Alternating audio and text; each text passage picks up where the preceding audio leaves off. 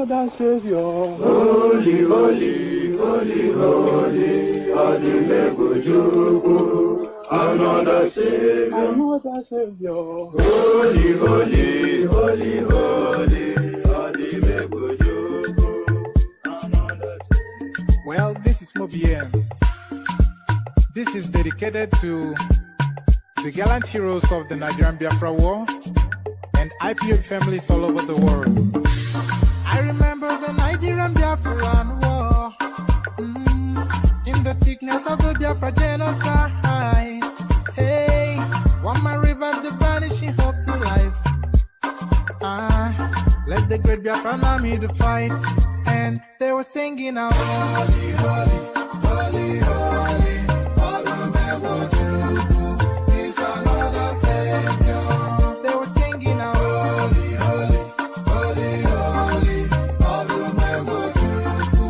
is another Savior.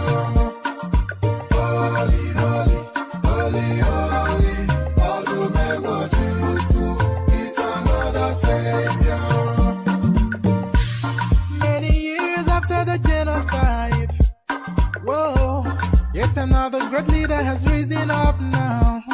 Oh, and he's leading the Biafrans to victory. In your madika, yabika kwa namno. Hey, anamekele mazuche mefo. Manemo, it's an honor having you on board. When I'm singing along, holy, holy, holy, holy, Nandekano is another Savior. Sing along, holy, holy, holy, holy, Nandekano is another Savior. When I sing along, holy, holy, holy, holy, holy, holy, holy, is another Savior. Getting moving right and getting moving fast now. Holy, holy, holy, holy, is another Savior. Holy, holy, getting moving right, moving fast, never freedom. Is another Savior. Yeah, for freedom. Holy, holy, holy, holy, Nandekano is another Savior. Another Savior. Holy, holy, holy, holy, Adimebujuku, another Savior. Another Savior. Holy, holy, holy, holy, Adimebujuku, another Savior. Well, this is Mobien. This is dedicated to the gallant heroes of the Nigerian Biafra War and IPO families all over the world. I remember the Nigerian Biafran War, in the thickness of the Biafra genocide. Hey, one man revived the vanishing hope to life. Let the great Biafran army to fight, and they were singing out, holy, holy, holy, holy, is another Savior. They were singing out, holy, holy, holy, holy, is another Savior. Holy, holy, holy, holy, is another Savior. Many years after the genocide, whoa, yet another great leader has risen up now. Oh, and he's leading the Biafrans to victory. In your madika, yabika kwa namno. Hey, anamekele mazuche mefo.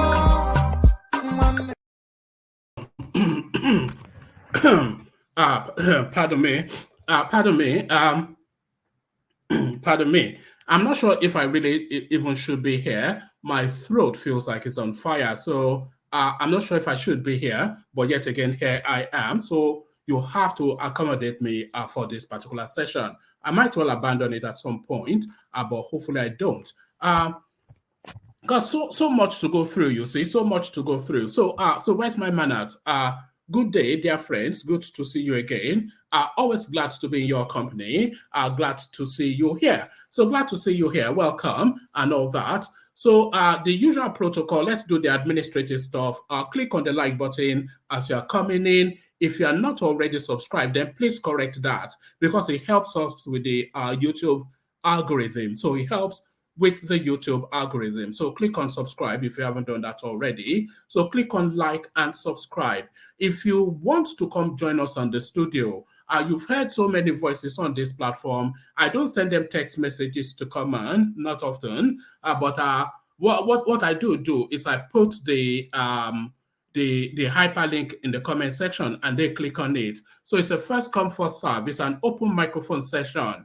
The open microphone being the hyperlink that says StreamYard. So click on that if you want to come join us on the screen. So click on that if you want to come join us on the screen. So click on that. Another thing to click on as well, this hyperlink that says buy your host cups of coffee is an invitation to donate towards the platform. If you feel inclined towards doing that, then click on that. It's a 3-step process and you can donate to the platform to your heart's content. It's not an exclusive preserve of just one person, by the way. Any and everybody is invited to make use of it.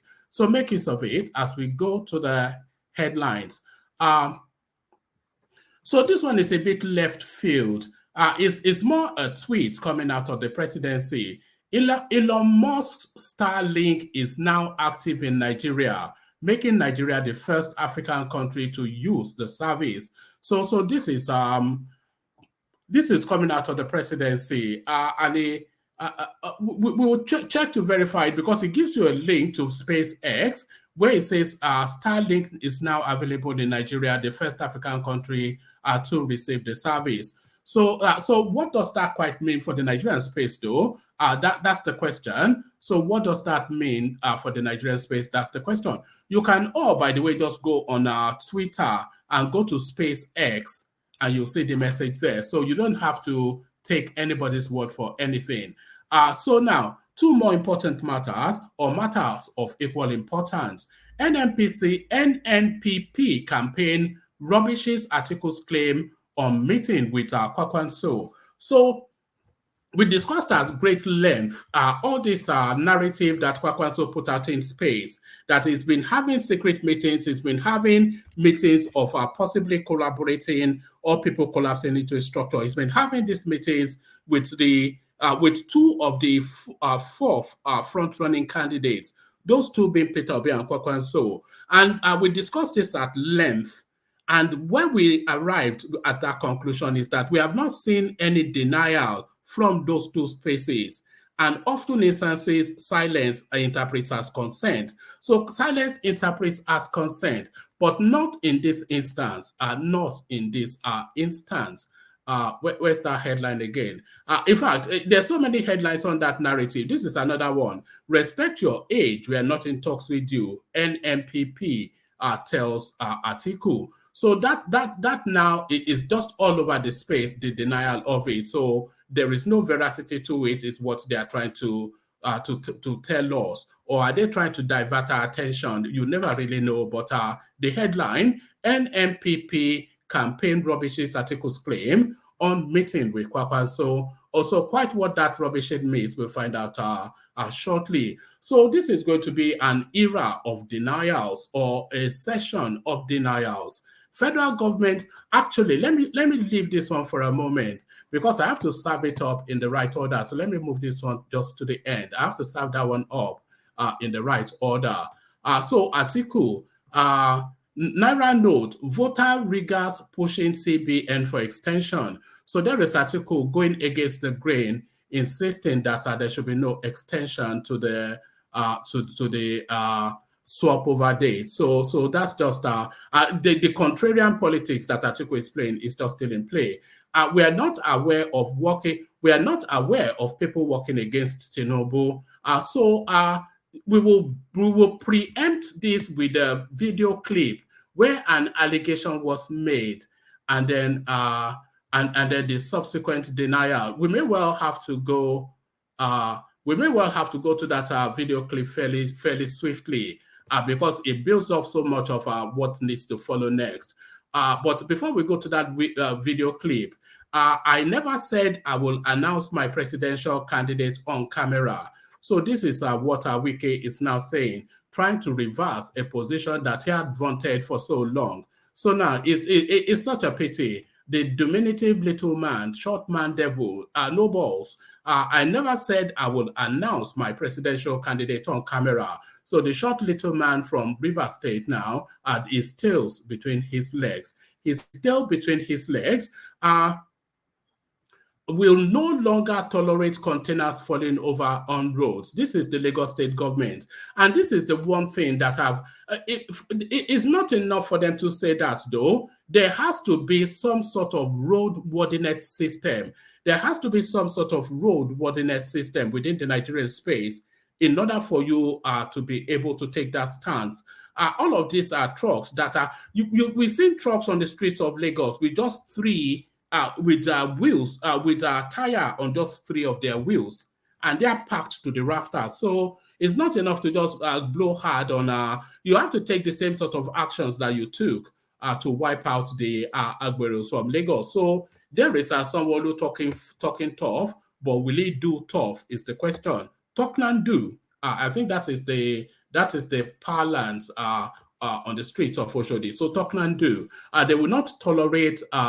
We will no longer tolerate containers falling off on roads. This is the Lagos State government making this headline. So that's the Lagos State government making that headline. But what I really want to bring to you, I think we are at that spot now. So let me just, yes, let's take the usual musical pit stop. You know, we usually have 2 musical pit stops. So let's take the usual second musical pit stop. And very quickly then I'll bring you a video clip.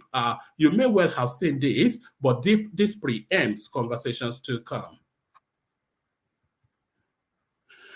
Right, let me play you the K guys. Water, only water, only water, where they see ma. Water, only water, where they see ma.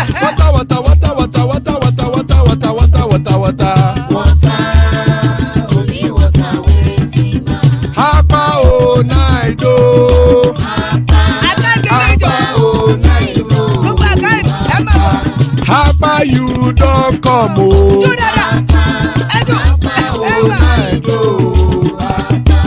Hapa o naido.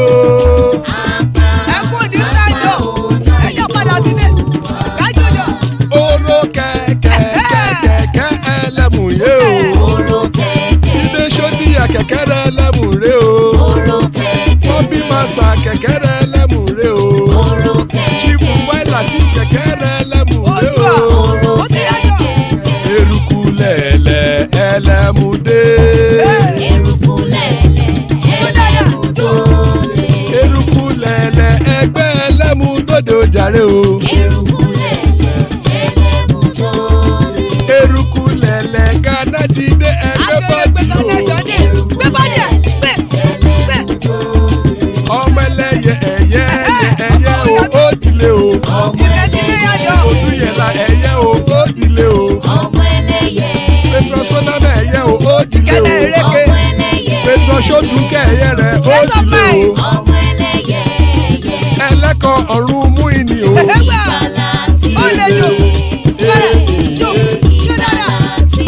Àkùkọ ọ̀run méjìkọ.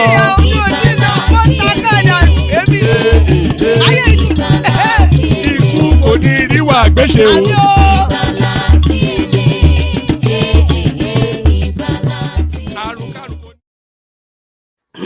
And there it is right there. May death have nothing to do with us. So that's the K guides. So let's go quickly to it. A lot of you would have seen this this video probably almost obviously, but let's watch it together anyway for the benefit of people who may not have seen it. So El Rufai was on Channels Television and he made an explosive allegation. Listen to this. Listen. When the president came in May, at that time, fuel price was 87 naira per liter. He jacked it up 66.7% to about 145 naira per liter. And today, it's way over, who knows, in different places, 3, 4, 5, some even report. We submitted the report The president agreed with it. Action is supposed to be taken. Some bills have even been drafted and sent to the National Assembly. Okay. It doesn't appear that everybody is. Okay, so this is the spot. Let me just move it back just a tad. Listen from here. Primary responsibility. There are some things that we agree with the president, and he says this will get done, and it doesn't get done. And those that refuse to get it done don't get punished. So there are big questions when you say that. I mean, because right now people are wondering what is happening with your party's presidential campaign council. It doesn't appear that everybody is on the same page, singing from the same hymn sheet. So for instance, if you have a president who is saying, you know, I don't want to remove subsidy because it's going to hurt the president is not on the ballot. The president has his tenure up to 29th May. He may not want to remove subsidy, but our party, if you look at our manifesto, we never promised that we're going to keep petroleum subsidy. We never did. Our party never promised that we'll redesign the currency. It's not in our manifesto. Well, you need to separate, okay, the personal decisions of some people in the villa from the manifesto of the party. It's important to understand that. Is there a division? Because the people in the villa, some people will say to argue that they're part of your party. No, most of them are not. That's what is interesting. Most of them are not. Is there a division between those around the president and those within your party right now, you know, which is affecting your party's presidential campaign council? I believe there is. I believe that there are elements in the villa that want us to lose the elections because they didn't get their way. They had their candidate. Their candidate didn't win the primaries. And I think they are... Please, I want you to pay attention to what you just said. I crave your indulgence. Hear it again. It was quite clear. There are elements within the villa that want us to lose the election. So we're not talking about PDP elements within the villa because who occupies the villa is the APC party. Who is El-Rufai speaking for? Is speaking for the APC party and is telling you that there are elements within the villa that want them to lose the elections. Listen again. Want us to lose the elections because they didn't get the personal decisions of some people in the villa from the manifesto of the party. It's important to understand that. Is there a division? Because the people in the villa, some people will say to argue that they're part of your party. No, most of them are not. That's what is interesting. Most of them are not. Is there a division between those around the president and those within your party right now, you know, which is affecting your party's presidential campaign council? I believe there is. I believe that there are elements in the villa that want us to lose the elections because they didn't get their way. They had their candidate. Their candidate didn't win the primaries. And I think they are still trying to get us to lose the elections. And they are hiding behind the president's desire to do what he thinks is right. I'll give two examples.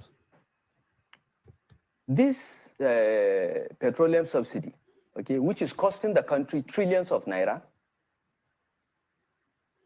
was something that we all agreed will be removed. In fact, I had a discussion with the president and showed him why it had to go, because how can you have a capital budget of 200 billion for federal roads? All right, so he goes on to expand on that thought, and I suspect that quite a few of you would have seen that clip already.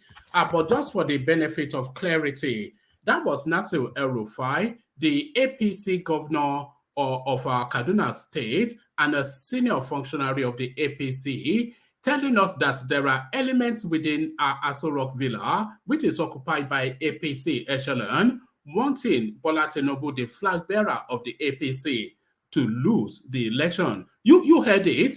You heard it, and I'm sure that's not the first time you've heard it. So let me take you back to when we were theorizing just the other day, and we were explaining that what is going on in Nigeria is an ideological chasm. And we were explaining then that amongst the progressives, elements like El-Rufai, Ganduje, Kashima, etc., and then the conservative traditionalist, the feudal northern hegemony, Buhari, Maman Daura, all of these sort of people, Abubakar Malami, and all of these sort of people, Boss Mustafa as well, even though he's Christian. So all of these elements, the traditional feudal sort of space that wants to continue to hold that system within the Nigerian paradigm. So that's where the chasm is in Nigeria. And what we were saying just a couple of days ago is what is fleshing out now. It's the progressives versus the conservatives, that the feudal system, and there it is. What's his name? There it is, from the diminutive little man from Katsina State, fleshing it out for you to understand. So fleshing it out for you to understand. So very quickly, a rebuttal from that place.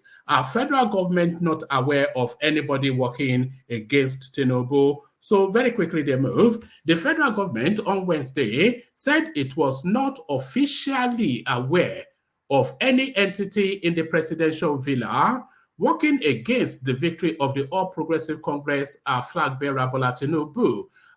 So there it is. The officially aware is in quotation marks.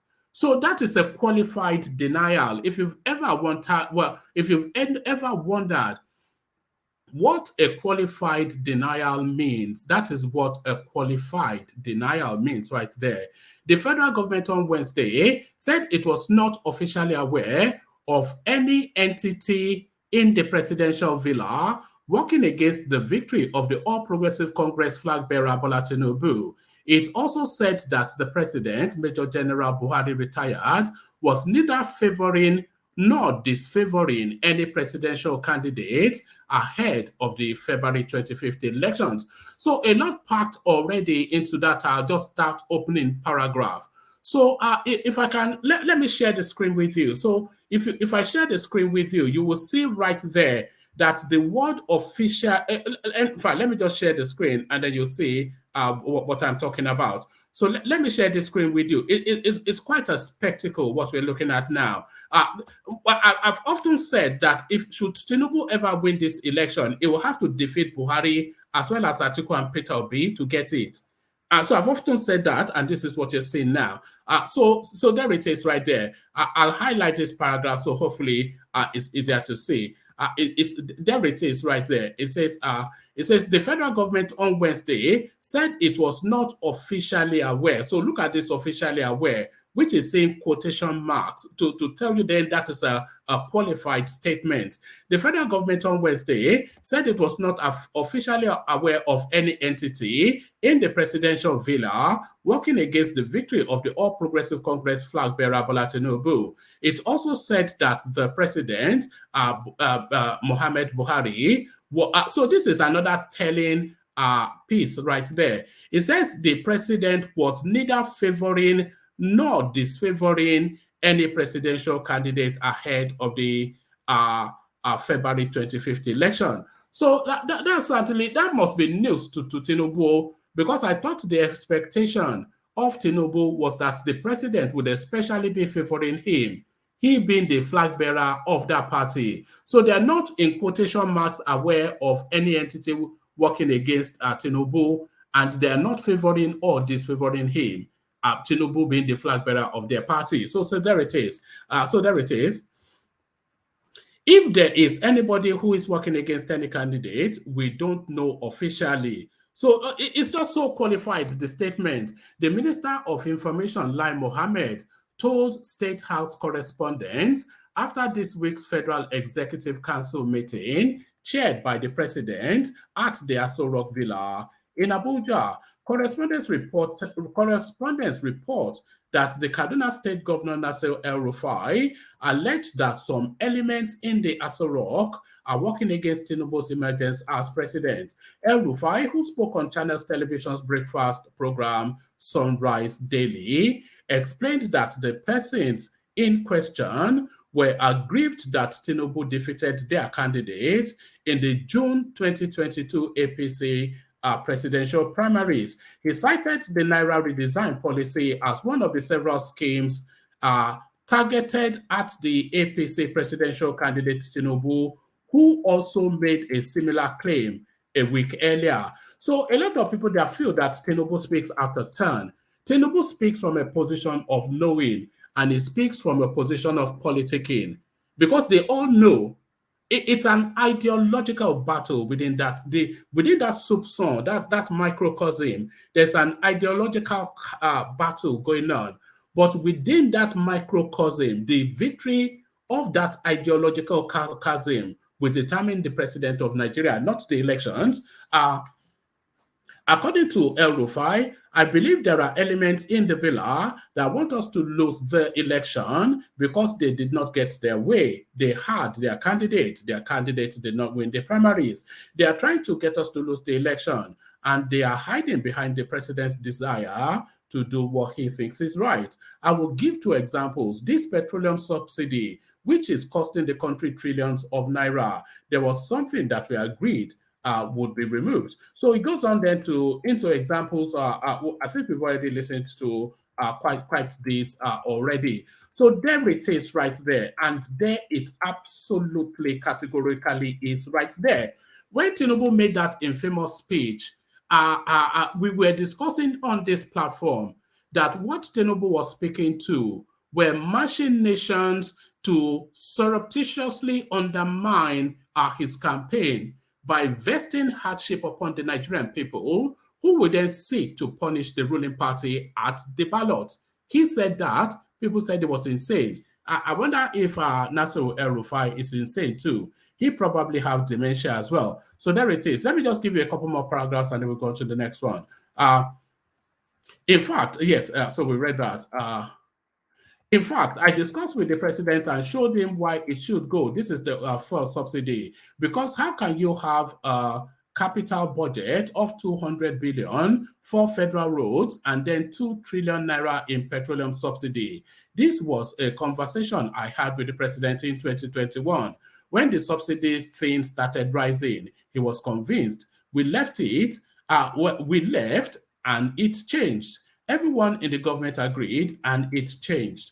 So he's telling us then that this fuel subsidy scam is indeed the scam we've always, because the whole of the governance knows that it is not sustainable, and is telling you the value cost of the fuel subsidy. So they are budgeting 200 billion for roads, for infrastructure, 200 billion for education or something, 100 billion for education, 150 billion for health, but 2 trillion for petroleum subsidy, most of which doesn't even rest within the Nigerian space anyway. So the Nigerian space is subsidizing the economies of the vast swathe of the country that coast us on the Sahel. So there it is. So it's frightening. It is scary stuff. This is stuff of nightmares, but there it is. The second example I will give is this currency redesign. You have to understand that the president, the second example, I should have just let the video clip play out though, because he went on to explain all of this in the video clip. The second example I will give is this currency redesign. You have to understand the president. People are blaming the governor of the central bank for the currency redesign, but no, you have to go back and look at the first outing of Buhari as president. He did this. The Buhari Idiagbon regime changed our currency and did it in secrecy with a view to catching those that were stashing away illicit funds. It was a very good intention. The president has his right, but doing it at this time, within the allotted time, does not make any political or economic sense. So this was what I was trying to explain to War Peace yesterday, but I'm not quite sure if it grasped what was being said, or explained to the platform even, not just War Peace. By fielding a question on the issue on Wednesday, Mohammed, so this is like Mohammed now, but fielding a question on this issue on Wednesday, Mohammed argued that the Buhari-led government has been fair to all candidates regardless of party affiliations. He said, on a more serious note, one thing I can assure you is that no matter who, this administration is focused and determined to ensure a free and fair election. And I think this administration And I think this administration, and for that matter now, the most important person in this regard is Mr. President. I think he has shown by words and deed that he is committed to a free, fair, and credible election. And fair and free and credible elections means not favoring or disfavoring anybody. So free and fair elections, it doesn't mean the president does not favor or disfavor anybody. The president being a political animal and a senior functionary of a party, he by duty and expectation must favor somebody. But what he cannot do is to use the machinations of the state to sway the elections. So that he cannot do. But for him not to favor somebody, when he gave the guy the broom and the flag and raised his hand, that just tells you then everywhere he goes, it makes that very clear. Even as recently as Friday, when he was in Daura, he said the same thing. So if there is anybody who is working against any candidate, we don't know officially. So it's just that proviso is the killer right there. We don't know officially. So there it is right there. They don't know officially. Speaking in Ogun State last Wednesday, the APC presidential candidate alleged plans to sabotage the coming election. Tinubu cited the Naira redesign policy by the CBN and the lingering fuel crisis, and as part of plots to thwart the polls and his expected victory. So, like I said, and it bears repeating, if Tinubu wins that election, he will have to defeat Buhari on the way to that victory. He will have to defeat Buhari on the way to that victory. It's just there. He has to defeat Buhari on the way to that victory. So let's go into the next one. Which one are we going to next? So yes, this is now. Oh yes, there was a denial by Peter Obi as well. But from let me see. I think Solomon sent it to me. Solomon, if you can resend it quickly, because I'm not quite sure. Hold on, let me see. Hold on. All right, let's go to the article one first. Respect your age. We are not in talks with you. NNPP tells Atiku. The new Nigeria People's Party, NNPP, has taken a swipe at the presidential candidate of the People's Democratic Party, PDP, and former Vice President Atiku Abubakar over his comment that he was in talks of a planned step down with the NNPP presidential candidate, Senator Rabiu Musa Kwankwaso. Addressing journalists yesterday in Abuja, the NNPP national chairman, Professor Rafiu Ahmed Al-Khali, urged Atiku to respect his age. However, said that the party was not in talks with him over a possible alliance. Al-Khali, who called on Atiku to step down for Kwankwaso since he is young with fresh ideas, said that their members are worried over Atiku's statement, insisting that they are not in any alliance with the PDP. The NNPP chairman said, our members have been worried because we have had huge crowds in the south and in the north. Our presidential candidate is campaigning. Our gubernatorial candidates, senatorial candidates, House of Rep candidates, and the State House of Assembly candidates have been campaigning. Since we came up with this mantra for a new Nigeria, we've not been engaged in unnecessary conversation. As a responsible party, we have been taken for granted. We are not in talks with Atiku. He should know that there are other people who have the right to be president, and Kwankwaso has done a lot for Nigerians and Nigeria. Kwankwaso is a forerunner in the contest, so I'm not quite sure about that bit. The idea of the Northern agenda is not true. The election of 2023 is different. Some leaders whose agenda is to work for some candidate want a Northern agenda. We kept quiet when Atiku said he was the Northern candidate. They talk about a government of national unity. Nobody is talking about that.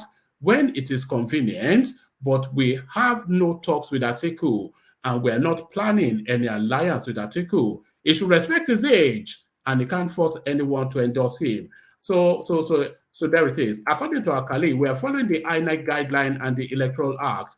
We produce agents in all the polling units. Most of these parties making noise today don't have agents. I think that's a dig at Labour Party. The PDP of yesterday is not the PDP of today. It is not a party of, it is not the party of Abubakar Rimi, Sunday, Awoniyi, Sule Lamido, Solomon La, and the rest. 5 governors are not with Atiku. So we know that these governors are coming from powerful states. The 2 others have been sending messages that they will not support Atiku. We thought that anyone contesting an election should put his house in order. We left the PDP because we knew it would implode. It is not the same party as yesterday. In the next 1 week, some will leave the PDP. What Kwakwanso is doing is unprecedented, and that is why they are afraid. This election is for the people. Today, no presidential candidate has done what Kwakwanso has done in this election. We don't know what Kwakwanso has done in this election, no, apart from he was being critical of somebody claiming that they're the northern candidates, but he very much just a single story candidacy because his only story is from the north. You know, if you remove the northern narrative from Kwakwanso, then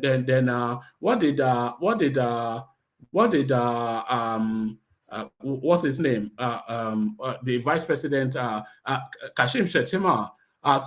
So what did Kashim say? So I was looking for the Peter Obi story as I was. That's why I was somewhat. Yes. So what did Kashim Shettima say about Kwakwanso just earlier on? That the people in the south will probably think he's some onion seller. So there it is. Kwakwanso distances himself from any discussions with Atiku. Peter Obi speaks on discussion with Atiku, possible alliance with APC. The presidential candidate of the Labour Party, Peter Gregory Obi, has dismissed reports of any discussions with the People's Democratic Party candidate, Atiku Abubakar, over a possible alliance. Correspondence reports that the former vice president, in an interview with BBC Hausa, stated that he's in talks with the presidential candidate of the Labour Party, Peter Obi, adding that it is possible that he, Obi, may step down for his presidential ambition. The former vice president has stated that he doesn't see the presidential candidate of the new Nigeria People's Party, Rabiu Kwakwanso and Peter Obi, as a threat to his ambition. Although I see no threat in any of them, we are in talks, and the discussions might yield a positive result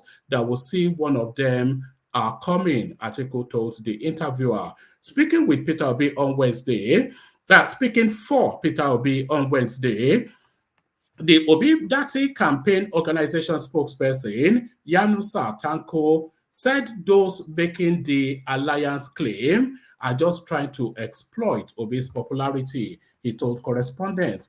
As of yesterday, before we left Numan, there was nothing of such nature. We are busy with campaigns. We are not aware of anything like an alliance. I think somebody is just trying to cash out on the Obi Dati ticket. We are right now campaigning in Sokoto, and we will be in Zamfara. So there it is, right there, a pathological liar. But this is what we know Atiku for anyway, a pathological liar. A pathological liar. Let me bring you the Yemsi Wiki space. So this is it. I never said I'll announce my presidential candidate on camera. So this is Yemsi Wiki. Amidst growing pressure to announce his preferred presidential candidate in the forthcoming election, Rivers State Governor Yemsi Wike says he never told the public the method by which he would disclose his choice. All eyes are on Wike in light of his assurance that he will make his preferred candidate known last month.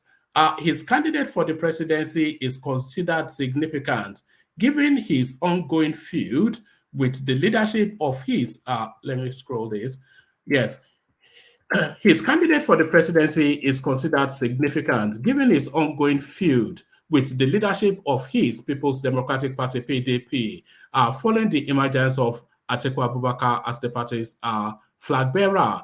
Wike, one of the 5 aggrieved PDP governors known as G5 or Integrity Group, so you claim to have integrity and you cannot even honor your words, or Integrity Group, who have remained defiant in their opposition to the North producing both the chairman and the presidential candidate. They have refused to campaign for Atiku on grounds that there must be equity, fairness, and justice. Former Director General of the Nigerian Maritime Administration and Safety Agency, Dakuku, Peter Side, on Wednesday, challenged Wike to name his presidential candidate as expected, but the Rivers State governor fired back at the All Progressive Congress member. You have the guts to tell me I should name my presidential candidate. Are we at the same level? Failure and success, are they the same? Wike asked at the Rivers State PDP campaign rally in Port Harcourt on Wednesday. Look at the man who is always failing every day. He does not understand the activities of the G5. I have told most people who don't know, G5 that we are fighting is like guerrilla warfare. So it's not guerrilla warfare, which is to say that no public, it's just a farce.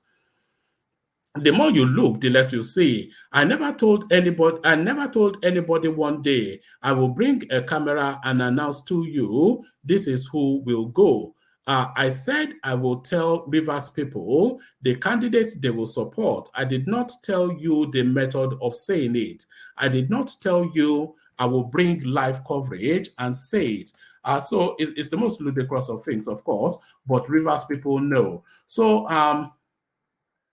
somebody counters back. Announcement means a formal public statement about a fact, occurrence, or intention. But obviously, there's no limit to the drama in Nigeria's politics. Finally, a trick can't make a forest. But it saddens me that Wike too isn't firm with his assertions.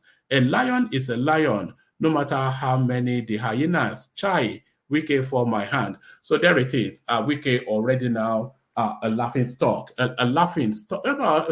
It's quite sad, somewhat, I have to say. It's somewhat sad because you had greater expectations from Yemse Wike. You expected more. But I expected more anyway.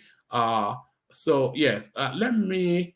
Okay, I'll give you this one as a headline, and then I'll give you one more readout. So, Naira note: vote riggers pushing CBN for extension. Article: the People's Democratic Party (PDP) presidential candidate Atiku Abubakar has asked the Central Bank of Nigeria (CBN) not to consider postponing the old Naira regime after the expiration of the February 10 deadline. In a statement issued by his campaign organization, Abubakar said the vote riggers are seeking to push the CBN to extend till after February the 25th and March the 11th general elections in order to achieve their aims. He, however, urged the CBN to immediately review the measures it has put in place for the circulation of the new Naira notes to alleviate the hardship currently faced by Nigerians, especially rural dwellers. So there he is right there.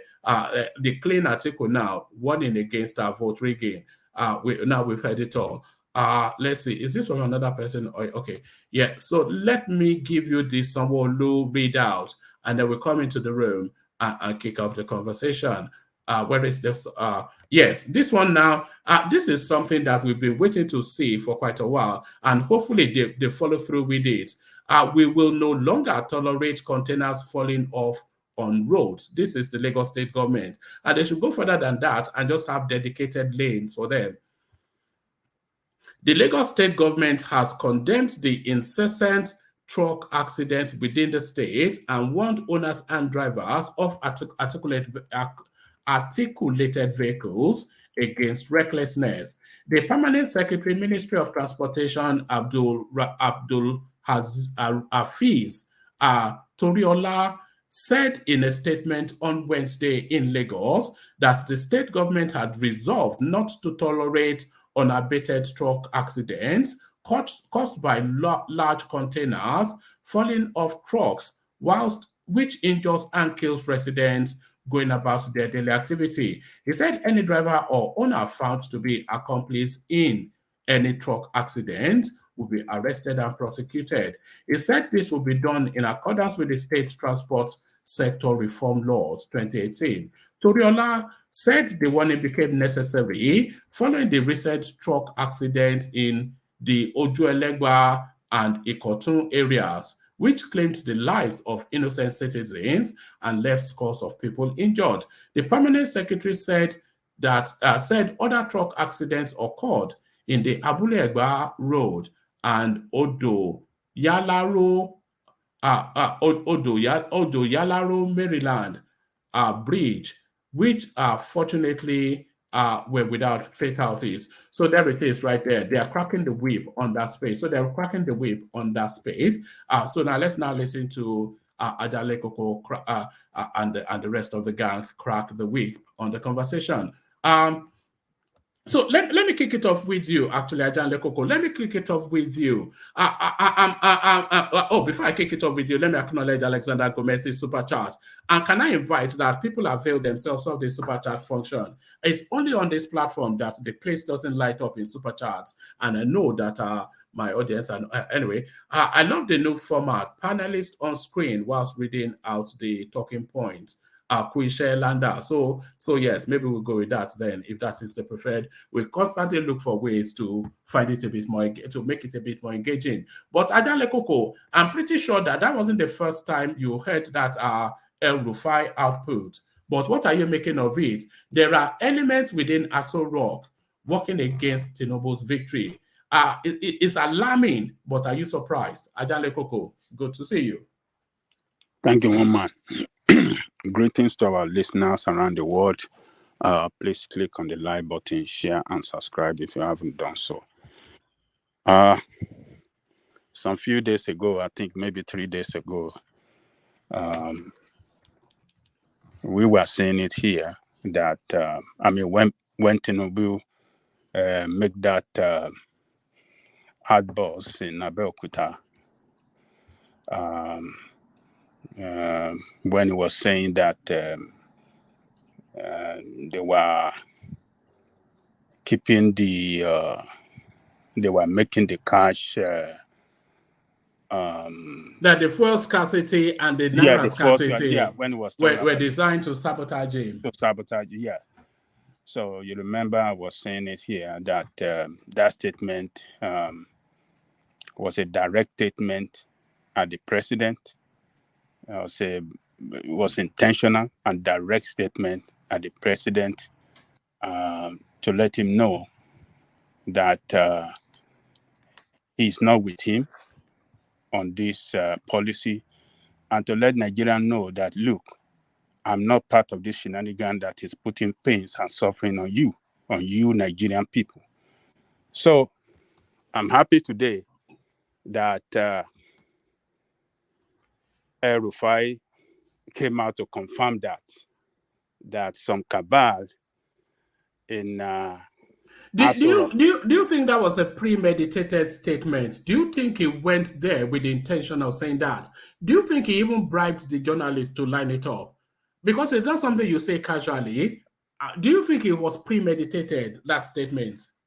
You know that Aisha Buhari tweeted it out, and they forced her to delete her Twitter account, according to what some people are saying. Aisha Buhari said what? Aisha Buhari, she tweeted that interview. She tweeted it on her Twitter handle. Oh, really? Yes, there's a real war. Like I said, there's a chasm in that space. The presidency is being fought within the hollowed chambers of Aso Rock. That's where the decisions are being made. Yeah, it could be intentional. Who knows? But remember, the other day when we were talking about it here, I was very categorical that the body language of Buhari shows clearly that it's not putting that strong weight and support that is required behind Asiwaju. And I said it here that what Asiwaju did for him in terms of financial support and other support to put him to power in 2014 and his re-election in 2019 require Buhari to pay back in the same vein. But the body language of Buhari is not indicating that at all. The body language, is action by word and effort whatsoever. We are not seeing it. So for Buhari, Rufai to confirm that today, he tells us that, look, the battle line is already drawn between the Tinubu campaign organization that have among them a lot of leadership from the north, from the party. And Rufai is one of those leadership in that campaign team, because Rufai was one of those that went with him to Chatham House. And it was one of those that he delegated question to answer question on security, if we can all recall. So Buhari is one of the leading member of his campaign team, as well as Ganduje and some other governors from the north. So them putting all this weight behind this guy, them to have worked hard to ensure that this power shift, came down to the south. Because if not for El Rufai, particularly that led that. El Rufai gave Tinubu that flag. Yes. That's, he chased it hard. And Ganduje, from the time he was chasing Mia Malabuni, trying to get rid of him as chairman, Tinubu owes that guy big time. Yeah. Yes. So El Rufai, for the role he played, a leading role, and that of Ganduje, they were very categorical. Even and as well as the governor of Katsina, they were all backing that effort that the power must shift to the south. So for all this, for all what they have done, and for the southerner, a popular politician, a well-known name, to be their flag bearer, but only for the presidency and the Cabal to want to frustrate their effort, I think they don't want to take any chance to allow this anymore. They want to fight back in some kind of way by speaking up. Well, you see, Ajale Koko, unfortunately, the people that are against Tinubu's interest are the people that can guarantee he doesn't get that because these people, they have influence over Buhari. They clearly have influence over the central bank, but more crucially, they have influence over Mahmoud Yakubu. So the people against him, if they are minded that they are determined that he's not going to be that president, he is not. One man, can I come in? Yeah, come in. Okay. Yeah, I think you're just nail it on right there. Those guys have a lot of influence, but this is what I said on this platform last time, that Tinubu is a government. What did they do? They went through the instrument of the National Assembly to force Emefiele to change that policy of government, right? So who were the people that were pushing that was pushing Emefiele from the National Assembly? Those were Tinubu boys, the Bajami Amila, Ado Dogowa, all of them. They're all Tinubu boys. So the problem with Buhari is that he doesn't know how to handle Tinubu. because even the El-Rufais and the Ganduje, those are not Buharis. They're not people who were loyal to Buhari from like day one. You know, this there were times where someone like El-Rufai was opposed to You Buhari. see people like Ganduje and El Rufai, especially Kashim Shettima too. I think they tolerate Buhari more than because they know who he is. They know who he is and what he is. So they're just managing him because it suits them. They can manipulate him, of course, you know. But no, yeah. I think they've come to a conclusion that say, look, listen, with or without you, we are going ahead with this thing. Like it's almost like to hell with you now. You see, that's why you see they are coming out in public to say, look, they are sabotage in your government, and they are trying to sabotage our government and our campaign. If you listen to El-Rufai today, it said things like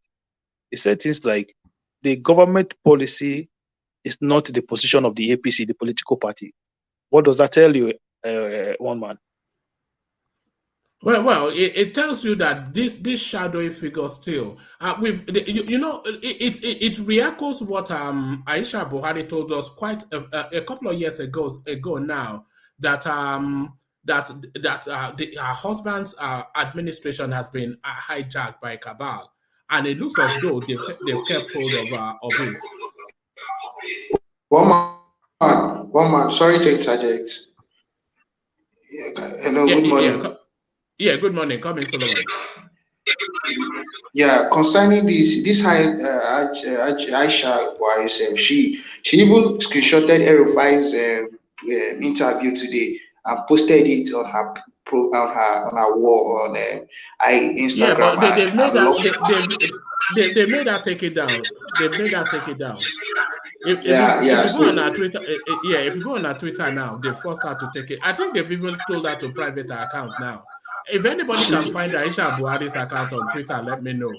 Because as far as we can, they've told her to private her account. Yeah, so this Buhari's and Tinubu'S, I don't even think that it's Buhari that is taking this decision. Yeah, I feel like especially his cousin Muhammad Dara is this guy. I feel like he's one of the guys that caused the shot against Tinubu. It's not just Buhari is not really, because as they say, Buhari is a man of integrity. How will he, as a man of integrity, you know that you have to. Let's take out the masses now from this scenario now and reason that this is a business that they did, a deal that they had that they did, and as a man of integrity, you try to breach the deal. I don't see Buhari being that person trying to breach the deal. I'm not with you on that. I say Buhari are very much a man that will breach the deal. He feels he has used Tinubu, and he feels he has given Tinubu sufficient enough. He gave him several ministerial portfolios throughout his administration.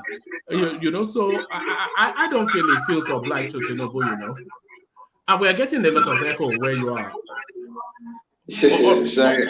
All right, let's get back to Buhari. Let's get back to Ajale Koko. Was that a Freudian slip? Ajale Koko. Ajale Koko Buhari. Was that a Freudian slip? Hello, Oma, can I interject? Very briefly, though, I want to manage the interjections, but yeah, come in. Yeah, come in. Hello, Oma, can I interject? Yes, come in, Yeah, but thank briefly, you, yes, yeah. Yeah, I think exactly what is playing now between the Cabal in Asorok. We can't hear you, man. What's wrong with everybody's system? It is well orchestrated. We can't hear you. Go to a better reception space. Hello? Let's get back. Can you hear me now?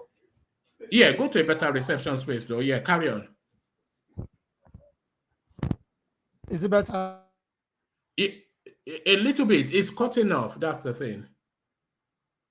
All right, Ajale Koko, back to you. But no. Okay. Is it okay now? Yeah, carry on. Okay.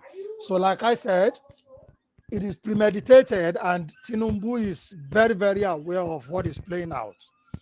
If you remember, because I was watching the last platform when we were discussing about Abeokuta being a city where Tinubu always presents his outburst.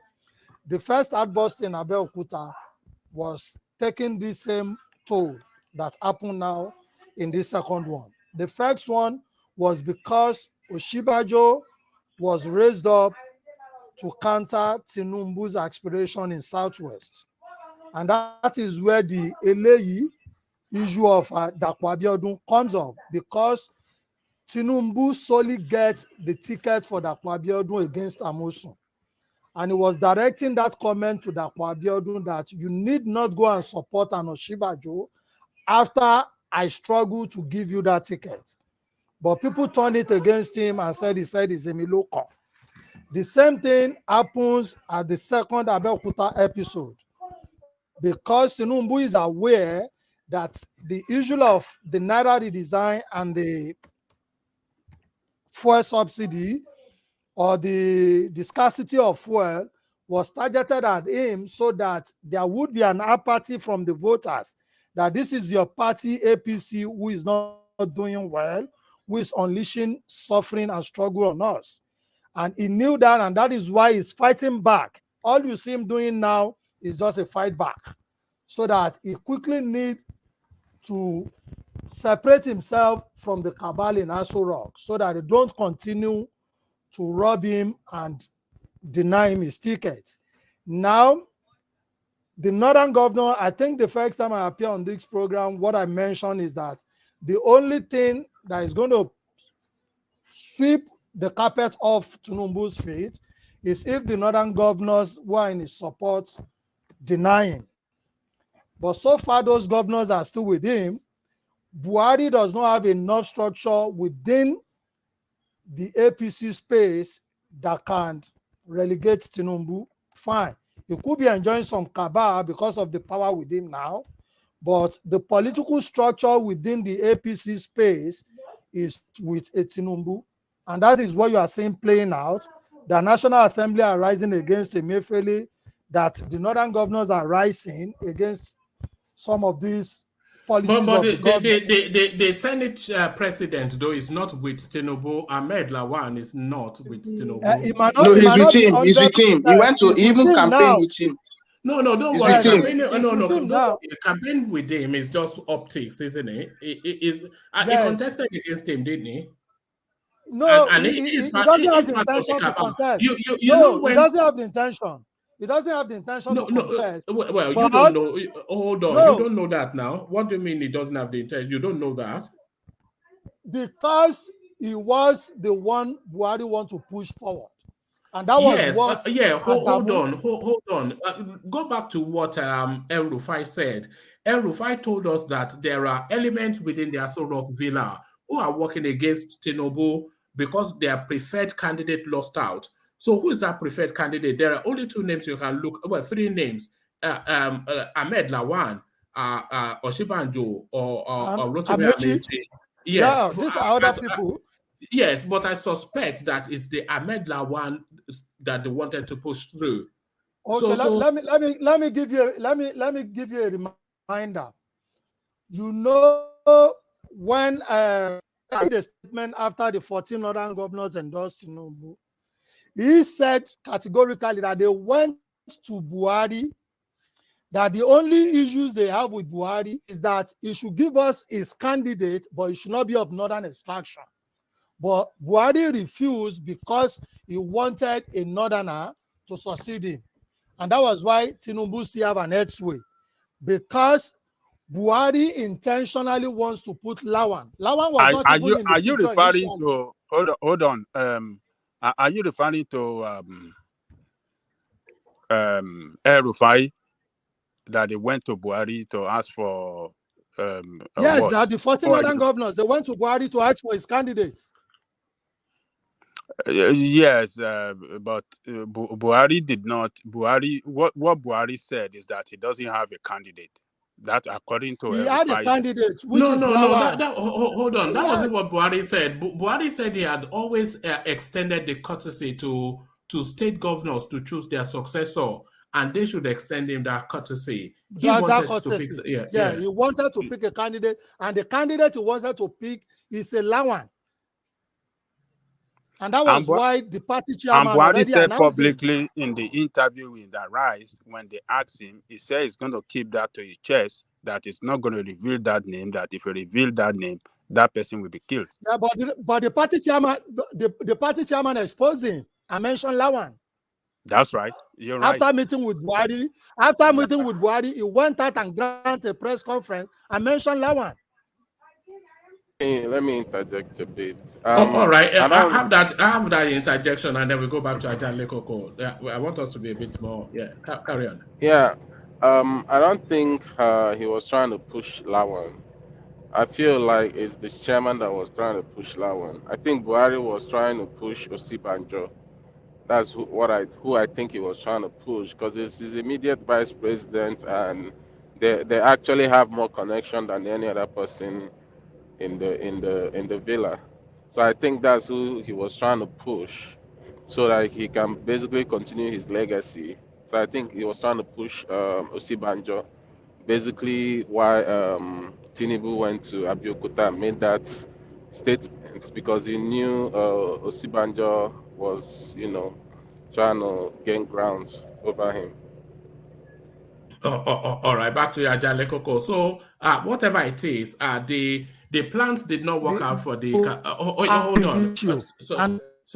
Sorry. Back to Ajahn Lekoko. The plans did not work out for the Cabals, and it looks as though now they are determined to smash up everything.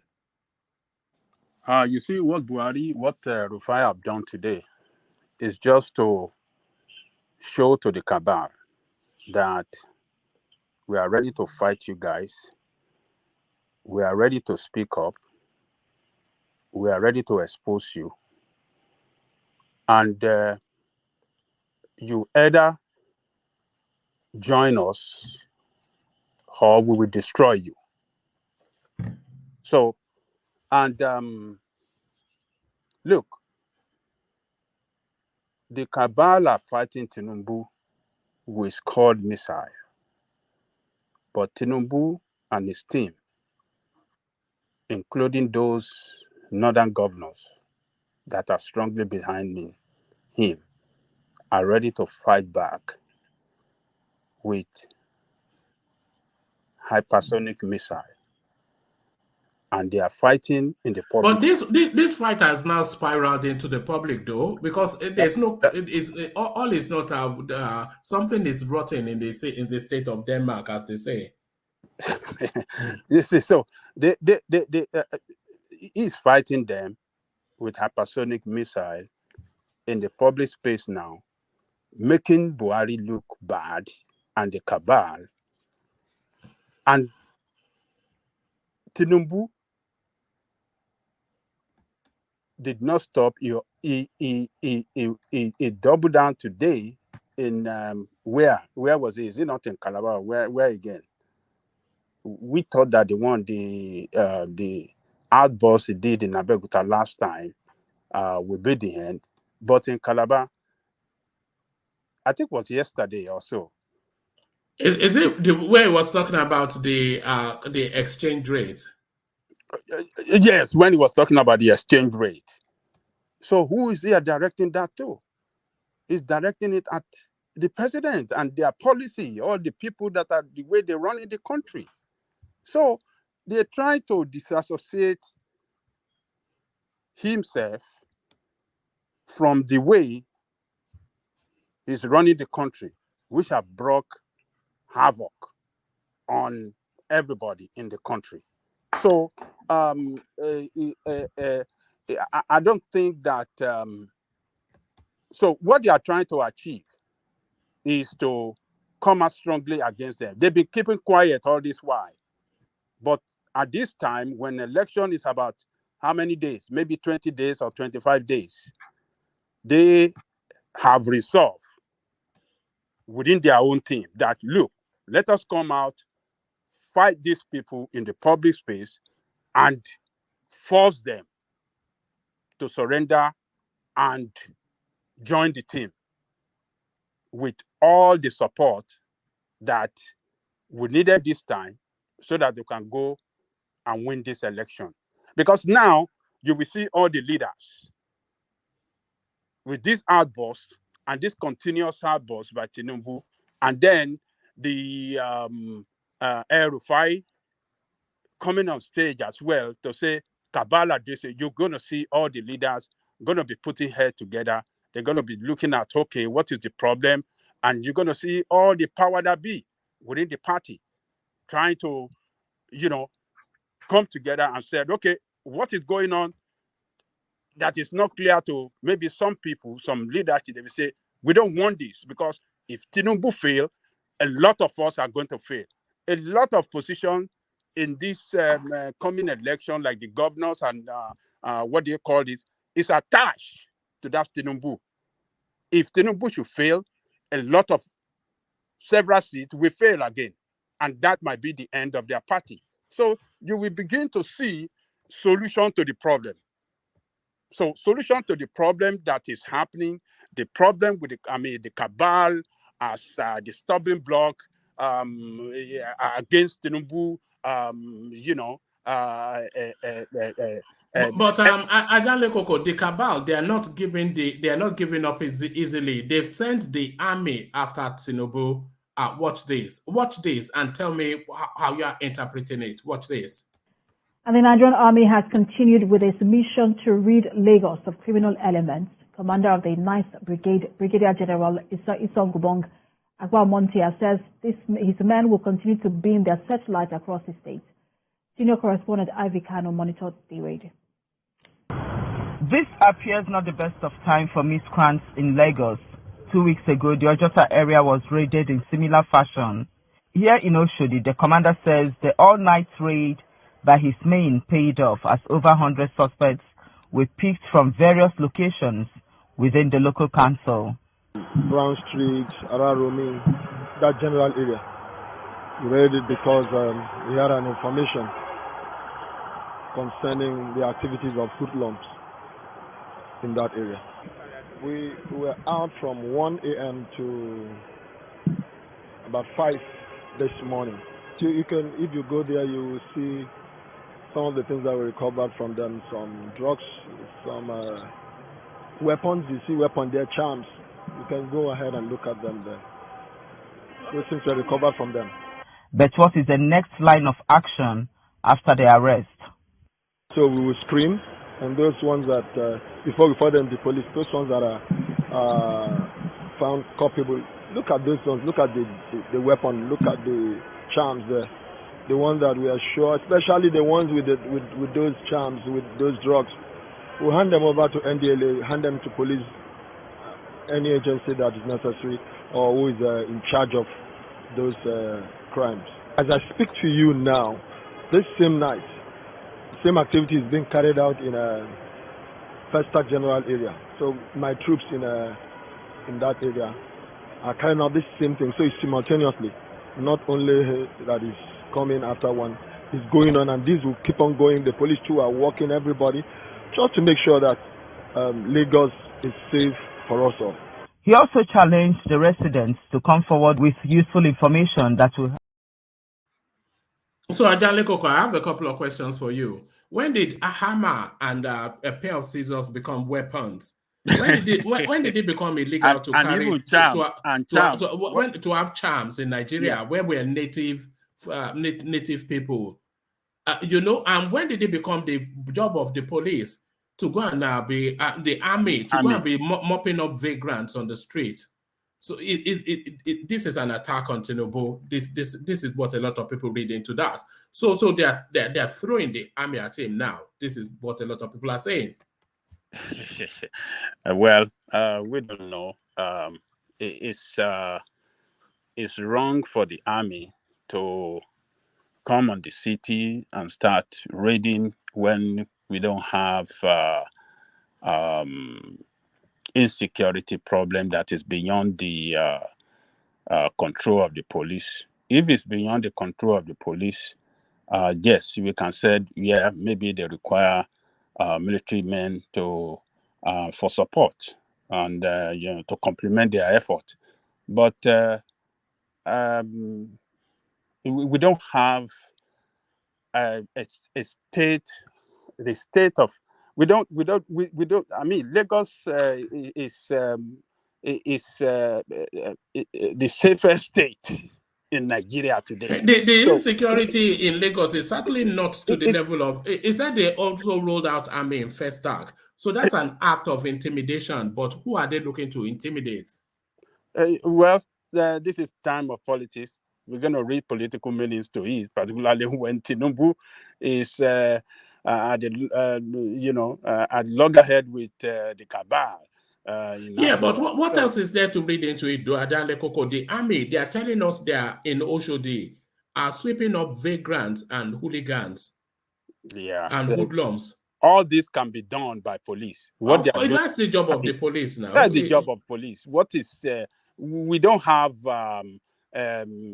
serious unrest in Lagos, which we will have said, okay, maybe the And military is coming. why this time? Why this time? All this, I mean, it's all legitimate questions. It is political, but what is the politics of it?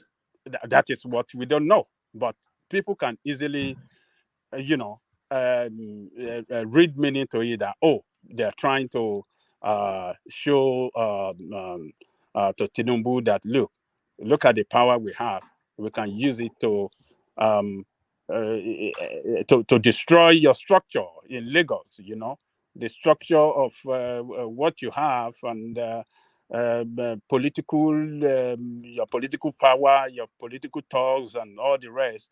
We can dismantle them within the twinkle of an eye and reduce it to nobody. So it's a show of force now. So we don't know, but it is. We have to condemn this. We have to condemn it. It is barbaric. Police have job to do to maintain security of life and property in our country. Lagos State still remains the safest state in the federation. There is no cause for alarm for this kind of military officers raiding people. Let me interject a bit. What does it matter if it's a police, navy, army, Okay, air force? stop right there. Let me finish. I want to ask. I want to finish the question. To go and arrest vagrants. Yeah, so let me finish the question. I know where you're going. Look. No. It's not there I'm going. Adale Koko, let him land. Okay. Go on land. Yeah. I said because now the police has been in that Lagos for what? How many years? Those people are there. They are carrying. I saw gun. I saw cocaine. You saw a gun? Are you Yeah, sure I saw a handmade gun. Yeah. You can that's a gun, Scuttle Bola. It doesn't matter. That is enough to roll out a battalion of our army. It can still kill people. It's still illegal. Doesn't matter. I mean, do you know how many people that probably robbed with it or and the hammer is illegal and the scissors. The scissors. No, I'm talking about the gun. They're not using it to play. Are they using it to do hide and seek? My friend, even at that, it is unconstitutional. Why will you sideline the constitutional duties of the police and just throw army as if we are in the emergency? You are sending a wrong signal. You are not. No. Sorry. Wait. Can we stick to the Constitution? Please, let's say what we know. Don't say it's unconstitutional. Something we don't have to justify some kind of. But it's still under the law. That's what I'm saying. There's nothing illegal about it's illegal. That is the point. Civil duty is not the job of the soldiers. That's what we're saying. We have a one-ton zone. We have where they are supposed to send soldiers to. You are sending soldiers to the market, to the civilian places, to the civilian to go and arrest people carrying scissors. Carrying scissors. That's abuse of power, abuse of authority. Yeah, but it's not even the abuse of power. It's a show of force. It's a political move. Exactly. But what is it signaling to? It's clearly, if they are going to Lagos State, they can only be signaling to one person, and that's Tinubu. But what are we reading into that, though, is the thing. Adale Koko. Well, this should be condemned. The police did not say they are incapable of security. Arresting people with hammer. They're Yeah. not So incapable of. if you look those guys, you see them. There are a lot of guys that they're just homeless people, But people look on at the down amount. in life. Yeah, look at what they display. Just a scanty object, and they're saying so. Who own what among those guys now? So all of them, they want to rope them up together. Some might not even have anything, might not even carry anything. They can just grab you and say, "Oh, yes, you are one of the hoodlums," and they just go to a bus stop and sweep up people and rape up people. It is just this is wrong, and we have to condemn it in a very strong term. I mean, police job should not be taken over by military.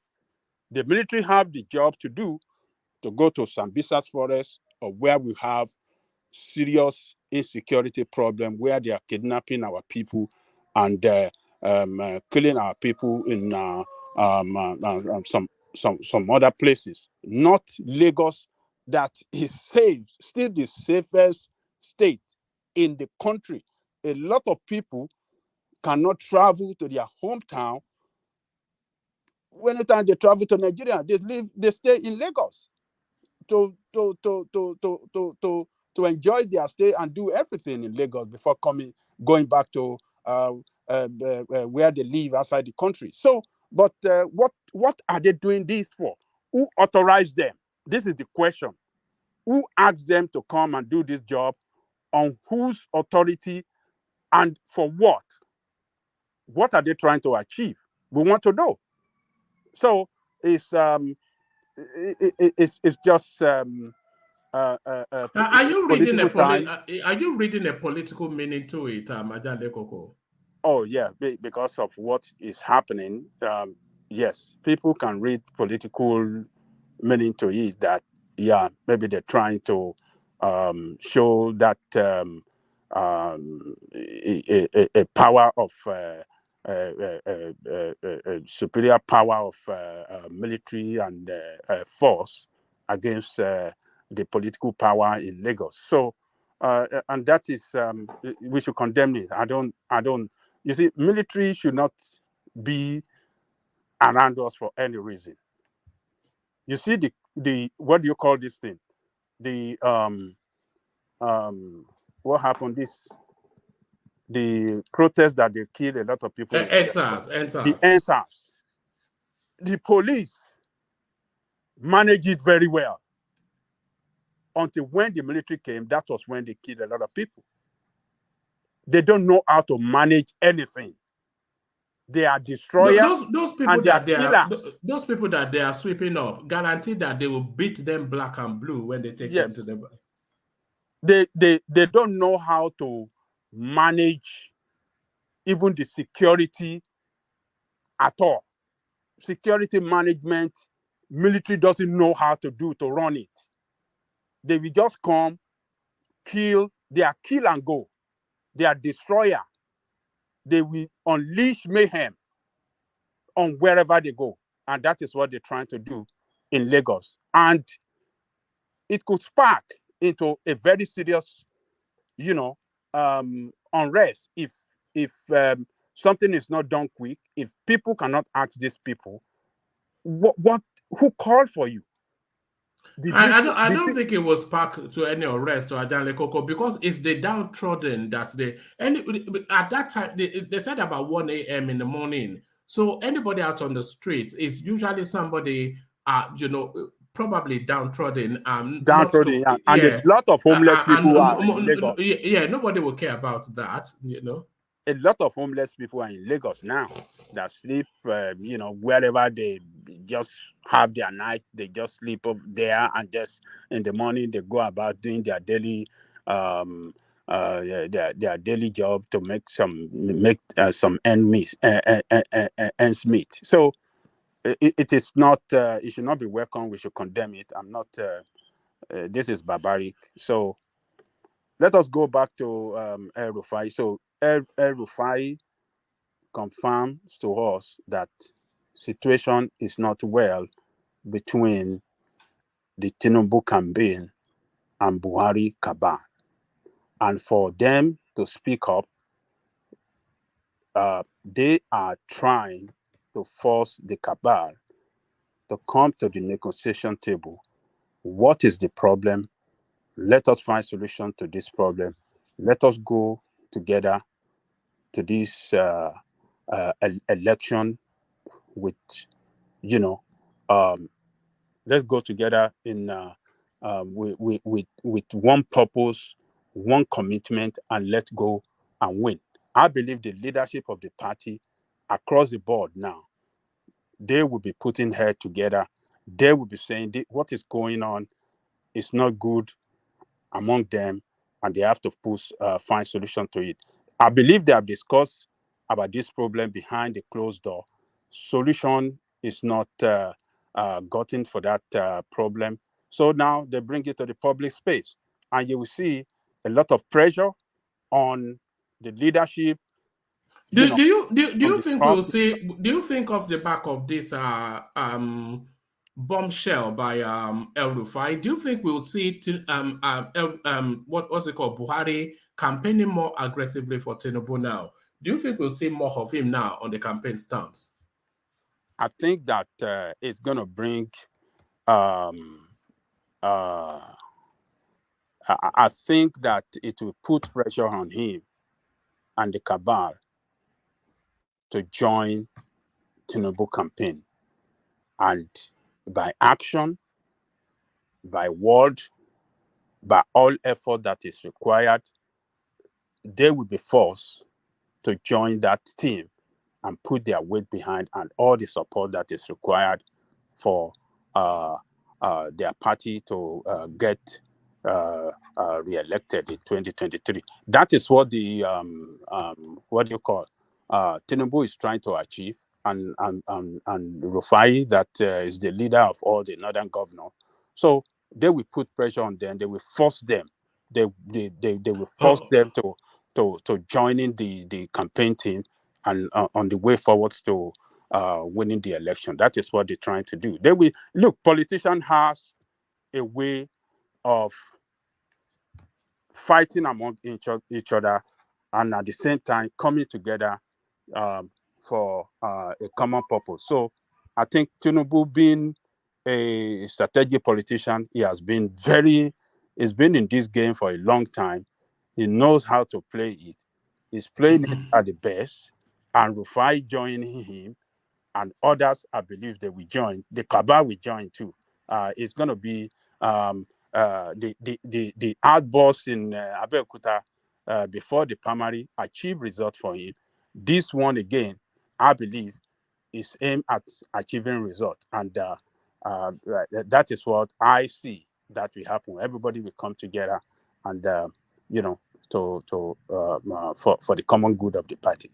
All right, brilliant. Thank you, Ajale Koko. So, like Ajale Koko, let me take the conversation just to bring other voices in. Let me take it to the progressives if he's still there. Akim, are you still there? One more. Come back later, please. All right. Let me take it then to Solomon. So, Solomon, are you in a better place where you were before? Yes. I'm all right, brilliant. All right, let me come to you then. But on my way to you, let me acknowledge Alexander Gomez's super chat. It says, Ajale Koko, those are not your ordinary soldiers. They are godos, are deadly northern assassins dressed up in military uniforms. So yes, we could hear from the accent that it was not godo. Yeah, godo. Yeah, godo. You can call on Gogwe. So there it is. But Solomon, still keeping you in that space. The El Rufai outburst, but now the rebuttal by the presidency, does it clarify or confuse more?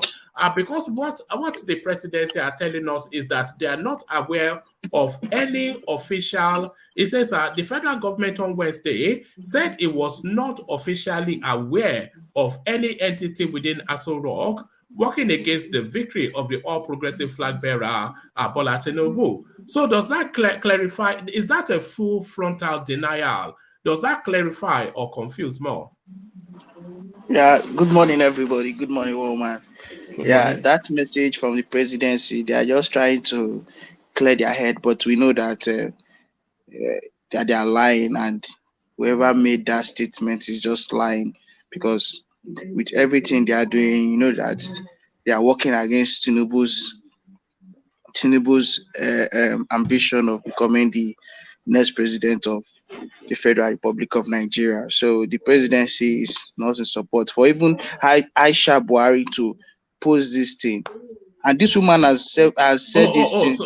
Sorry, Solomon. I said she took it down, but let me share this. It looks as though she actually posted it on her Instagram page, not her Twitter page, and it's Yeah, it not. was Instagram. It's still there. But carry on. Let me just show because I gave false information then. But carry on. Yeah, so for her to Aisha Buhari is one person that truly wants Tinubu to be the next president of Nigeria, because even in most of her interviews, she always says that she's sure that Tinubu will win this election and he will win landslide and all that. But this lady now, these things she just posted today made me believe that what she said some years back about the government has been hijacked. I believed it, and I got to know that this woman and even Buhari himself is not the one. Like I said, he's not the one. He's just there to just say certain things, but he's not the one influencing himself to us, pushing himself to make those statements he makes. There are cabals around this guy that helps that makes him, or that tells him what to do. He doesn't do things at his own will. He does things according to the will of the cabal.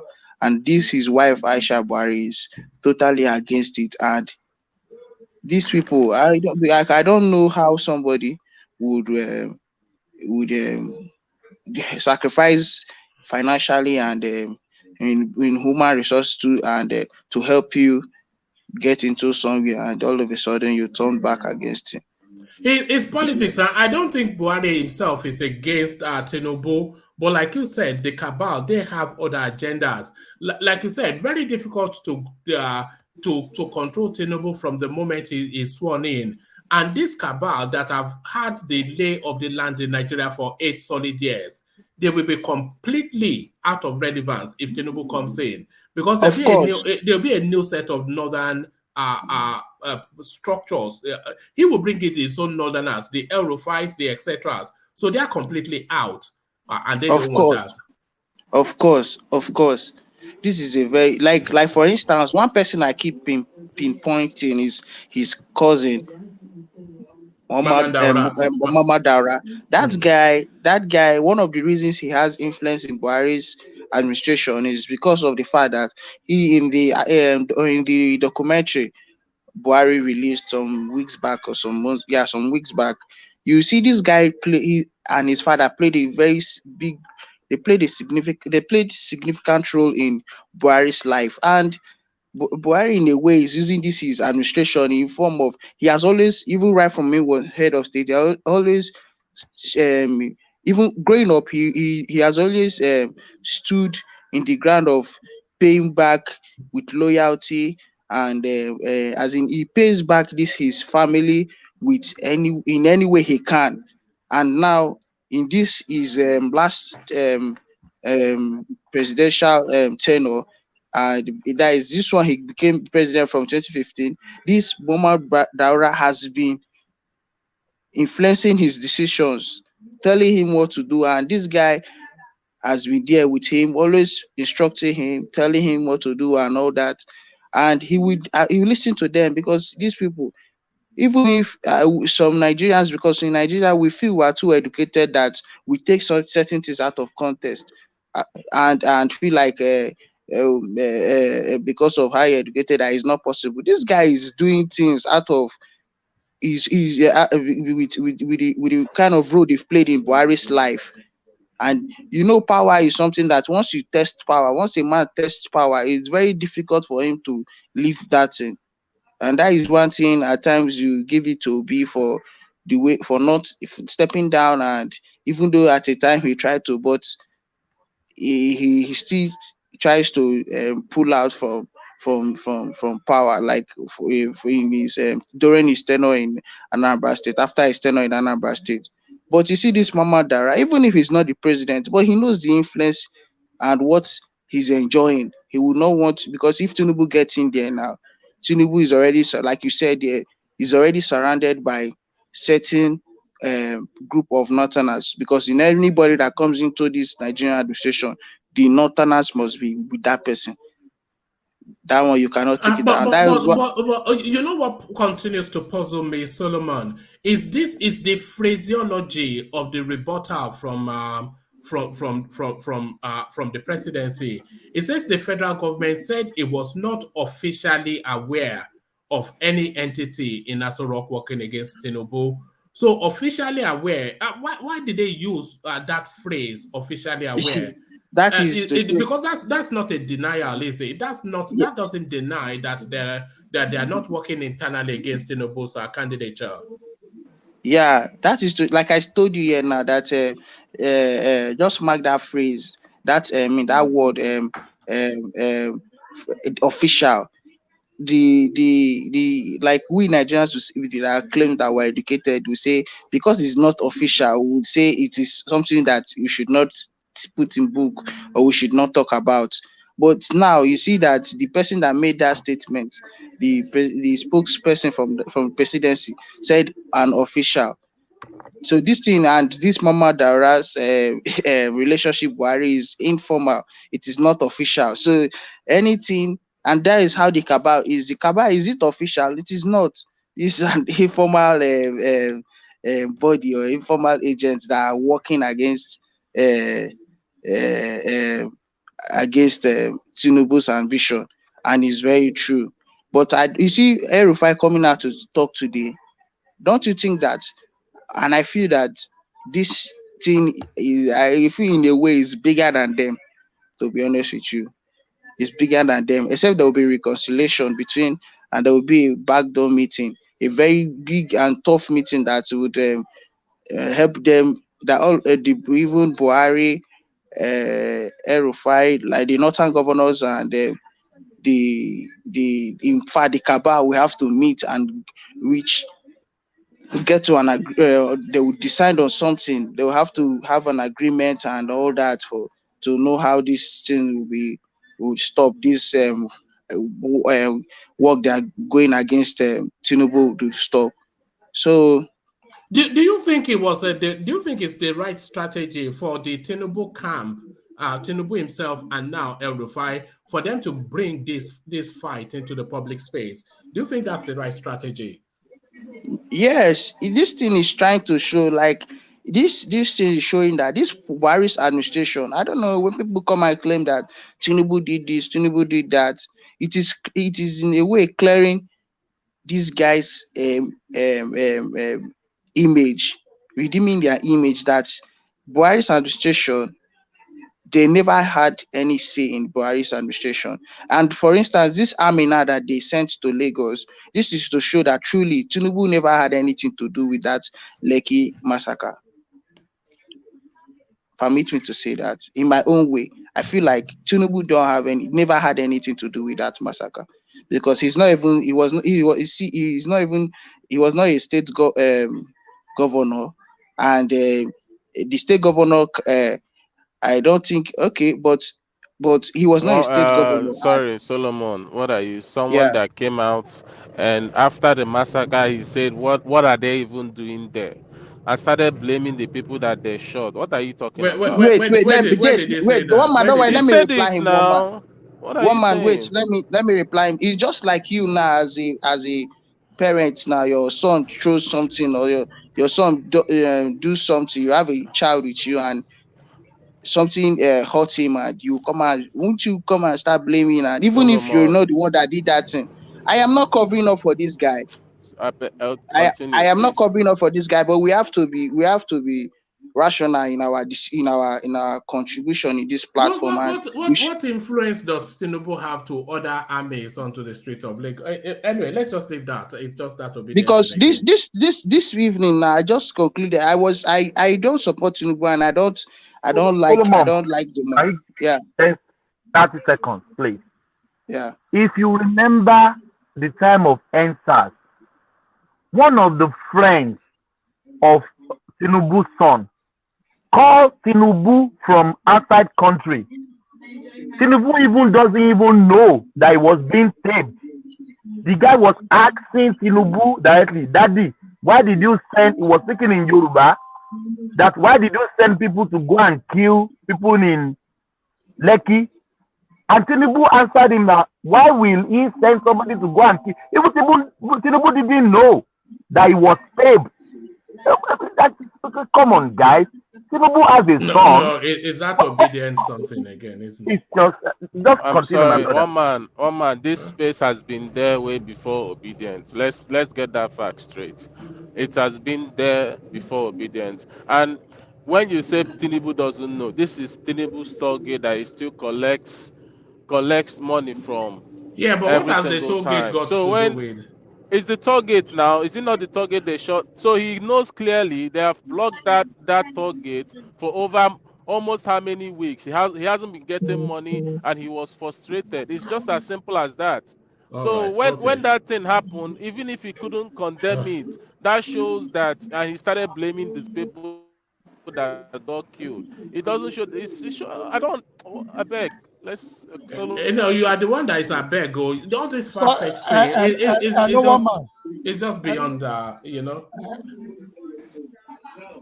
Yeah. And no one man. Yeah. Have your interjection, sincere, and then let Solomon carry on. All right, carry on, Solomon. I don't know what. The last speaker saying the. No, you have to speak now. Okay, carry on, Solomon. I don't know what's going on. So Carry on, this. No, okay. Have your say so that Solomon can carry on. So sorry, this just carry on, Solomon. I don't know what this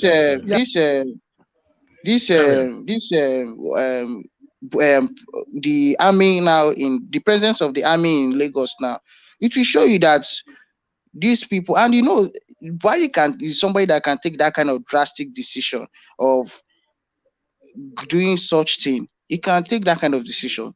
So we don't need to. I am not here. I don't. Anytime I talk, I don't come here to talk to justify Tinubu's action, or no. I come here and I try to state facts, because I don't know how people will be working together, and you know what you people did to get you into power, and all of a sudden now you are trying to tackle all those strategies you used in getting you into power, just to get back at this guy, or just to spoil his ambition. So what I'm trying to say is that how do you see this playing out? Do you think there might well be some public sympathy for Tinubu for the way that do you think this guy, people might actually start to warm to him, just that he's fighting his own party to fulfill his ambition? Do you think there might be some public sympathy going his way? The empathy would sympathy, would start from his own region. The western people southwestern people would now want to back him more than the northern people, and people like Erofai. Like I've always been watching how I've been trying to figure out how the northern people backstab this guy, and because one of the reasons why Erofai even said he's going to back Tinubu was what Tinubu did, leaving his birthday and coming down to Kaduna to sympathize with him and those people that were attacked. So this guy said that he will make sure that he puts all his weight in Tinubu, to back Tinubu and some other governors. So now these guys, with what they are seeing now that Buhari is doing, it shows that they would even most people from their side, they will really stand with him in a way to make sure that Tinubu wins this election. Because what Buhari is doing now is not good, and if they need to hold a meeting, they need to meet with the president and they should they should have something solid, like as in they should have a solid decision.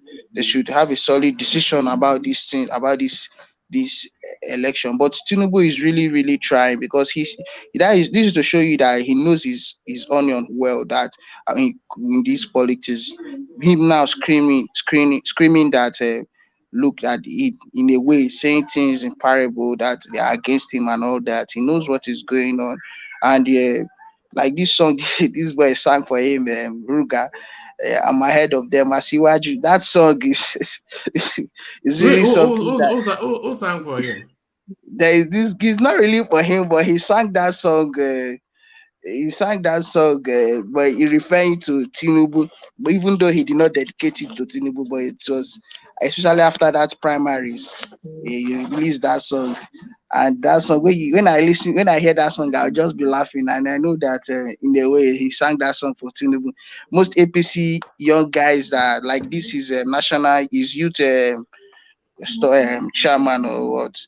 That guy uses that song to do things in his when he uploads maybe anything concerning Tinubu and APC. Use that song, and I just be laughing.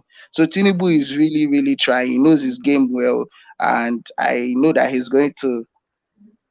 they will resolve this issue, but they will reach to an agreement that that would help to win this election, of which I know that I know he's under probability for him to win this election as it stands now, and people like him. It ebbs and flows. This election, there are times that you think all of the permutations favor Tinubu, and then there are times you think all of the politics favor Atiku. So if they are trying to maneuver Tinubu and to play him somewhat, what we are looking at is the prospects of an Atiku Abubakar presidency. Yeah. See, one thing obedience, not like there's are we still talking about obedience? I thought we passed that one. No. I want to make a point here. Once we like Erifai, that's meeting he had, that interview he had on channels, most obedience be happy. They were happy, and they never understand the politics. They want to read everything to say, and that is why Peter Obi will be president. It's nothing to do with it. Is nothing to do with. It's just I don't know. Now Tinubu ordered army to shoot 10 stars, and that is why Tinubu will be president. If the presidency that now, is why Peter Obi will be president. It's just if he doesn't resolve this issue, if they don't resolve this issue, that is the Tinubu's camp and the presidency, if they don't get to reach on an agreement, that means even Wike knew this thing, that the presidency is working for Atiku. All right. So go to that Wike space since you mentioned him. So he now missing in action, telling us that he never said he will make a public announcement. But an announcement, by the very definition, is a public utterance. But he said what he meant was that he will go and whisper in the ears of his party candidates that vote for Tinubu, vote for Tinubu. So now, is Wike now a laughing stock? Are you disappointed that it does not have the bravity to come up and own his own position? Wike Olule. Yeah, I'm not disappointed at all. I knew he would always behave like this, because this guy is just he has tried. He really tried to use this short interval, this 8 years, to gather and to influence many states, and he could influence and all that. But he's under the party no matter what. He should say he was making mouth that we let IU suspend him. He should come out openly and say who he wants to support. Amosun in Ogun State supported ADC yesterday, and Wike has more grant than that guy. But that guy supported ADC. What do you think is stopping him from making a public declaration? He should do it now. It is the party that is. He should do it. If we have the balls, he should go ahead and do it. The party is bigger than him. Who is he? Is it because he's a governor? You mean he's afraid of the punishment? Is that what you think? He's afraid of the party. You know, people. Do you think see, the party is bigger than him? He can't let him do it. And even his people now, does he even have people? He don't have anything to even negotiate with now. Solomon. Yeah. No, you know, politician doesn't do things like that. Experienced politician. You don't have to come out if you want to damage your enemy or your opponent in politics. You don't show to them your strategy. But he has already done that. Right from the day he has been castigating Atiku and castigating the party chairman. This is to show you that he's not going to. Everybody knew that the permutation here was either he works for Obi or he works for Tinubu. They've already knew that. They've already known that he will not support the party. So he made it clear that he's going against the party. Yes, but where he's going, nobody knows right now. So what he said earlier or sometimes last year that he will reveal to his people where they are going this year. He didn't say he's going to say it in the public. He said, we will let you know. The next when they came up to him earlier in January, that have you when are you going to make the announcement? He told them that January is not over yet. So he did not at that time tell us that you know, this now new thing. Actually, let me play you this clip. I think let's hear from the man himself. Let me play you this clip.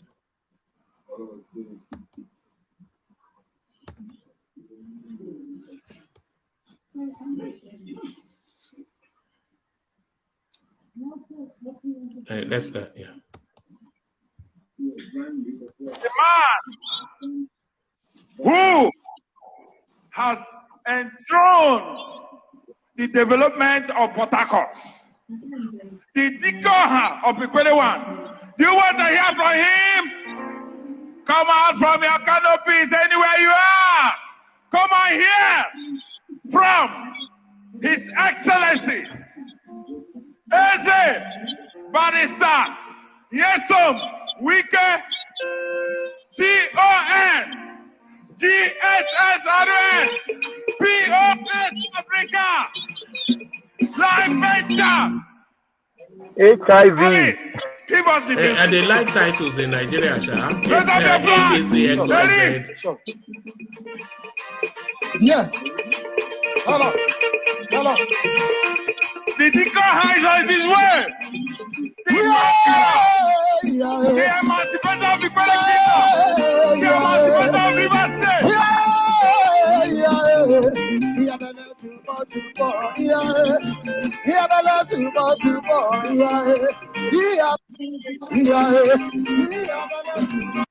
Have hope. Shine my people. Power to the people. Are you in SVP? No way. Which of the factions are you in APC? No. So this is the reaction of those who don't have hope. But we know PDP River State, we have hope, is it not? So shout like those who have hope. Shout like those who are children of God. Shout like those who have made it. PDP! Power to the people! Well, it's like you are trying to get to that area. But I was thinking before we came that you're already prepared. So if you are prepared, shout as people who are in charge of Port Harcourt. If you know PDP, River State is in charge of Port Harcourt. Let me hear you say it. PDP! Power to the women! PDP! Power to the youth! PDP! Power to Falga! PDP! Power to Rivers! PDP! Power to all of us here! PDP! Our dear leaders particularly the leadership of Port Harcourt, let me, on behalf of the Guba candidates and members of our entourage, most sincerely thank all of you for coming out in mass to welcome us to this rally in Port Harcourt. It's very obvious, it is clear that Farga is PDP reverse, and PDP reverse is what? Farga! Let me say something clearly. This election is an election between us and those betrayers of Rivers people. Do you understand me? Yes, sir. This election is between Rivers people and betrayers of Rivers people. Those who cannot stand, who can never defend, only looking for what they will put in their pocket. Are you ready to defeat them? Yes, sir. Are you ready to defeat them? Yes, sir. Because the statement must be made. We must know who is in charge of Farga. So many people have been bragging they are in charge. We must tell them that they are not in charge of Farga. Are you ready? Yes, sir. From Ward 1 to Ward 20, you are ready? Yes, sir. Again, let me say, I don't need to say what we have done in Farga. You know it yourself. From town, even where some of them, their father's houses are, which I named even after them. From that area down here, is there anywhere we have not touched? Nowhere. Is there anywhere we have not touched? Nowhere. Look at the city today. Look at OGRA. Look at the new GRA. Look at the communities in Port Harcourt. Have I not done them? You have done them. Have I not done them? You have done them. And the Kaya community. I will not do those in the Kaya community. Look at the infrastructure. Is it health? Is it sports? So many people say Port Harcourt, that we are dualizing Port Harcourt alone. The candidate has said it all. Now, I wish he would get to the point, though. I don't know where we just have to listen to him. The city is the image of the state. If you are coming into the city or into the state and the city looks bad, what impression does it give you? It means that even the rural areas will be worse. Is it not? It is. But as people now driving here, they see how beautiful. They fly up, they come down. They fly up, they come down. They fly up, they come down. They fly up, they come down. That's all. Yes, we can walk away.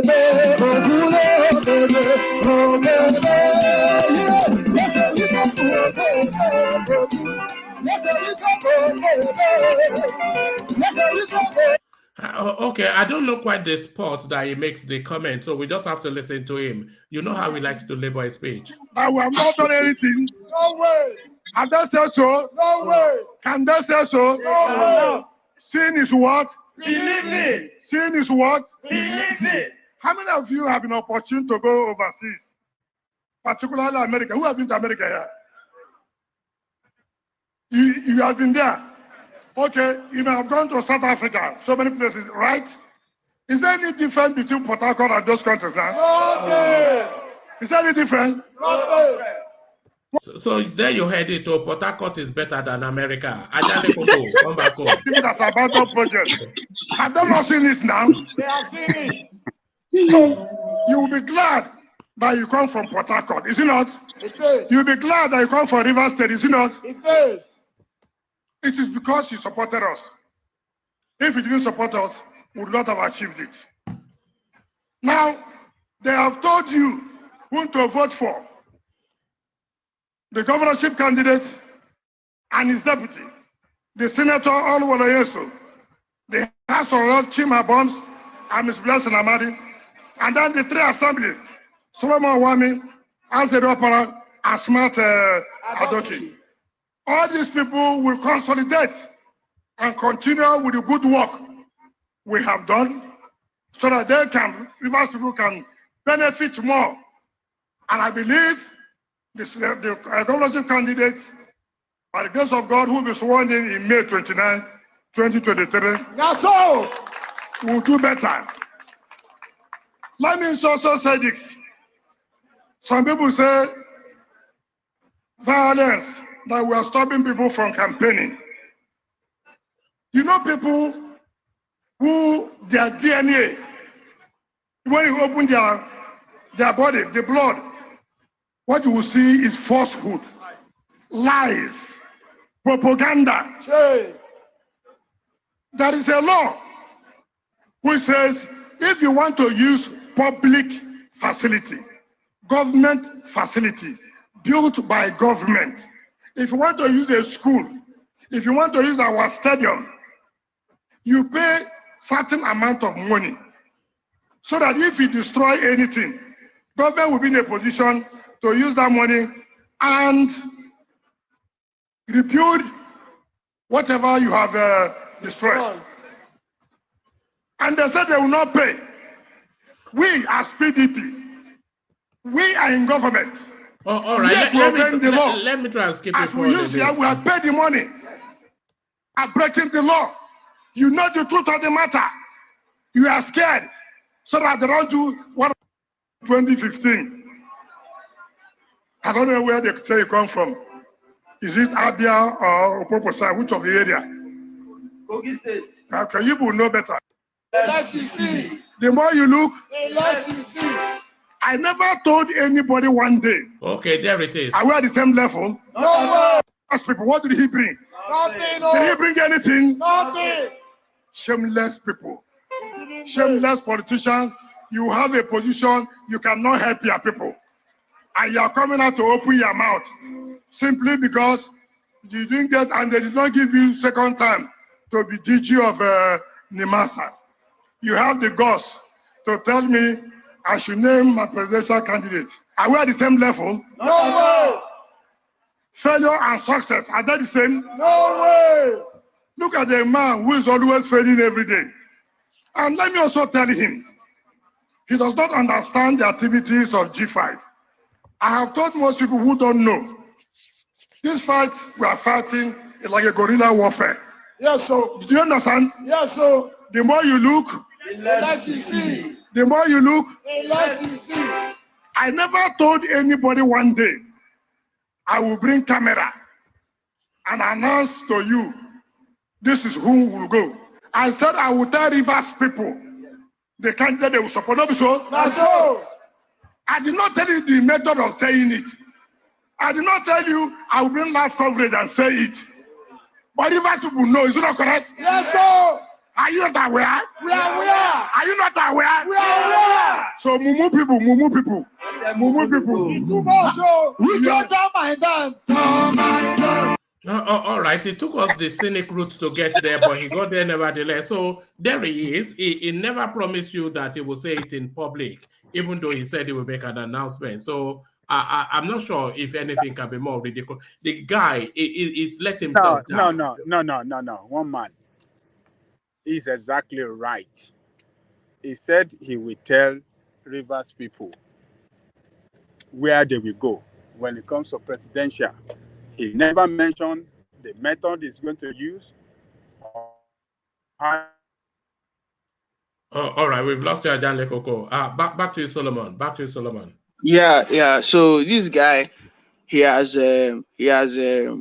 told them already and there is something. There's this guy in Jackson Ude. That guy even tweeted about this Wike's thing and said he insulted Wike and said that Wike has told this local government chairman in the state that not publicly naming his preferred presidential candidate. He has told them they should make sure they work for this. They should work for Asiwaju to get 25% because they know that Obi has ground. The obedience have ground in. It's 25%. Hold on, Ajan Lekoko. Is 25% the total value of Wike in Rivers State after all that noise? Is 25% the total value of Wike? That is to show you he don't have any relevance again to those people when it comes to this presidential race. All that singing and dancing that we had to endure, and that's 25% to Tinubu. That's the value of Wike. One man, can I interject 1 minute? Let me interject. Solomon, sorry. Okay, sir. That one day, I say that guy that came out that he said, "Oh, he will make Tinubu have 25%." How is that possible? How will he be able to do it? So that one is lying. Look, no, that one did not say no. He did not say that Wike will. He said that he called Wike a coward and said that that Wike now even had to beg the local government chairman that they should please find a way. He did not say, he's not even in support of what he's trying. He's trying to, let me tell you, in River State, I have a friend in River State. He told me that they will vote PDP in River State. No matter, they don't even need to campaign for PDP in River State, to be honest with you. PDP, I believe, will have, if not, they will have more than their 25% in River State. But obedient will definitely have more in River State. But PDP without campaign, there are people who are die hard and they are strong PDP guys that they believe in PDP in River State. Without Wike, they don't even need to come out open again now to do anything. Wike banned them from using the stadium yesterday. They were supposed to use it yesterday, today, but he has nullified that request of PDP using the stadium or campaigning in River State. But by hopefully next week, we believe that everything will be resolved and they will hold their campaign in River State next week. God's grace. What are you anticipating will happen in River State, Solomon? The thing there is you cannot take it out for Wike. Wike is a very rugged guy. He's very, very rugged. He's rugged and dogged. So he's going to definitely show his ruggedity in that state, and as the governor of the state, he will he would, even if he doesn't come out openly, but underground destruction would happen in that rally if care is not taken. They will not really. I mean that the presidential. I mean, in terms of the presidential results, what are your anticipation? You are saying PDP is strong. You are saying Obi has gained ground, and you are saying that Wike is going to back Tinubu. So, what do you anticipate will happen in River State?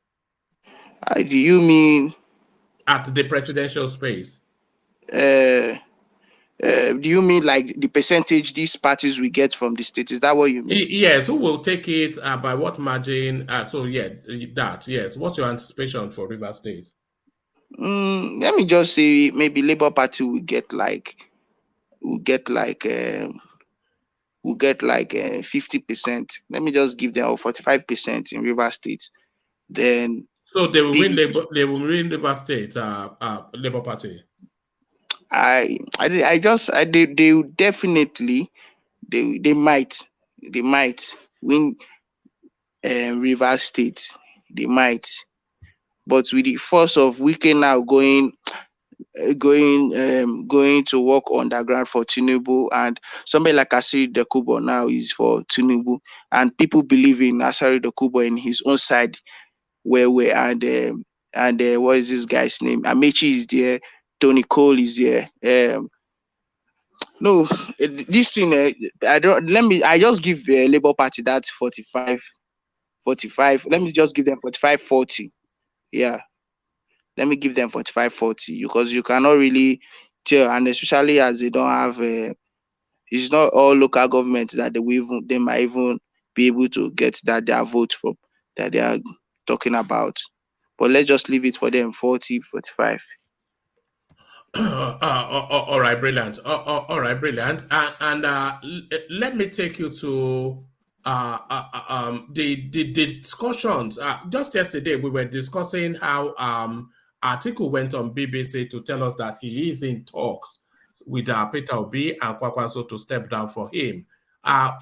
Respect your age was how Kwakwanso responded before he slapped him down. And Peter Obi says there's nothing more distant than talking to Atiku. The Atiku is only trying to latch on to his popularity because of his fading campaign.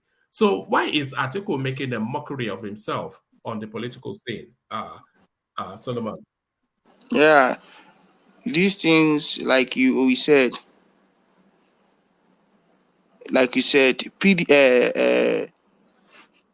politics is not something they come openly to talk about. But this week, P2B, and I've always said that P2B is somebody this movement, he will not even want to collapse his structure for Atiku or for anybody. It's the most ludicrous thing to say, isn't it? To suggest that Yes, P2B will collapse yes. for him. P2B will never collapse his structure for anybody.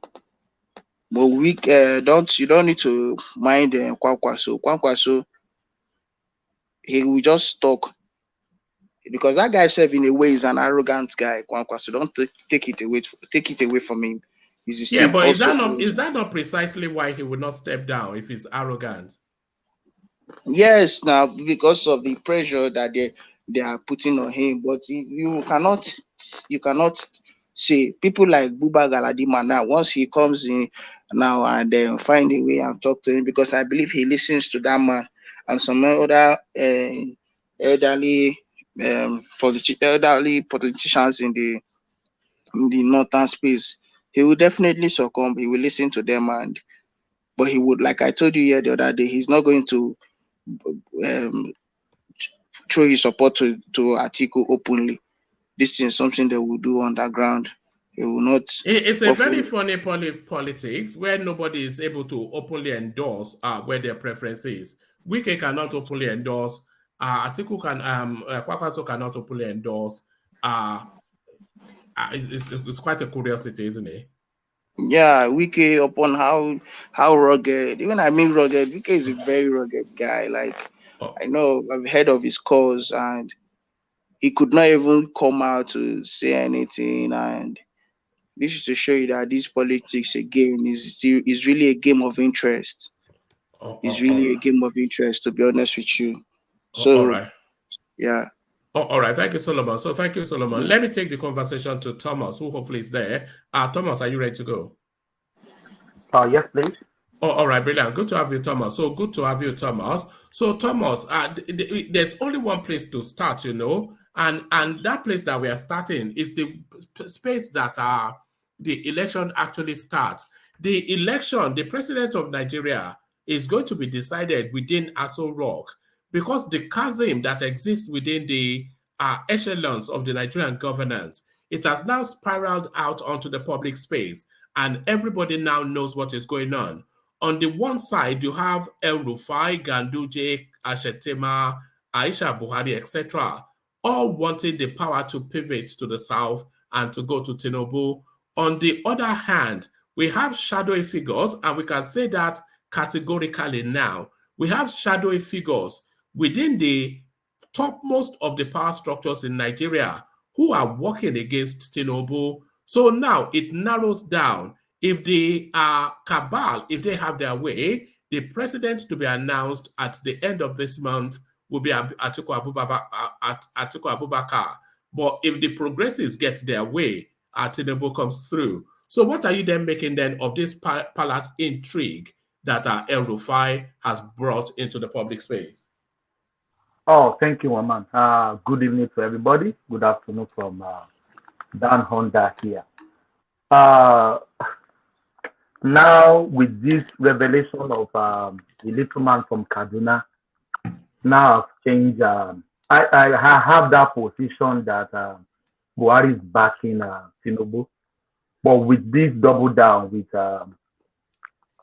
Rufai, that means there's Buhari don't want Tinubu, and I tried to refresh my brain. I've never seen Tinubu or Buhari say vote for Tinubu. He always say, Nigeria, vote for your candidate. Vote your conscience. Vote your conscience. Yes. Initially, as the president of Nigeria, he can say, yeah, vote your conscience, vote for your people. But you have a party, a big, I can't say biggest, one of the biggest, I can even say biggest, because they are the one in power now. PDP may be bigger than them, but they are the one having the power now. Like I said, the biggest. And you have a candidate on your platform. I expected him to be saying, vote for Asiwaju Bola Tinubu. What concerns Buhari about vote your conscience? In my opinion, it should be campaigning drastically for the presidency of the candidate of his party. But we say vote your conscience, Nigeria, vote who you want to vote for. You are a APC man for that matter. I expect him to be. One, I don't know if you have seen any interview. Buhari said vote for Asiwaju Bola Tinubu. He has never been frontal in his endorsement of Tinubu. And if what we are hearing, because if El Rufai is telling us that there are elements within Aso Rock that don't want Tinubu to be president, and we know how easily led, and we know Aso Rock is entirely surrounded by the Fulani space. We know that, and we know how maneuverable, how malleable Buhari is. We know that as well. So if those elements don't want Tinubu to be president, then what we are looking at is an Atiku Abubakar presidency. That is why I'm getting agitated now. One man, don't be surprised though. If Atiku becomes your president, there's nothing will happen. So that is where the Southerners must come together. I don't know how it's going to be. I don't know how it's going to be. I know Peter Obi will never collapse to Asiwaju. Even if he's thinking of collapse to Asiwaju, the obedience will just cut off his head. But we should just find. Sorry to interject, Mr. Thomas. Please don't talk like that again. Obi cannot even. Asiwaju is not even in the list of anybody. If Obi would have thought about that kind of thing, yeah. Please don't say it again. But we want, as I'm a Southerner, I know you are articulated, but me as a Southerner, I want the president to come to the South. Is it Obi or Asiwaju or anybody from the South? I will not object to it. I'm really object to the presidency go back to Atiku. Are we going to be playing like a fiddle in that country? The South should fix themselves. They should fix themselves properly. They should stop. They should remove greed from their politics. They should remove greed as a way of life from their life. Then you will see how this power of it. Then when they learn how to fight they will learn how to fight for power together, and not this selfish thing that they are doing in greedy mad thing they are doing in the South. But for now, they're not to keep on rolling. Because even sometimes, if I saw some Southerners still, they have their right to root for Atiku. That is their fundamental right. But I think sometimes at the back of my mind, why any Southerner is still backing Atiku? Atiku camp should be empty of Southerner outrightly, in my opinion, because Buhari cannot did 8 years and somebody is still rooting for Atiku. As a Southerner, I'm sorry, they have their right, as I already said earlier on. But the power should be coming to the South anyway, anyhow. Even if somebody bring a magic wand today, saying Atiku is going to be the president, and if Atiku is not going to be the president, even though I'm not with Peter Obi, that if I can change my mind that Peter Obi should be the president, I will stay behind the obedience, because I want the president to come to the South anyway, by crook, by any, I don't care, because we can't afford to have another northerner for another 8 years probably. So it's just very unfortunate. And what are you making of the denial by the federal space? Is it convincing? The federal government on Wednesday said it was not officially aware of any entity in the presidential villa working against the victory of Tinubu. Is that a convincing rebuttal? One man, I can't remember the first ridiculous word I've heard in this year. I think this will be the first ridiculous word I will hear this year. What is the meaning of official? That means it's not total denial. It could be secretly, it could be any other thing. I expected them to say there is no cabal working against Tinubu. That is what I expected them to say. What is the proviso? What is official? What is that political English? What did it mean? It doesn't make any sense to me. They should deny it frontally, not dilly-dallying, still painting it that there's no official. It cannot be official. All their deed is in the secret. So, and they are fleshing it out now. And the little man from Kaduna, this man is talking from experience, talking from what he knew. It's not, Rufa is not saying something that is just cooking in his head. No, this is what is going on. The Cabal, they don't want Tinubu because they know Tinubu cannot be controlled. As they are controlling Buhari now, nobody can control Tinubu. So if they don't want Tinubu, who is the next person? Automatically is Atiku. I think the obedience will be happy now that they don't want Tinubu. If just take it, go and put it in the bag. Even if they don't want Tinubu, is not coming to Peter Obi. He will be going to Atiku, which I found it. I don't even know the qualification, the word I should use. Because if they don't want Tinubu, automatically one man is going to Atiku. And they cannot move against Tinubu only to give it to Peter Obi. So if they are moving against Tinubu, then that is to give it to Atiku Abubakar. Automatically. There is no doubt. There is no doubt about that. Now I'm thinking, let me just keep my word, because maybe all of Yorubas will just go back to Yoruba Nation, or maybe the Southeasterner, everybody that even hiding now that they don't care about Nnamdi Kanu. Maybe all of us we just carry the flag of secession. No, we can't take it. And I will say this, one man, if they declare Atiku tomorrow, nothing will happen. If you come out, then go shoot you. So let's just prevent it now. They say prevention is better than cure. A lot will happen. Don't just say that. A lot will happen. See. Like what? Do you know Buhari will first of all be in Hold on. Let Ola have that space. Carry on, Ola. You see, it is very easy to say that nothing will happen just because you believe that everything is by the military might.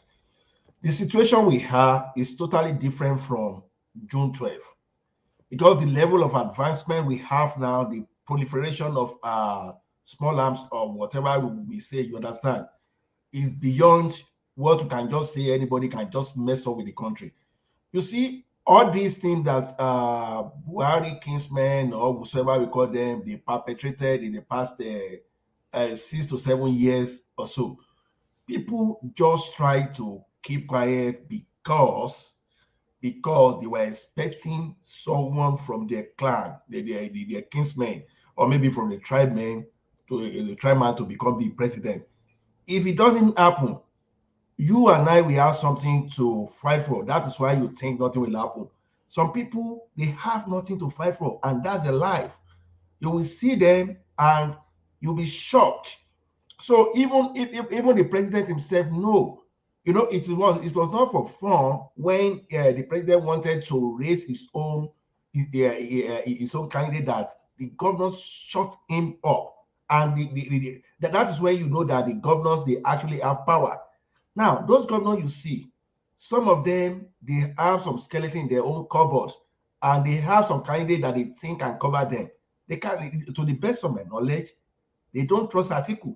And as far as Tinubu is concerned, Tinubu is not going to go after them. And so, to me, I would say they even trust Tinubu better than Atiku. So now, all of a sudden, you think they are not somewhere. I will agree with you as well, Ola, because excuse me, for this present government, all the functionaries, for them to get away with all of the atrocities and looting, they've done for the last 8 years. For them to get away with it, they can only really be sure of getting away with it under a Tinubu presidency. Anything else, then they're at risk. Exactly, because some people already said, You I don't guys know should whether be careful what you admit on air, because what you guys are saying now that the next coming, if for example, if Tinubu wins, this government will be more corrupt than Buhari's government. If all these corrupt governors are backing Tinubu because they're not going to be proved, so they're going to transfer their corruption to the next government. You guys should be careful. Why? So sorry. What's the be careful there? Because you just admitted that the next government that is coming, government will be a failure if the governors are backing him frontally because they have looted and they have failed, and if Tinubu comes, he's not going to probe them. They're going to continue their looting. So what does that tell you? That the next No. Nobody is saying they are going to continue with their looting. Is that So they are going to hold on now? They are going to get away with the looting. Is more what's being said. It's the same thing. Get away with it. The same thing. It's not the same thing now. Get away is not. I don't understand how you say that. What peace? When Obasanjo started the anti-corruption war, he backed down. When they asked him why did he do so, he said, "Bill Clinton advised him that you see, if you try to fight corruption, corruption will fight back, and you will end up doing nothing for the people. That you should focus more on poverty alleviation." You see, those governors, you think that it's a known fact that if these people are coming tomorrow, that nothing will happen to them. If you like, put Obi there. Even Obi clearly told you that it will not go after anybody. It will just stop. It will just stop corruption going forward. So anybody that is looking at damage control, you are just wasting your time in Nigeria. The best you can do is to prevent others from looting. So Obasanjo was corrupt. I didn't probe anybody. Yet he still managed to do some things. Jonathan was corrupt as well. But how many people did he probe except those people that wanted to fight his government? And what happened? He still managed to do something. So who is that person? Even in the military, it was even difficult. That we now go after Ganduje and after all these governors. The governors that can shut down under a Peter Obi presidency or an Atiku Abubakar presidency, there is a chance that they may go after people like Ganduje, El Rufai, etc. But under somebody like Tinubu, the chances are reduced because it's still within the same party. Yes, I think the one they fear most is Atiku because based on whether those things that we heard, whether they are true or not, at least it shows that Atiku never forgives and he never honors any agreement that he may decide to enter into the same type of agreement with 1 to 6 people, and we never fulfill any of those. So if these people already know such character, now I know that someone that has looted so much, he doesn't know what he will find, because if a person like Atiku, for example, goes after them, it doesn't mean he's going after them for the sake of the country. It can be for the sake of even empowering himself and extending his kingdom.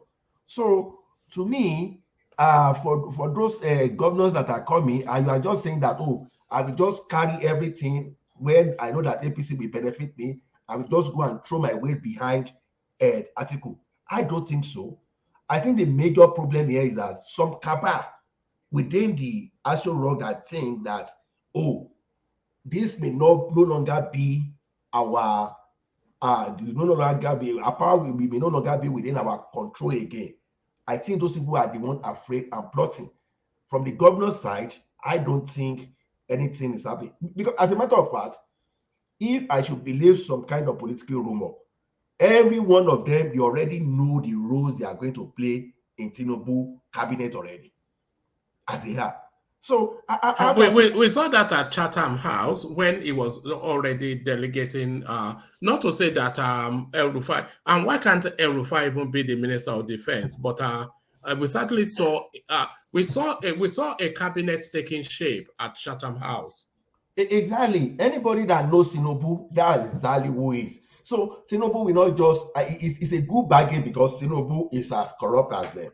So they know themselves. It's for us. When you say Awalukon, it's a we thing. So the thing is, he may try to plug the loopholes. He won't just plug the loopholes that, okay, I want to kill you. I know I saw that, like, say, sorry, that I want to do this. It will just say, okay, we can enhance by doing this, like the one he did in Lagos. What he did in Lagos, he just brought an oracle to enhance the space. And what happened? He reduced that corruption among some people, but some people, they are still eating, right?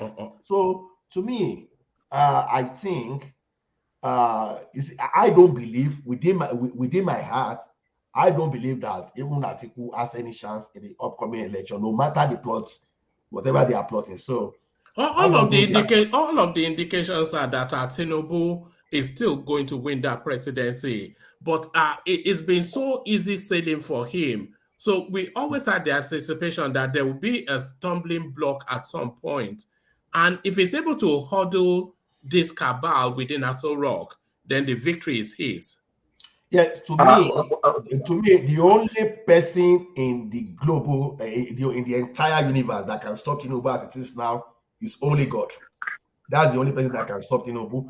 All this permutation, that's just my own calculation. If God says Tinubu, people should be calming down. No. Let people speak freely. That's I'm not saying you not speak freely. I'm not stuffing his voice. Mama, you should be.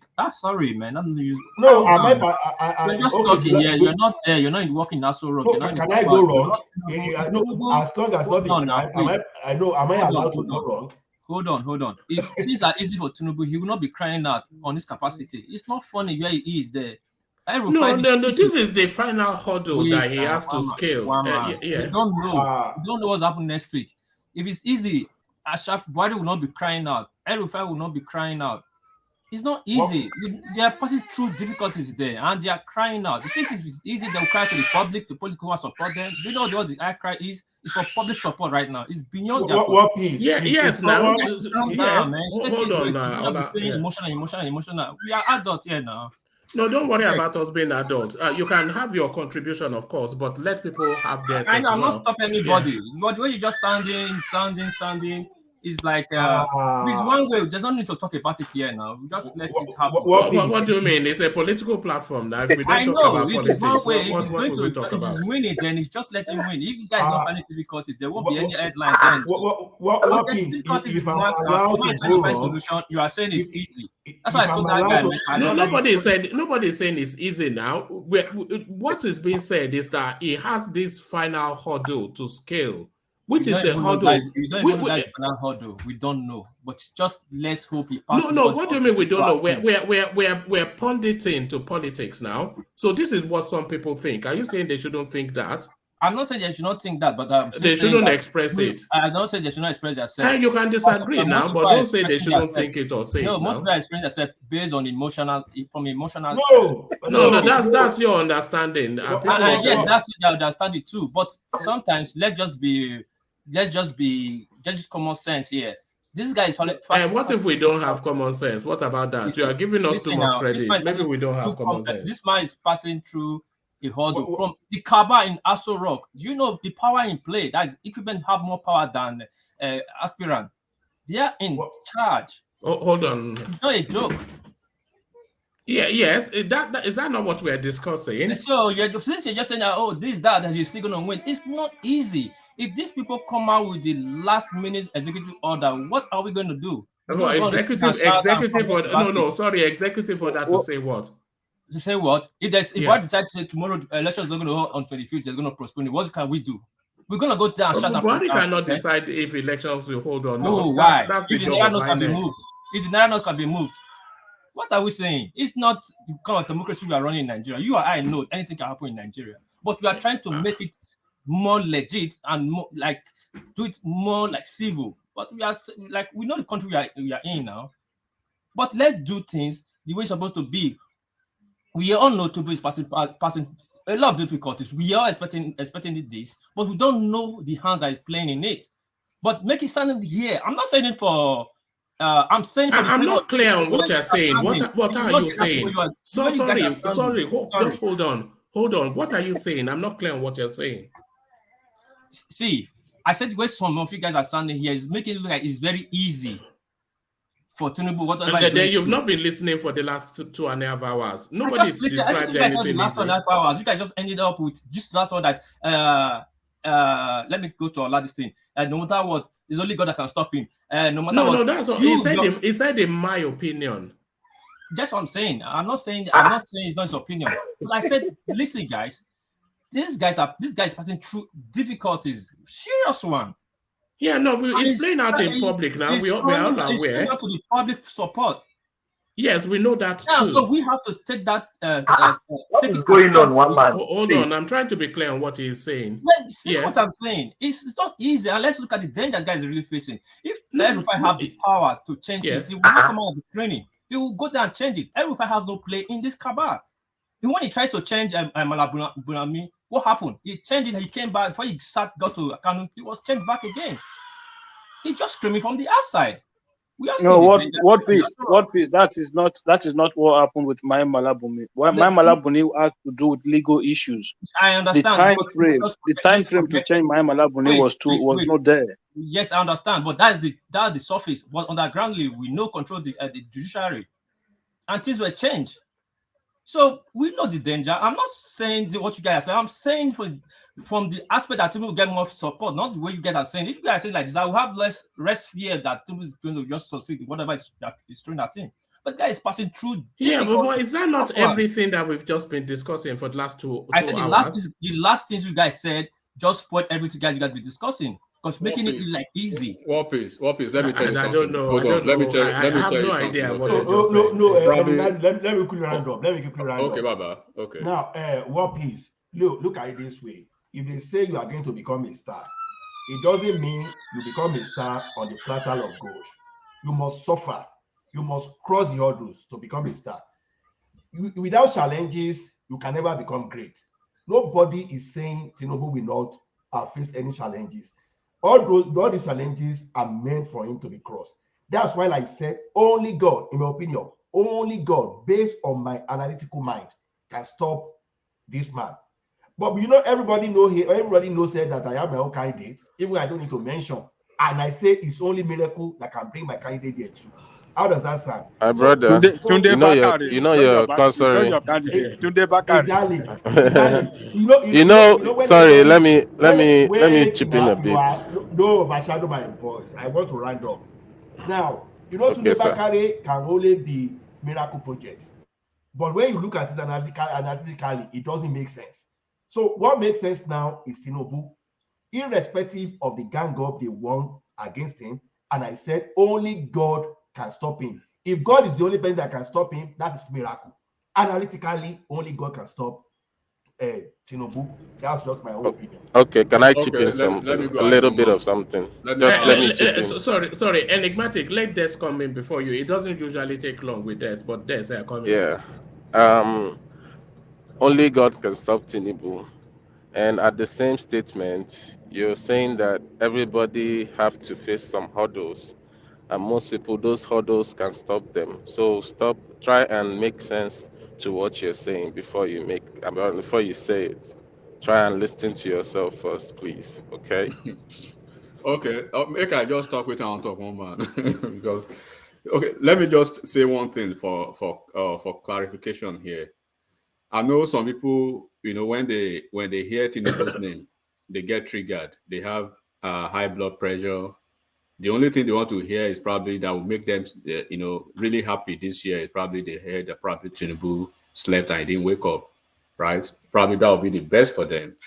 Any bad news or anything that seems to be like a good news to Tinubu give them a big of trigger. And they also understand this is politics 101. First of all, let me narrow it down to those who are in contention, right? Atiku and Tinubu, APC and PDP. So those are the two guys in contention. Now, what are we talking about here? They are talking about the Cabal in Aso Rock, and they are talking about Tinubu's chances and APC as a whole. If people could cast their mind back maybe a year ago or thereabout, right? Nobody will give APC any chance. where they are now, because at the point it was more or less like APC was imploding seriously by their party politics and everything. When Adam Oshomole was taken out, my Malabuni and all those shenanigans back and forth. So now Tinubu himself, right? He knows one thing, and that probably has been a life anthem, or probably like a watchword for him. He said, "I plan for betrayal. I plan for backstabbing. I also plan for reunion and forgiveness long before they happen. In life, I expect nothing. I expect anything. I expect everything." Right? So look at this one more. Look at the context of that message. I want to tell you now, and those who want to cry, right? Do not cry yet. Go and get Korodome. Also, there's something they call Korodome in Yoruba language. Go and get that one and GP tank. You will cry a hell. Enigmatic, interpret it, please. Gorodome, Abi. It's like this. I don't know, but GP. Container. Is that big black butter that you see they drop fish at the side? Big you have cover. Big drum. They should go. They should go. Enigmatic. Yeah. So if they want to, because the only thing they want to hear, they don't even care about that. They love Atiku so much. Forget about all this obedience or Labour Party. They are not against Atiku. Their major candidate, their major person, their major attack is Tinubu. Anything but Tinubu. But this Tinubu that you guys are against, go and look at the situation before pre-primary election. They are the same people who came up with several things. Oh, Tinubu is not making the list. They have done this. They have done this. This man, I can tell you now, is like we are traveling to Nigeria, right? We are supposed to leave today. Tinubu he's been there 3 days ago. So he's already far ahead of the game. If you guys do not understand politics, Tinubu is far, far, far gone. So all these things you are seeing now, that I said it last year. Yeah, but what World Peace is cautioning that you cannot take it for granted, because there's one thing. All I was saying, God is the only person, is the only being that can stop Tinubu. But God, yes, is the primary person that can stop Tinubu. But another set of people that can stop Tinubu are the cabals within Aso Rock, because they have Buhari in their pocket, they have the central bank in their pocket, they have the security structures in their pocket, and more crucially, they have Mahmoud Yakubu in their pocket. So if they want to go all out to stop him, then Atiku will be your president. That's just it, and it's the real existential danger. One man, I told you before. Okay, I told you before. Let me tell you this again, one man. Baba, make I just land, I beg. Let me tell you this again, one man. The only person who can stop Tinubu, number one, is Tinubu himself. And the number two is Almighty God. The only person who can stop Atiku is Atiku himself and Almighty God. Same as Peter Obi. Take it like that first. It's politics. You are not going enigmatic. The same comment I'm making, Rudolph, that people came for me. Let me flesh it out for them. When you are going into an examination, you are not going with a mind of failure. And an average obedient that we know, people who can read politics know that this guy has is gone. It's done since November, right? But they will tell you Obi will be the next president. How would you rationalize that? So somebody like Atiku, you can say, okay, only God can stop him, or Tinubu. Now, the only person, right, that I've always said that we stop Tinubu, that this election, if I see that signal, I'll say myself that Tinubu is done. If the governors work against him, if those northern governors work against Tinubu today, it's done. In the northern hemisphere, in the northern state of Nigeria, there are 19 states. Out of those 19 states, there are 14 of them sitting governors. Those sitting governors, they have interest. And don't forget, this is the APC governors, right, against the Cabal now. And you cannot play with those governors. Play with those. Look at how they made a big mess of Malami in Kebbi State. They reduced him up of all the billions and the Cabal and everything. They mess with him. Look at Lawan. So when you are talking politics, right, one man, these people are infusing too much emotion, too much hatred.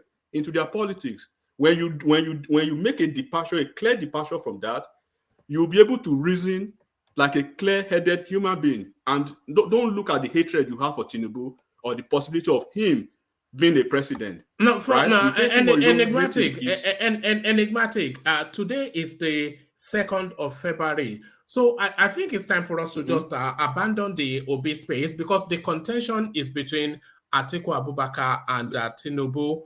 But this move that El Rufai told us about machinations, does this not sway ever slightly towards Atiku? Does it not bring Atiku back into play? No, and I'll explain to you, and that's what I'm trying to explain to you. First of all, you will see the tone of my conversation, right? I'm not thinking of Obi again. Obi himself is not thinking of himself in this race because he's a politician and he's not stupid. Right? What of Sokoto? Didn't you see Sokoto yesterday? Sokoto has turned obedient. Solomon, why did they fight trouble? Interjection, woman. Why did they fight trouble? Interjection, woman. All right, coming. So sorry, enigmatic. Coming quickly, sincere. Yes, often you say interjection and you go silent, but let's hear you. Yeah, why do you want to shave a man's head in his absence? You should ask the obedient if they are really uncomfortable with you that he is not in the race again. So, repeat what you just said.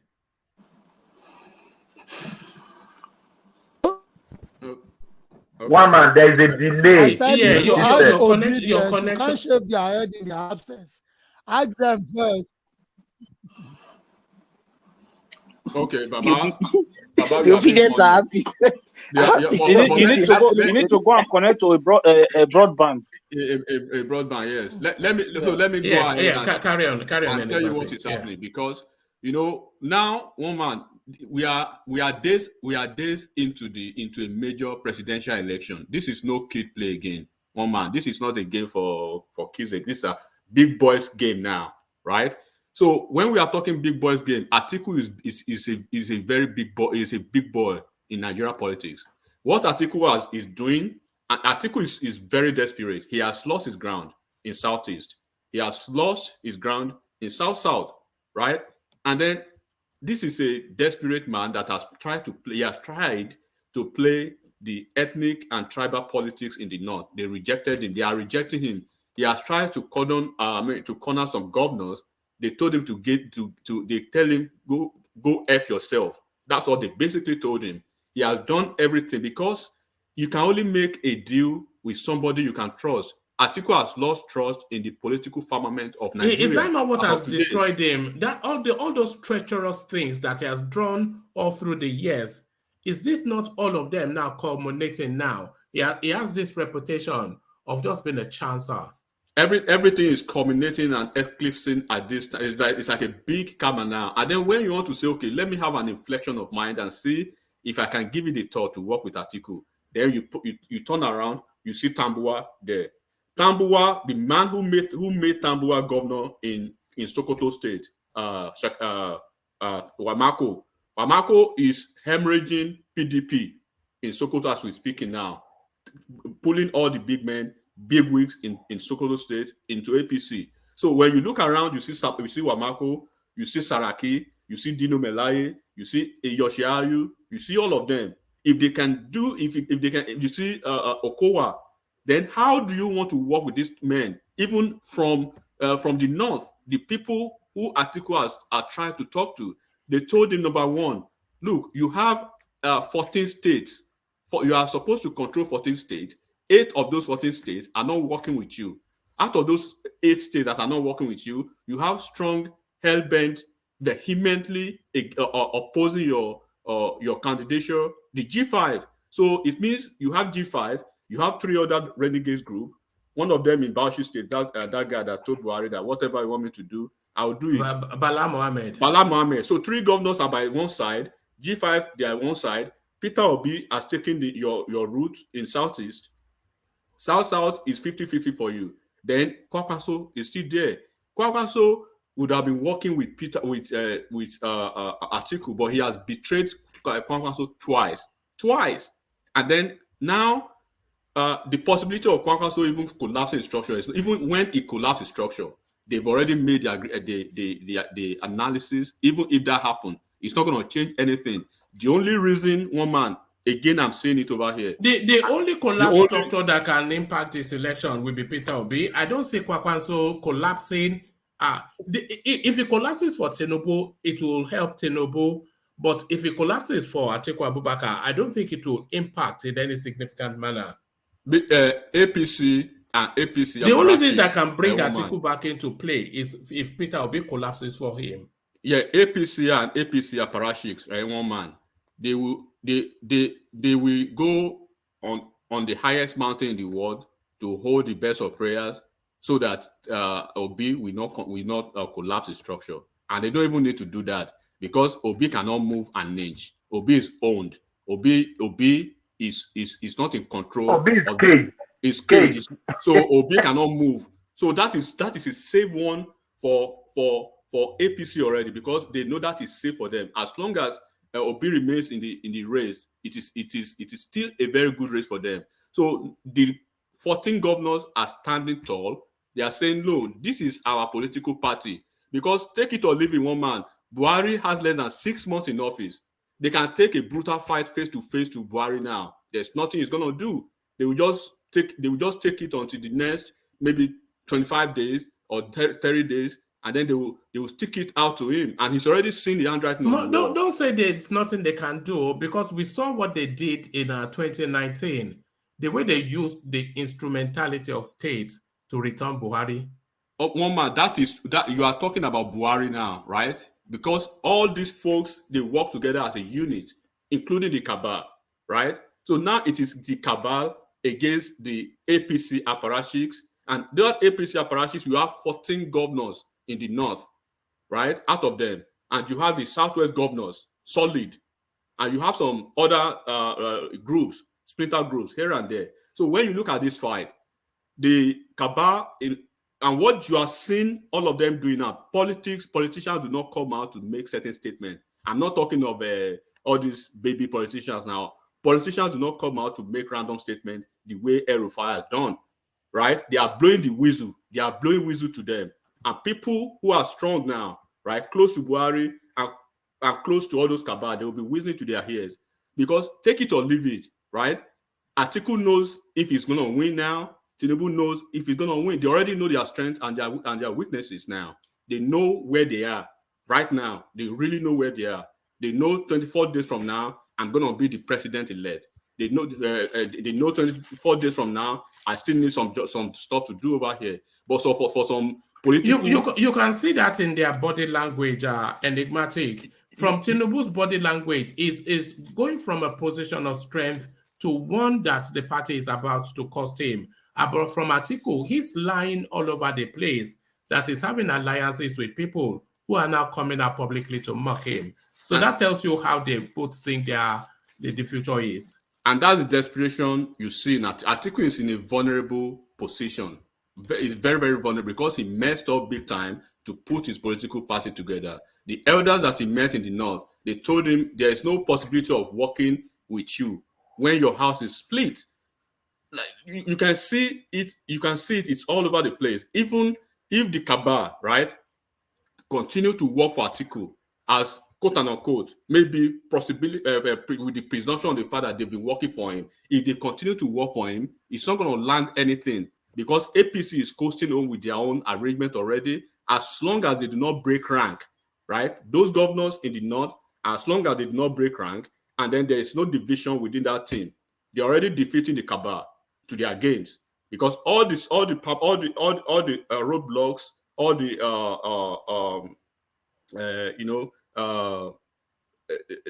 games they are playing, it's like they are ahead of them, right? You will see Tinubu will call it out, then they will move on and move around and do certain stuff. So what is happening now is not a game of people being happy about Tinubu being the president or not. The game is far gone. If you see anybody being happy or trying to read any meaning here and there, like all these obedience are doing now, right? you understand their political mindset, you understand their political mind, you understand why they call them. To be fair, you can understand the obedience space coming into senior politics for the first time and with so much enthusiasm.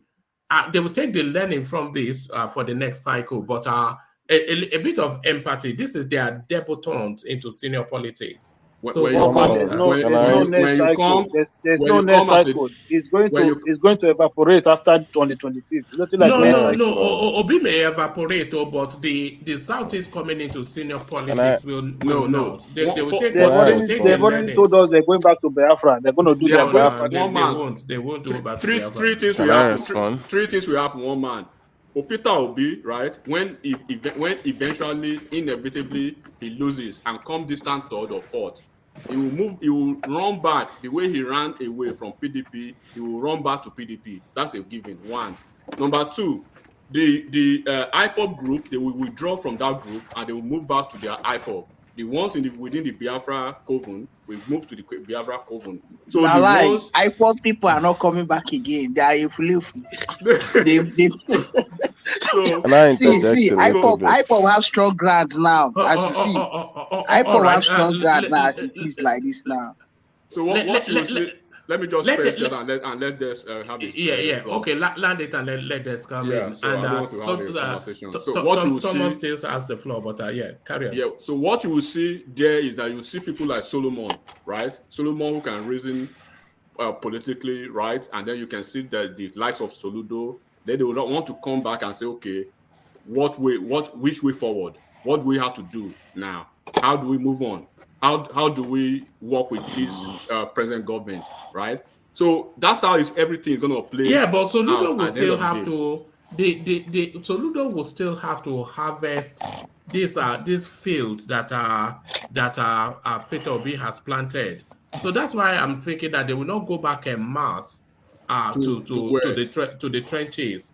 No, I think we'll still be able to retain some of them to build on their learnings from their first introduction into senior politics. First of all, you do not learn politics if you are not ready to listen and to understand how politics works, right? If they want to learn, I think I've been on this platform maybe 7 or 6 months now, right? You would tell people who are basically fleshing ideas out of a conjecture of mindset, and you understand people who are really on this, who want to learn. I've been here. I learned from Ajane Koko when they speak about politics when I wasn't born. Same as you, same as everybody on this platform, right? And I've been able to use that to position my ideas, because I'm not going to fool myself to say Omo Elesowore out of the blue moon is going to be the president of Nigeria, or not giving Atiku a chance, regardless of the problem he's having with his party and with his party, loyalists and stuff like that. So politics is something you have to be calm, and you have to. If you do not detach emotion from it, you will learn jack. You will not learn anything. So after this election, right, these baby boom, these Gen Z who are in this political space, they will understand that politicians are politicians for a reason. And when Obi moves back to PDP, we want to see what they will say again. Will they call Atiku Fulefu again? Or will they say PDP is, because now they say PDP and APC are the problems of Nigeria. How will they turn their mouth? And how will the hypocrisy play out at the end of the day, right? We want to see how they will do that. And then, we said something last time that at a point, all this Soludo hatred, right, will go away, because these people, they hated Buhari so much at the time, but they are loving Buhari now because they think he's doing what they want. So this is the same thing that will play out. Soludo will do something, and then they will start loving him again. They are just confused, and they are here. No. I'm not sure that you can say they are confused. You have to understand that there was a lot of apathy towards the Nigerian political space from that space for a very long time, because they've never really had a real stake by their understanding in it. So now they have a stake, and they want to hold on to it fervently and believe in possibilities. But then, of course, after by next month, when the dust would have settled, a lot of them will want to take the learning for another round. So overall, it's still a good thing with Peter Obi bringing the Southeast into senior politics? Can I interject? Yeah, come in there, yeah. Yeah. Enigmatic. I don't basically. I got tired of arguing with you about Obi. I never argue with No, you, no, so all right, no. let We him are land. all just make your point. Don't call my name. I never argue with you, and okay. then I'll make a point for you. Yeah, just go ahead with your I stuff. got tired of arguing anyway in this platform because, to be honest, I've researched and this is the only platform that believes that Obi wouldn't win. And but that is by the way anyway. For you to say start predicting future and start predicting what's gonna happen with a certain tone. I don't know how you become a god or how you become I don't know Don't make the Hold conversation on. subjective. let me Don't make it Hold on, subjective. okay. enigmatic. Yes, it's just political punditry. Yeah, There's yeah. it's just political Yeah, I know, punditry. I know. Yeah.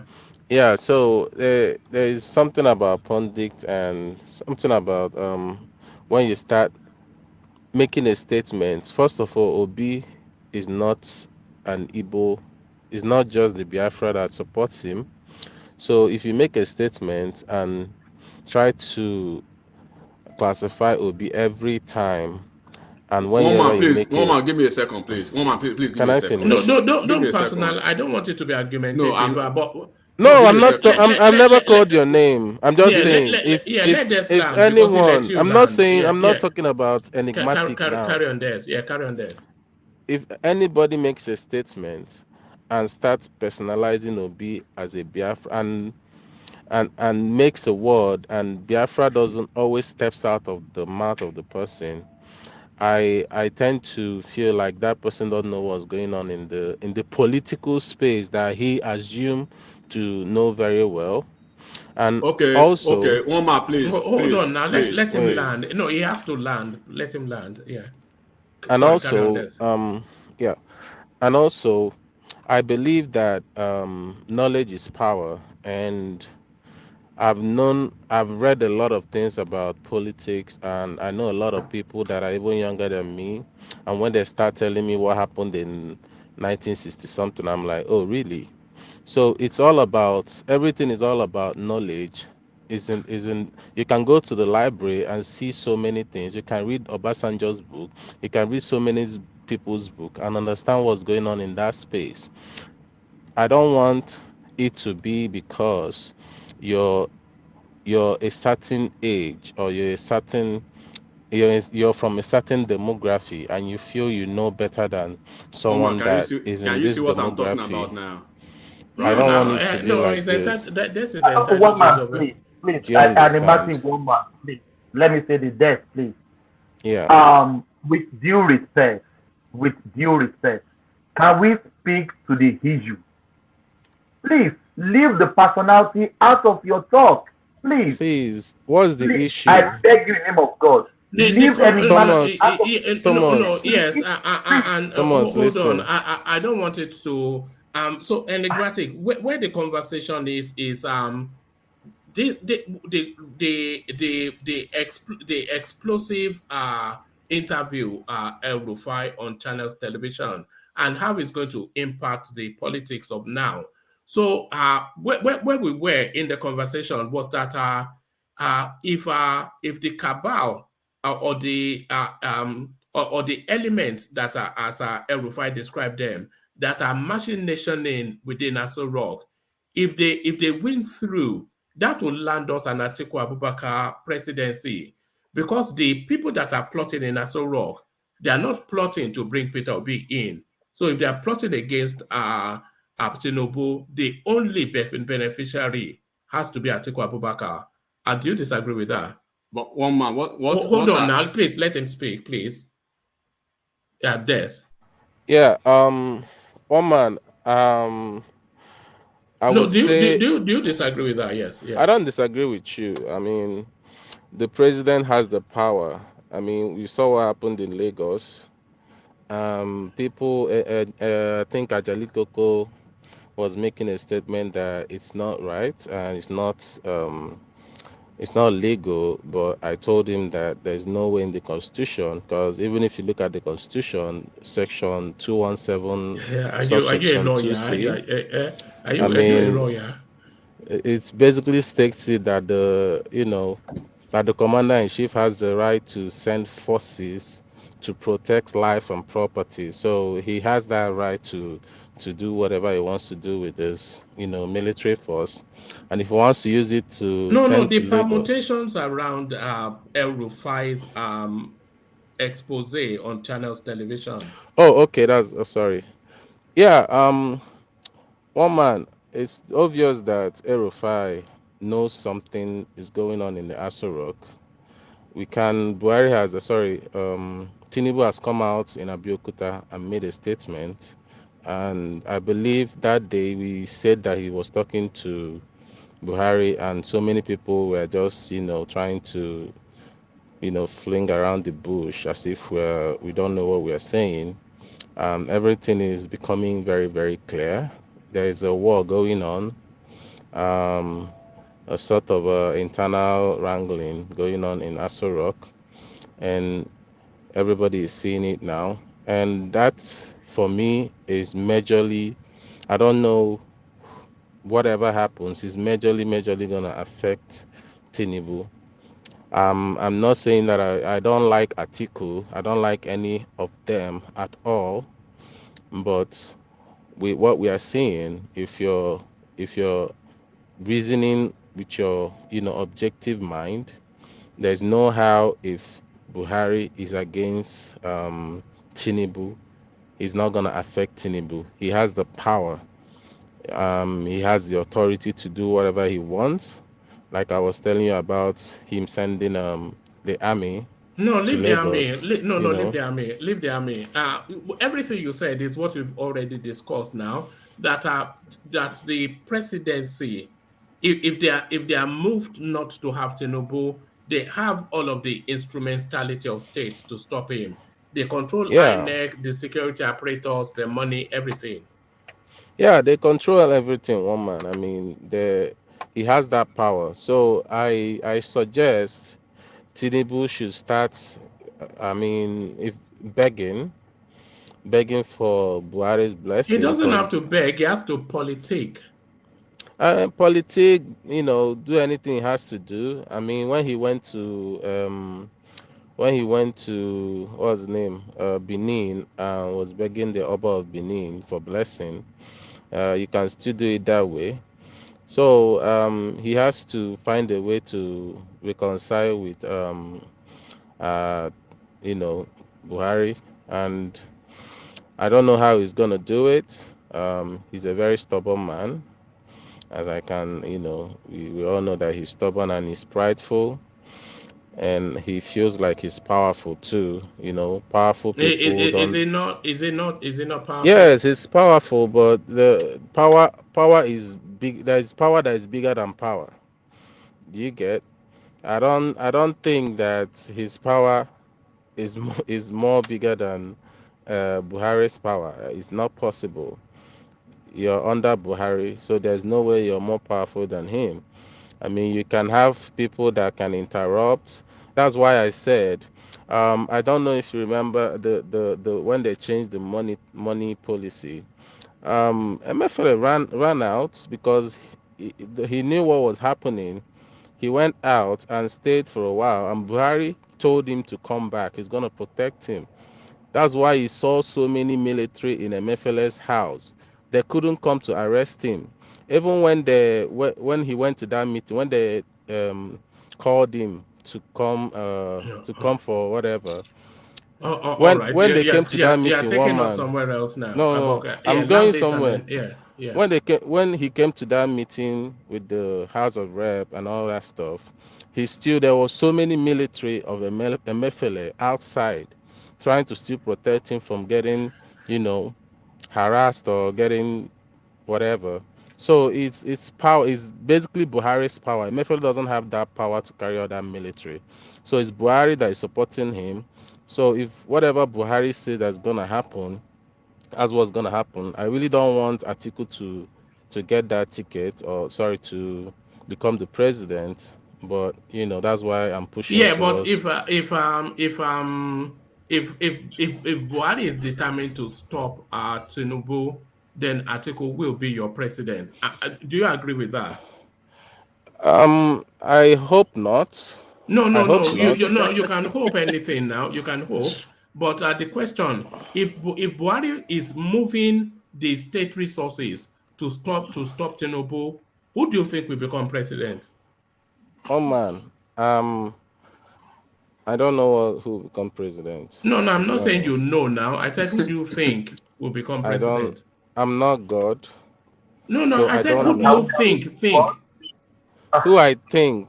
Who I Yeah. think. Listen to the question again. If Buhari Okay. is moving state resources, if Buhari is using his might, the power that he has as a sitting president, if he's moving it to stop Tinubu, who do you think will gain from that? Who I think will gain from that. Buhari hasn't come out to say No, I'm this not saying gonna be. Buhari. ọ̀rọ̀ ti The pèsè jẹ́ question is wọ́n máa okay. wúwọ̀ Okay, let mẹ́. me Actually, hold wait, on. hold. Hold on. Let me ask one last time. I'm not asking you what Buhari is thinking. You are I'm not not mentioning asking. Obi, that's why I can't answer Can you hold on? I'm not asking you what Buhari is thinking.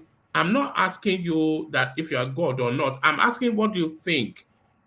You are a political animal. You know the political landscape. Oh, So the question again: if Buhari is using his might to stop Tinubu, who do you think is going to be the beneficiary? it's Atiku now, but you're So asking me there it if is. I think he's gonna be the president. That's what you're saying, and I said Well, the I think he's beneficiary will be gonna. the president now. I mean, No, it doesn't necessarily mean that. That's what I'm trying to say. I don't know all why you right, guys are getting it twisted. all If right. he if he supports Atiku, does it get him the Aso Rock? I don't know. We don't know that. We don't know what's happening. But yes, Atiku is gonna be the beneficiary. That's just it. Yeah. Then that means then he's going to be the next president. I don't know. One I man, don't can know. I All can right, I all right. continue? Back to you, Thomas. Back to you, Thomas. Oh my You God, see, God of Nigeria. there it is. Is hope or is hope over reality? You know, Ah, I understand it though because it's so. Yeah, I don't know. But this is what am saying. By the time they go through this cycle, by the next cycle, they'll start to get it. But back to you, Thomas. Jesus Christ of Nigeria. No, I don't carry even know on. where. How do we get here? Yes, We are talking about the Cabal. How do we get to Peter Obi? I don't Oh know. no, I leave don't Peter know. Obi alone. Peter Obi is done. But Yeah. yes, back to So the permutation. to the Cabal. Yeah. I think all the indication we saw earlier on before the premise of PM APC that they are pushing for Ahmed Lawan. One man, and you can see for Ahmed Lawan to jeopardize his sitting to go back to the Senate for the presidency, you will know that there are some people backing him. It's not a joke. Because if he knew that he's not going to win that ticket for APC presidential, why will he jeopardize it for going back to the Senate? So, but Tinubu, with his enthusiasm, with his political joggerhead, I don't even know the English I will use, he fought the Cabal to their knee. He forced them to their knee. And enigmatic, I have a fight with you. You took my all my time. I was just joking, by the way. Enigmatic has said it all. The only person that can stop Tinubu for now. Some people may not like it. They may hit their head on their phone. I don't care. Is the governor of the northern side and Almighty God. If governor stay aloof from Tinubu's camp, automatically they will be going to Atiku and Almighty God that can stop him, in my opinion. And I want anybody to respect it. You can have yours. I respect yours. So that is the indication is right there that Tinubu, even Buhari doesn't want Tinubu and the Cabal. But Buhari as of now, since Tinubu won the ticket, he will be do boju. He will still be saying he's supporting him, but in his mind or inside of mind, it's not going with Tinubu. And I know if the governors are still with Tinubu, Do you think they will go all out to stop him, or do you think they will back off the back of this public outcry? Because if we factor in the soldiers in Lagos, it looks as though is it going to be a fight to the finish? What we're looking at? It's going to be a fight to finish. Fight to finish. I can tell you, in my opinion, this is not a fight. It's not a fact. The soldiers in Lagos, they are there for a reason. Because they know that is why the obedience are happy. They will not talk against military coming to our environment to arrest people with charm. Is charm a criminal offense? Scissors, hammer. I can have a hammer, I can be a mechanic, I can be a carpenter rather. I can be anything, I can be artisan. So this soldier coming to space of Lagos, this is the work of police.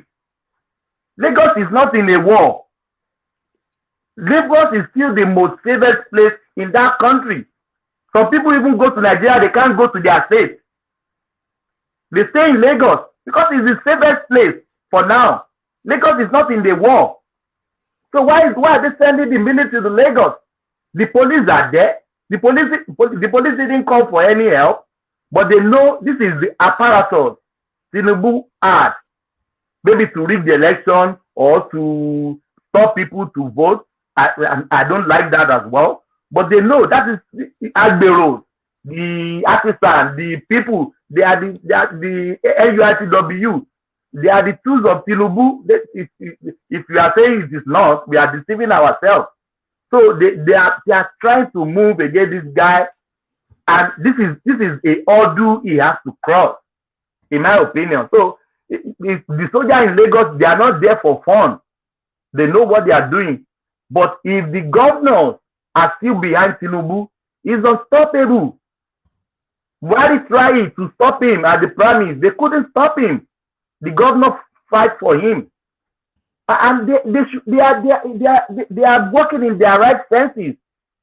Why will Buhari is there now? Why will people be voting for another, not coming to the south? The government that are fighting the president to come to the south, they are making sense. They are being what in the English that we use? They are being fair to the southerner. And the Buhari and their Cabal, they don't want the president to come to the south. So I give it to the governor, and I hope they will be behind Tinubu. They will not. Obama, Buhari is I don't even know how to qualify Buhari. This man works for you with his money, apparatus, the Agberos, everything. Won the Southwest for you. And now you should be reciprocating. And he's not doing that. I've asked you earlier on, have you ever seen Buhari say in any interview that vote for Asiwaju Bola Tinubu? He has never. And Tinubu has done this countless of times for him at in two occasions, 2015, 2019. Root before him, campaign for him ruthlessly. So the Northerner, they can't be trusted, one man. I've just can't be like that. They can't be trusted. They can't be trusted. All right. Tinubu to pay the price. It will not, but it will not be the worst thing if Atiku becomes president. But it's not what we want. Peter will be even a better option than Atiku. We just want the man to come to the south. That's what we really want. Let me take you to the space then. Talking about Peter Obi, add Kwakwanso to that, and they were very, just as early as yesterday, we were saying, why have they not come out to deny it? So now they have now come out to deny it, to distance themselves from commentaries of endorsing Atiku Abubakar. So is this politics of desperation that we're seeing from Atiku, now petty lies from the elder statesman? I disagree with you, one man. I don't think Atiku is lying. in my opinion, some people may disagree, but I don't think Atiku is lying. There is something going on somewhere. There is something going on somewhere. There's some meetings going on somewhere. It could be a faction. It could be a faction of Labour Party and NMPP. There is talk going on. Atiku could be a liar, a pathological liar, but for him to come out in an interview, this is not about press reports or surrogate saying this.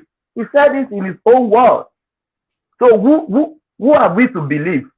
Can I believe the obedient? They are pathological liars as well.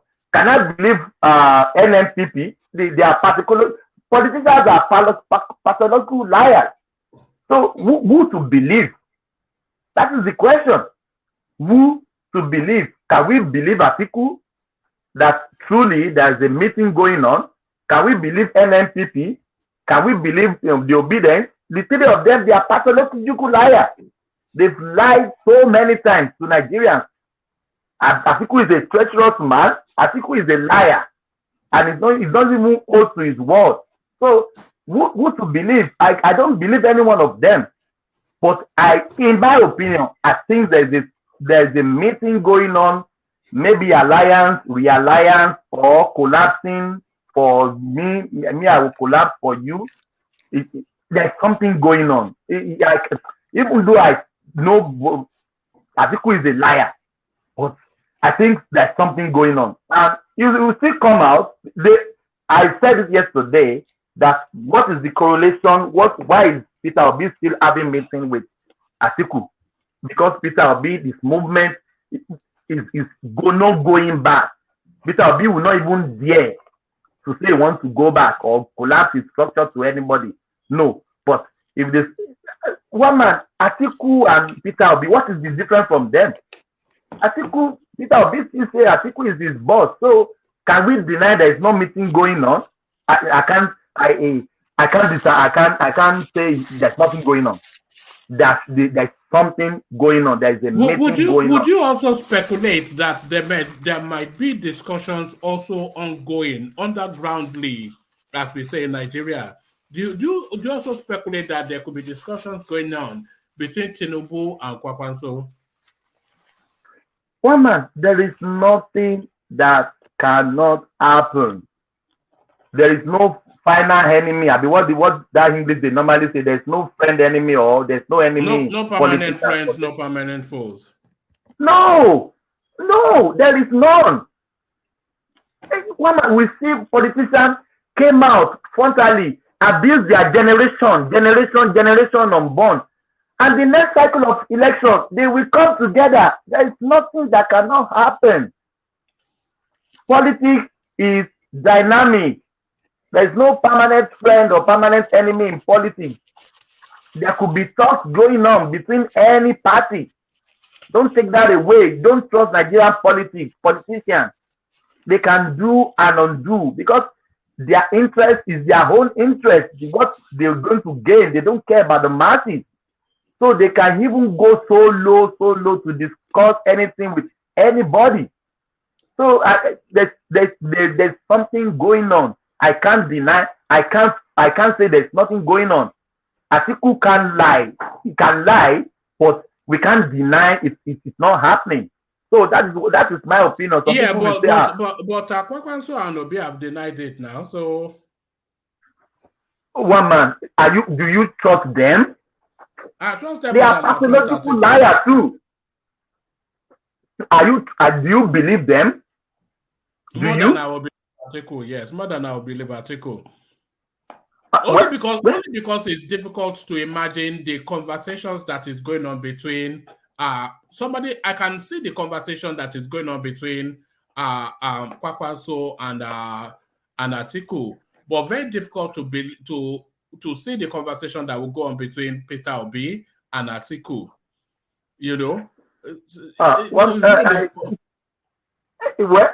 your opinion. I respect it 100%. But all right, let me paint you a scenario. If Obi collapses for Atiku and Kwakwanso collapses for Tinubu, who wins? Who gets to sit in Aso Rock?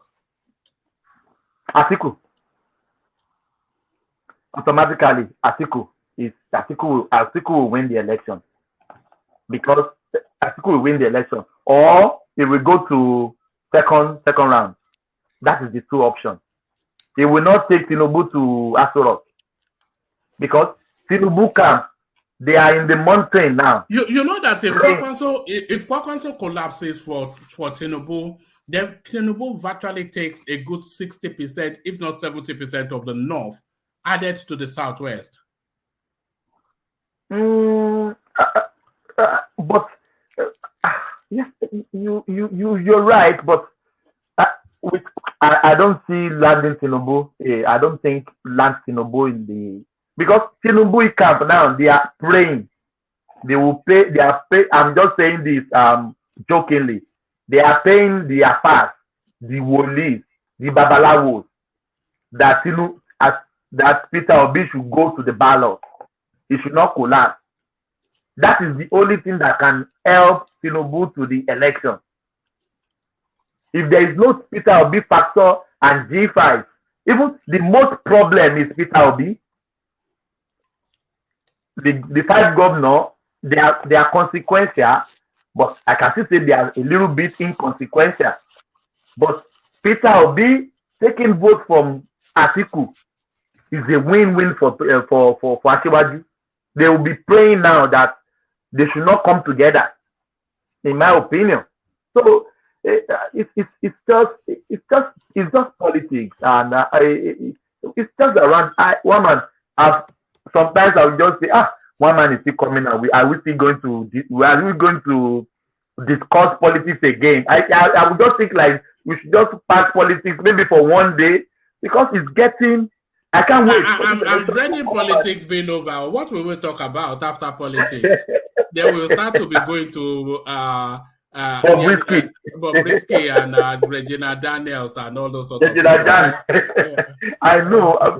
We'll be talking about the policy and direction. So we have because we'll still be discussing the composition of the cabinets and whatnot, and so there's never. We're talking about shifting of ground, who is moving where, who is collapsing structure, who is decamping, who says this guy. Yes, I think we'll spend at least a month discussing what emerges from the carcass of the Obi campaign.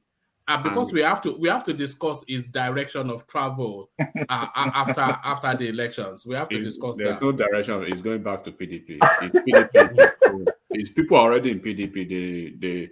This election is PDP, Labour Party versus APC. That's the game. So when after 25th he eventually loses, right, and then everything is packed up, he will just move back, because up is they are cussing out Atiku, but he's telling them, bro, Atiku is my boss and my mentor. So he's giving you guys signal. This guy is my, So he'll definitely go back to his. He started his politics from PDP in PDP. So PDP has always been his home.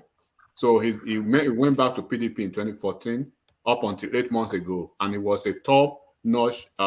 He was a top functionary of Jonathan's administration. So even hold a key position. Yeah, so where you will never move to APC, because APC has never been a political party in the Southeast. So if we just go back, he's just here for a special purpose assignment, and then after they are done, they will separate and move back to his home. All right. All of that to be discussed in March. We'll do not an obituary, but the way forward for Peter Obi. The way forward. That'll be our theme for March. The way forward for Peter Obi and Southeastern politics. Which way forward? I have a question for you. Don't you think we just park him to the side? Because all the indication is just PDP, APC. Have you not noticed that? Have you not noticed that we've somewhat packed him over the last week or 10 days? Because we are now getting to the business end of politics. So now we are only really looking at the people with but we'll revisit Peter Obi after the elections. But Jameson Wike, he promised, but he did not deliver. You heard him preening and peacocking still. But now, empty words are hallowed words. Jameson Wike, he huffed and puffed. He did not blow the house down. Mama, politicians will never disappoint you. They will always fall our hand every time. Now he's changing his position. Did I say I'm going to come on camera? Someone is just ridiculous. Ridiculous. If there's any English you should borrow me to qualify Yesi Wike, is a ridiculous man. He promised us an announcement, in January. But one man, what has he got to lose? He's not vying for any office, isn't he? He's not going to Senate. He's not going for third term. If he just come with his balls, to me, he's not a man of his word. He's a coward. What will it take him? Declare for anybody who wants to declare for. Can I interject 1 minute? Yeah, come in, Ajale Kuku Baba. When you guys talk like this, you don't understand how the game of politics is played. Politicians must always keep their opponent or political. But Baba, 23 election. No, you don't do that.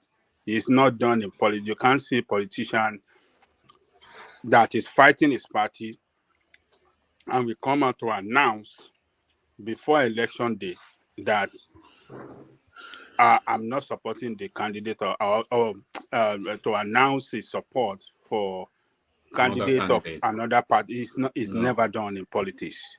They do it behind the room. The way they're gonna do it is gonna be overnight, a day before election. The news will spread and people will vote for wherever it directs them to do. To vote. It's been done in Lagos before during the Agbala Jowa and Sarumi this thing and Otedola. Sarumi Kaka de Koko. Yeah. So Agbala Jobi was the candidate of SDP, but some members within the party, the Sarumis group, they don't want Agbala Jobi because they believe that Jakonde imposed Agbala Jobi on them. So what they did on election day, overnight before the election day, the report went round everywhere that everybody should vote for Otedola, and that was what brought Otedola to be governor of Lagos State. So Wike is not going to come on air, and in fact, he never promised that. I will announce it publicly. He said, "I will let you people know." So how does he want them to know? Ajale Kuku, you always like Wike. You never talk against Wike. No, hold on. How we let people know is a different scenario entirely. So he's playing the game well, strategically well, and he will achieve what he is telling people that he want to do. He will surely achieve it, but he will not announce it publicly. But they will carry out that vote against Atiku clearly. But where the vote is going to go, it is on election day, after the election, when they announce the result, that we know where we can. Ajale Kuku, Eduro, let me nab a provisor. Let's say for the purpose of argument, if Wike wants Peter Obi and is not saying it out, how will the obedient know that this is the direction Wike wants to go? If it's not coming out boldly to endorse Tinubu, we know he's not going to endorse Atiku. Let's pass Atiku aside. So how will people know that this is the direction Wike wants them to go in the presidency? His agent on the ground, his party structure on the ground on election day, when they are mobilizing their people out, they'll be telling them, this is Obi we are voting for. This is Obi we are voting for. That is when people will know where Wike has directed them to put their vote. It's on the agent. Do you remember he have 250,000 agents on the ground? And other than that, he have some other party structure that are on the ground across the state. Those are the ones that will do the job. That is why we are telling you people, structure of the party is very, very important. If you don't have structure of the party, if you are not a party that is well structured, you can't be well organized. You cannot carry out that job Baba, effectively. I disagree with you. People are the people now Oh, they are the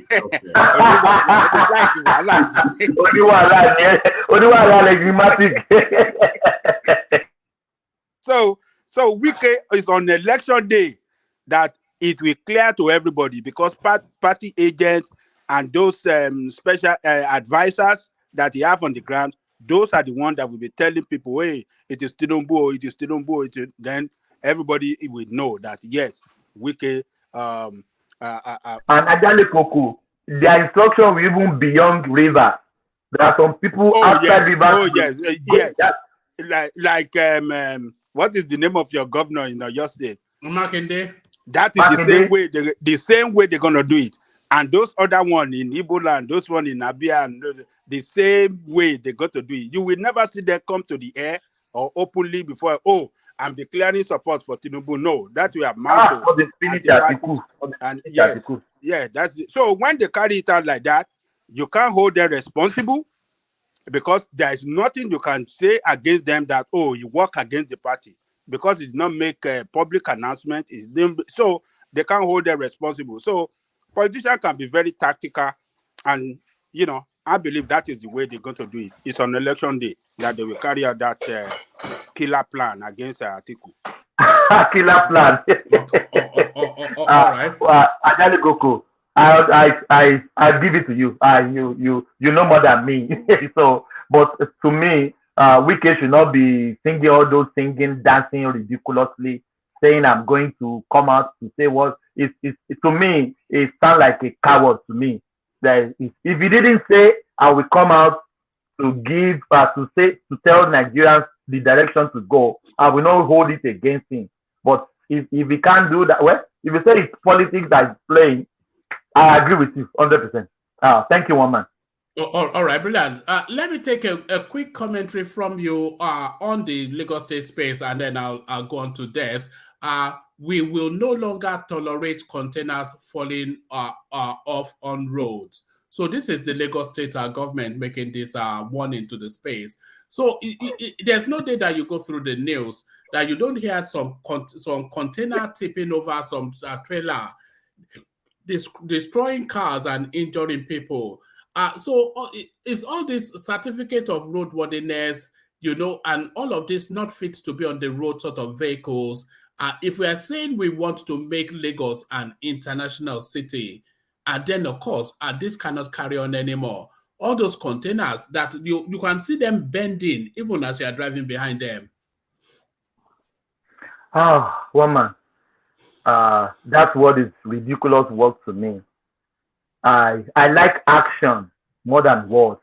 Oyinbo say action speaks louder than words. I want them to take it to action. One man, a container fell from Ojuelegba Bridge and it crushed, I think maybe 2 buses or 1, I couldn't remember, but injured people, killed some people. The container shouldn't be climbing that big bridge.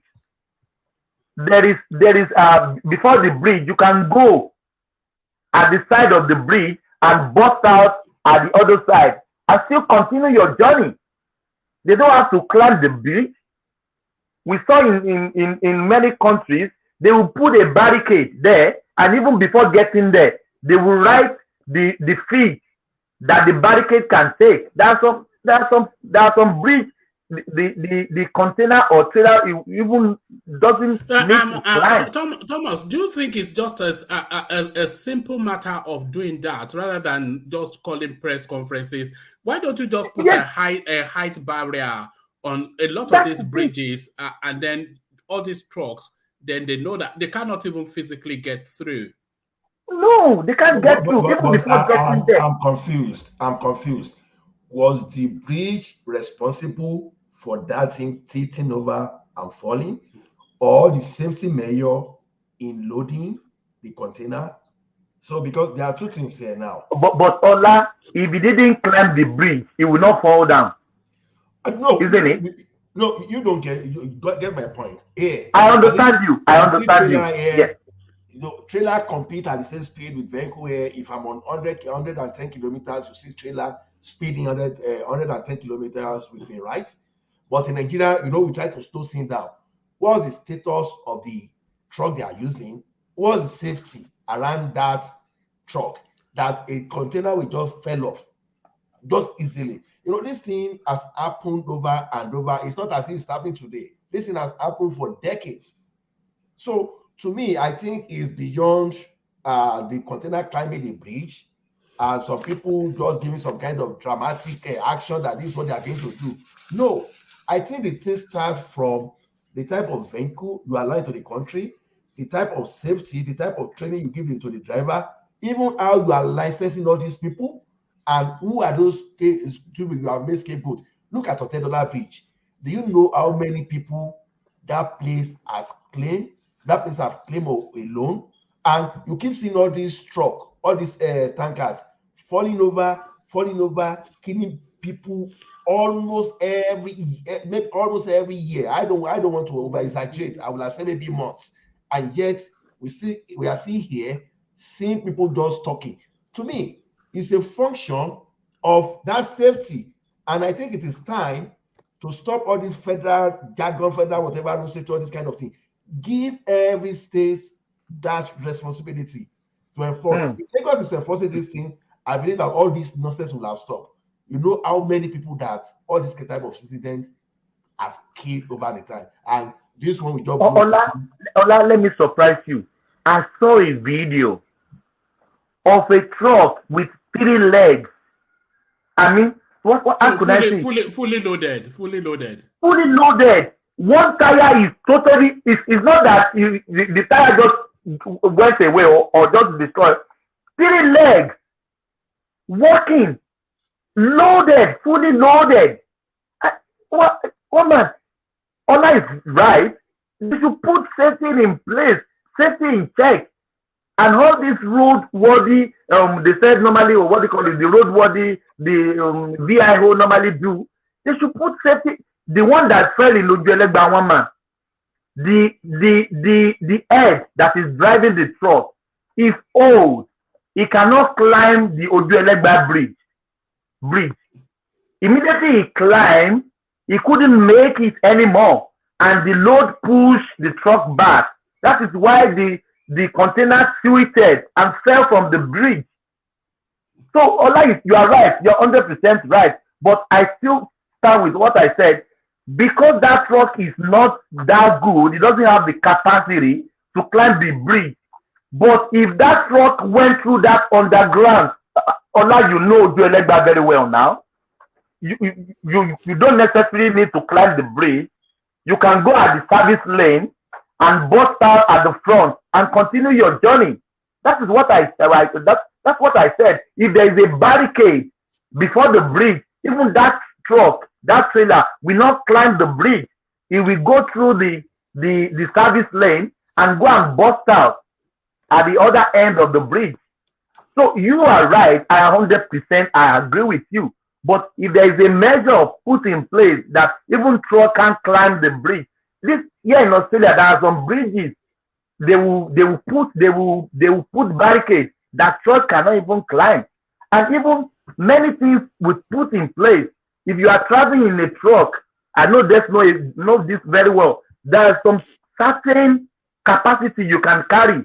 If you reach a destination, you must park, weigh your truck. If your truck is more than the ton of the truck and the load you carry, they are going to hold you down there. They are going to pay dearly for your life. Thomas. Yes.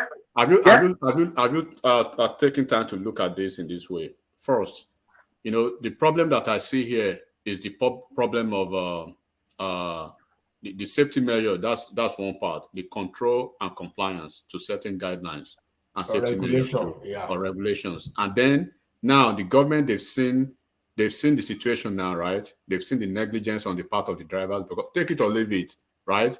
Take it or leave it. These drivers, right? These truck owners in Nigeria and Lagos now, they will do everything to circumvent the process and the law. So now it becomes the responsibility of the government to find a solution by way of maybe deterrence, what they are doing now. In the US over here, there are trucks everywhere. When you are driving, side by side with a truck, you'll be looking at, is this a truck? And it will be fully loaded. But they have certain guidelines that if you dare, circumvent the process, you're probably going to prison and spend your life in prison for life because you're endangering people's lives. Right? Enigmatic, yeah, you can't drive more than 8 hours. You have to stop, sleep, eat before you. There is a computer in their truck. If you drive more than 8 hours, you are screwed. Do you even see? Have you taken time to look at the features of those trucks in Lagos? Have you taken time to look at? They don't even have all those ropes that to fasten them, into this. They need a series of measures for these things, and it starts from the loading. The port authorities have to come in as well, so they should not allow vehicles loaded beyond a certain capacity relative to that truck size to even leave the ports. Never mind then and if they find anyone, the port authority should be fined. And then of course the barriers on they need a series of measures to tackle this thing. Man, I saw one truck load that biggest, what they 33, they have name for it, maybe 40 foot or. I said, look at this truck. The diesel was dropping. Even it can't even move. It can't even do 40 kilometers per hour. It was just working like a snail. I said, this one cannot even climb anything. But the port authority, as you rightly said, they will load the container on it full with and I don't even know the tons. So every hand has to be on deck. If they don't put this safety measure, as Ola has rightly said, the occurrence, it will be happen. It will stop. And I expected Lagos to have a drastic measure against these truck people.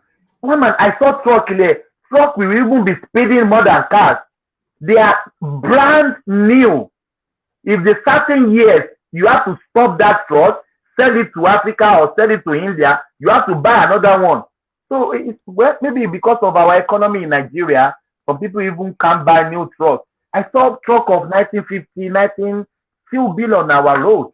They will call Senobu, put the engine together again. They will push it to the road. It's just I hope it's just where is this? All right. Where is this? This is his feet now. He's not talk, but if you mention Obi now, yes, it will roar. All right. So Des is up next. I hope you're still there, Des. Des, are you still there? Are we falling asleep? Yeah, I'm here. All right. You sound like you're about to head out. Are you about to head out? You sound like you're in the hallway. No. Just probably go to the next person. I'll be free in like 5 minutes. All right. Okay. Let me then go on to World Peace. World Peace, are you there? All right. Let me go to Enigmatic. I'm here. All right. Thank you, World Peace. So World Peace, yes, he's juggling so many things. World Peace. One man, before you go, please. Nigeria, free Nnamdi Kanu. Thank you. Free Nelson Mandela. Look at that. Free Nelson Mandela. Yeah, free Nnamdi Kanu. We need him for content. Thomas, they careful. Don't let them call you hypocrite. They don't want him out. Don't they? No, they do it. If he finish. But don't they talk this thing for some weeks now? I don't know. That's in. I don't know. I don't know why I'm doing this. I can't even say it, but they should just free him. I want Nnamdi Kanu out as well. It's good for views. When we used to do Nnamdi Kanu sessions, the place used to be parked and noisy. But there it is. Free Nnamdi Kanu is good for content. So World Peace, free Nnamdi Kanu, but is Tinubu going to be set free? Because it looks as though they have made the determination that he's not going to be president. and they will do anything to ensure that. This is what we're hearing. He cried out in Abeokuta. El Rufai cries out on Channels Television, but they will weep in vain as they announce Atiku Abubakar your president by the end of this month. War peace, machinations in high places. Yeah, one man. Thank you. I thank the panelists. If go and play your Mario that side, reduce the volume. I thank the viewers. This stuff of Tinubu, I'm not surprised about it anyway. We all knew this is going to happen. It will happen. Like I said, long before now, like he must have prepared for it to know how to navigate his way when it comes to play. But the part I don't understand is this. They might be privy to the information that we are not allowed to have.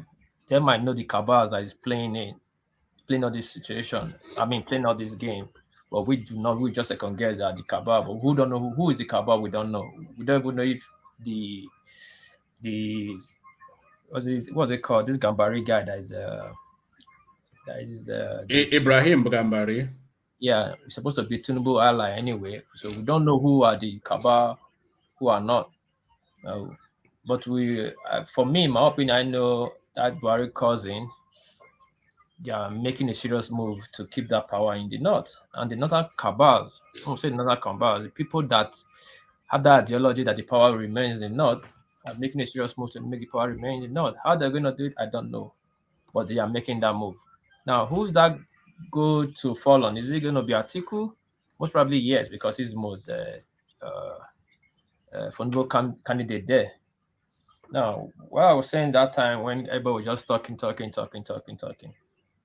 or like this, everybody's chill. There's two sides to a coin. Fear is true fear is a bad thing, but fear itself is a good thing. When you have fear in mind, it makes you prepare ahead. But when you are too scared, it makes you. And by the way, by tomorrow, I'm going to be wanting people to put on their cameras. At least 80% of the stream should have their cameras on, just like there says now. So about carry on war pace. It's good for the optics. Yeah, it's good for the optics. It's good for the optics. Yeah. So too much fear is not good. It makes you make a mistake. So, but when you have fear, it makes you prepare ahead. Ahead of time to make plans for the unpredicted or predictable, how you say it anyway. But I don't like that situation when everybody will start believing and try to hear. They will like it to hear what they sound like, or like praise singers. That man is clearly passing through difficulties. Tinubu, yes, he's passing through difficulties. I said this 3 days ago that he's going to the battle with one hand tied, then one of the legs stuck down. One hand tied is the Cabal and the Cabal in the Aso Rock and the Cabal in the north, and one leg down is the people in the south. It might be south, southeast, or southwest that is holding that leg down. So that guy is fighting a serious battle. I'm not saying Atiku is far from it too, but people should understand this power is between the north and the south. It's not southeast, southwest, or northeast, northwest. It's between the south and the north. So anything they would do to keep that power in the north, they would do it. But nobody should have that mistake. The north do not align with political parties. They are aligned with their region and their ideology. And if that favor their ideology and if favor their region, they go with it. If it's APC or PDP, then so be it. But they are not aligned or swear to be with one party. No, they're not like that. If we keep thinking like that, we have ourselves to blame on the February 2020. February 25th, 2023.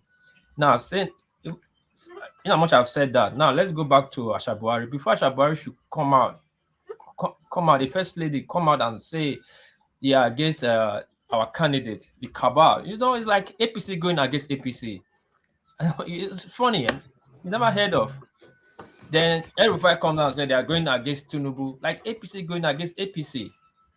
On a normal ground, It's supposed to be a good news to the opponent, because that's what the opponent is looking for. When the house that is divided among themselves does not stand, cannot stand. So when a house is divided among themselves, it cannot say divided before united we stand. When you are divided, you cannot stand. So people have to find a way to make peace real quick, and we are putting so much power to Tinubu right now. Tinubu is just a no political actor right now, just like the rest of us. He's just living on the past glory that of a ex-governor. He's not in power right now. He does not attend the how they call it, sec meter. This a council of whatever. Fake meeting. He does not attend. Just that he has surrogate that he puts there, like in other words, paid there to be his ears. That's all. He's just a common citizen like us. But people just attribute too many power to him. Oh, Tinubu. No, he's just a normal man like us. Just that he's a smart man. He's playing his card very well. He knows the dangers. He's just putting is trying to be ahead of the game. The way Tinubu is right now, a common commissioner of police that is in Cabal, that in the side of the Cabal, can stop his rally and detain him. Simple. The way they design Nigeria politics and Nigeria power structure. When Emir Kanu saga was coming up, everyone said, no, Gaji cannot do anything. He was dethroned, detained and arrested. Arrested and detained. It took the life of his in-law, El-Rufai, to get him out. So we should be careful what we say. And again, what I say again, we should be careful what we say in this platform. We said something here 3 days ago. Magic said it. I said it again the next day. The third day, Vamus, Vum, Atuku was on national TV saying the same thing we just said. There's not. Don't you think there's a coincidence in that matter? There's no coincidence, and you are over milking it a little bit now. No, I'm not about milking it. Let's just go on the conspiracy side of it. See, this election cycle, everything's on table, and anything and everything is on table. There are people paid that are looking at internet bloggers. They are checking, they are scooping around. They are looking for the alternative. When they see a platform, they have objective that they can take from, they stick with it. They go after it. When they go to a platform, they just sound deep praises. They don't worry about it. They want to go to a platform where they are objective. Then they know what they will take information. They're just like we getting information. They are getting information too from any angle, anywhere. But I'm just saying it's a conspiracy theory. Like just my friend said yesterday. He said that we are just saying Tinubu is passing through this. He said we should understand APC want to retain power by all means necessary.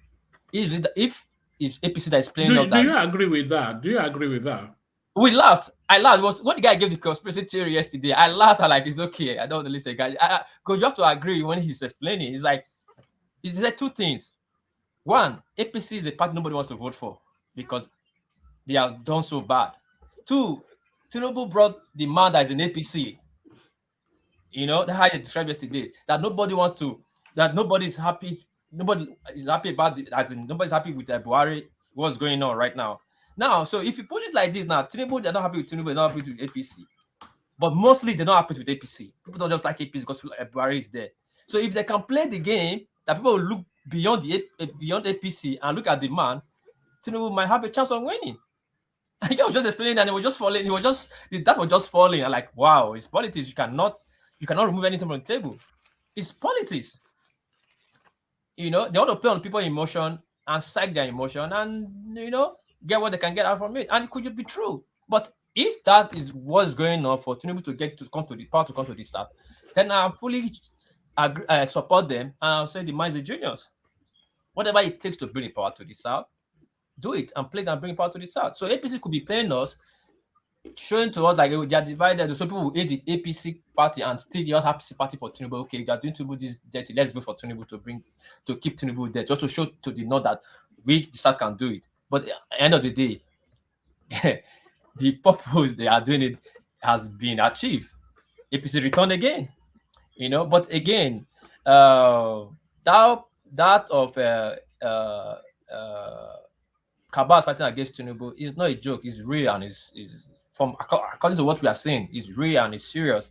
And Tinubu should tighten up and fight them in the best way he can. And we, the South, should take it upon ourselves too to support the man, be it obedient or be it pacified. We should not see it as a APC issue. We should see it as a South against the North issue. One man. But what does your instinct tell you? Who do you think they'll be announcing as the president at the end of this month? What does your instinct tell you? Oh, yeah, let me be fair and be sincere. I know people will not like what I'm going to say. With the power of occupancy and the way APC is structured, Tinubu will be the one. With that quick question, I'm going to speak English, I'm not supposed to speak. With no doubt, he will be the one that we announced on in February 25th, 2023. Because power of occupancy, the guy is playing politics very well. He has put things on ground. He will be the person they're going to announce. But with this infighting I'm seeing now with this Cabal, I will not be surprised they announce Atiku because the North are too quiet, and I'm scared of that. One man. Do you think it was the right strategy for Tinubu and El Rufai to bring this to public notice? One man, they have the best analysts and how they call them, political analysts that tell them what to do. So what they are doing now for them to come to public space to say it, yes, I think it's the best because it's getting beyond their power. So they need the public power or public opinion to see what they are saying because we cannot see what they are saying. So we are saying from the outside. Now they are telling the people now this is what we are fighting. Now not even PDP now, not even Labour. We are fighting our own party people so we can project our candidate so that will drag that will give them a more how do I say sympathizers, to take their way, like probably somebody knows somebody will make a call to somebody. So it's good they came out so we know. But I know in politics, now they came out and people will run with it, politicians, some other people will say like, okay, this is opportunity to finally finish them because now they are divided, but it's not over till it's over. They should not just act on their emotion. They should calm down, calculate what was going on, and before they act. It's good they came out to say it, one man. And the public denial by Kwakwanso and Peter Obi denying talks with Atiku, does this not push back against the victory that you are trying to claim? No, we will not. Like I said, this platform is a coincidence. We should say the things we do here. Agajaluku who said this yesterday, that we should not be surprised that though the word he used, that Oshutuku will come out tomorrow and say they don't have anything to do with that, but Obi would never come out to make a statement to that. And this is what really happened. So they have said, yeah, but Obi never comes out. Nobody comes out now. It's usually the spokesperson of campaign councils that who came out to deny Kwakwanso on, and who came out to deny their campaign councils. Okay, good. Yeah, probably they heard from our platform yesterday, so that's why they rushed down to say we have to act. Don't forget, there's loyal obedient in this platform that will call them, hey, guys, you guys have to take action. It's not every time you guys just keep quiet. So that's what they came out to. No, you think Des made that phone call? I mean, of course, Des, I'm accusing you. Des, look at my face. I'm accusing you. You made that phone call. Yeah, Des, So, but again, look at it. What is the content? What is the gravity of them denying it? Kwakwanso just said when Kwakwanso was asked in Chatham House, he went fully or utterly on that guy. It was how I say, which was rage, it was outrage, But now his spokesman is saying a very calm word to Atiku, old man. I think calm down, old man, or whatever how you put it, but you put it in a calm way. We're supposed to hear a very, very sharp response from them to Atiku. They said that Atiku should respect his age. What can be? That's the elderly statement now to elderly man. It's not an insult. Oga, respect your age. I mean, I'm still respecting you. Like Tabi says, my Oga. And it's just played out again. Respect your age, Oga. So what else can we say? They have said that they have said something, they said something, but did nothing. Just say something, just be a statement. Yeah, but what else could they do other than to issue They could a have gone rebuttal? out publicly against him and still say that no, you should not say things that will assure their candidate. I mean their followers. Say things that will give. Yeah, but that's exactly what they did.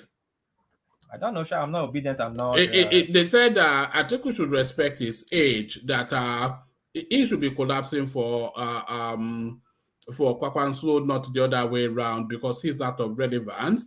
And the Obi space, they're saying he's just trying to cloud chase Obi's popularity. That there's nothing in their political calculation that lends to any conversation, and they're not aware that any conversation is. So what more could they do other than that?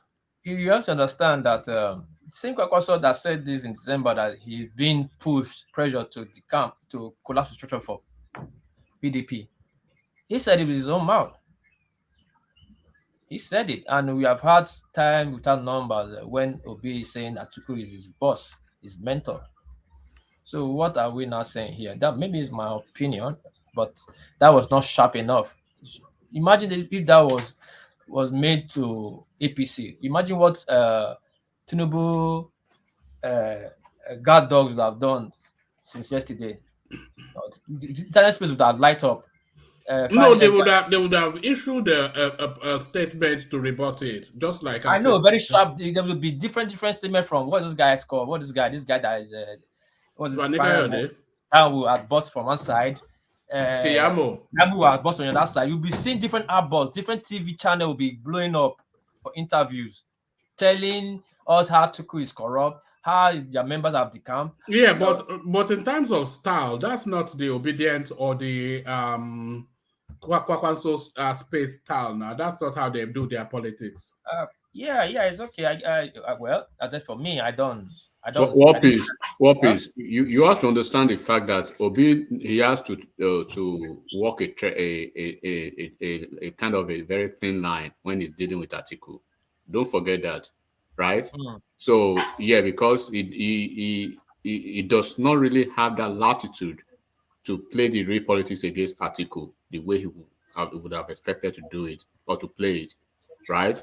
Imagine we all know that Kenneth Okonkwo is very loud and loquacious. He can make certain pronouncements. You saw how he actually lambasted Soludo when Soludo released that op-ed, right? So nothing stopped him from actually doing similar thing against Atiku. But remember that Atiku is Peter Obi's boss and mentor, and they always have to put that into consideration when they deal with Atiku. Yeah. You have to understand that. True that, yes, I know. But this is politics now. People lives and emotions are at stake. It's not about them anymore. Even they don't care about people. I could just say something that will make people feel included, But it's okay, one man. Let's go to the next topic, man. All right, I'll take you to the next topic. But on my way to the next topic, let me acknowledge the super chats that have been coming in. So I've left them so long. They're outside of the conversation now. This was our Kulata earlier on. Northern Governors versus Aso Rock Cabal round 2.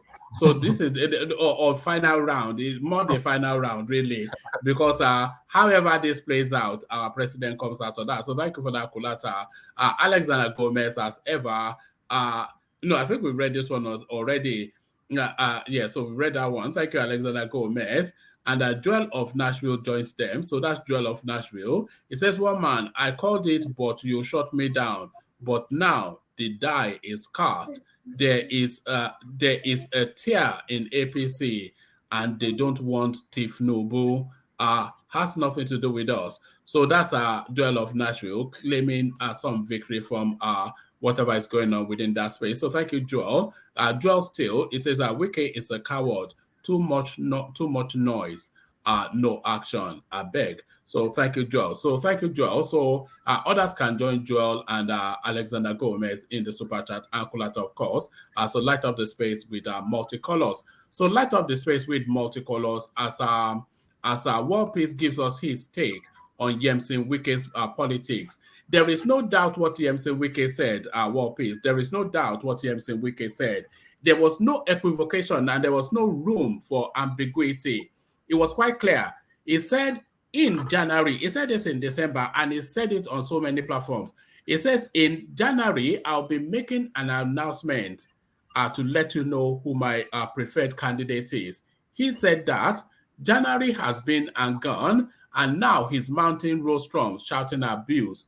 As Wike mocked himself, as he punked himself, the little man from River State. Well, please.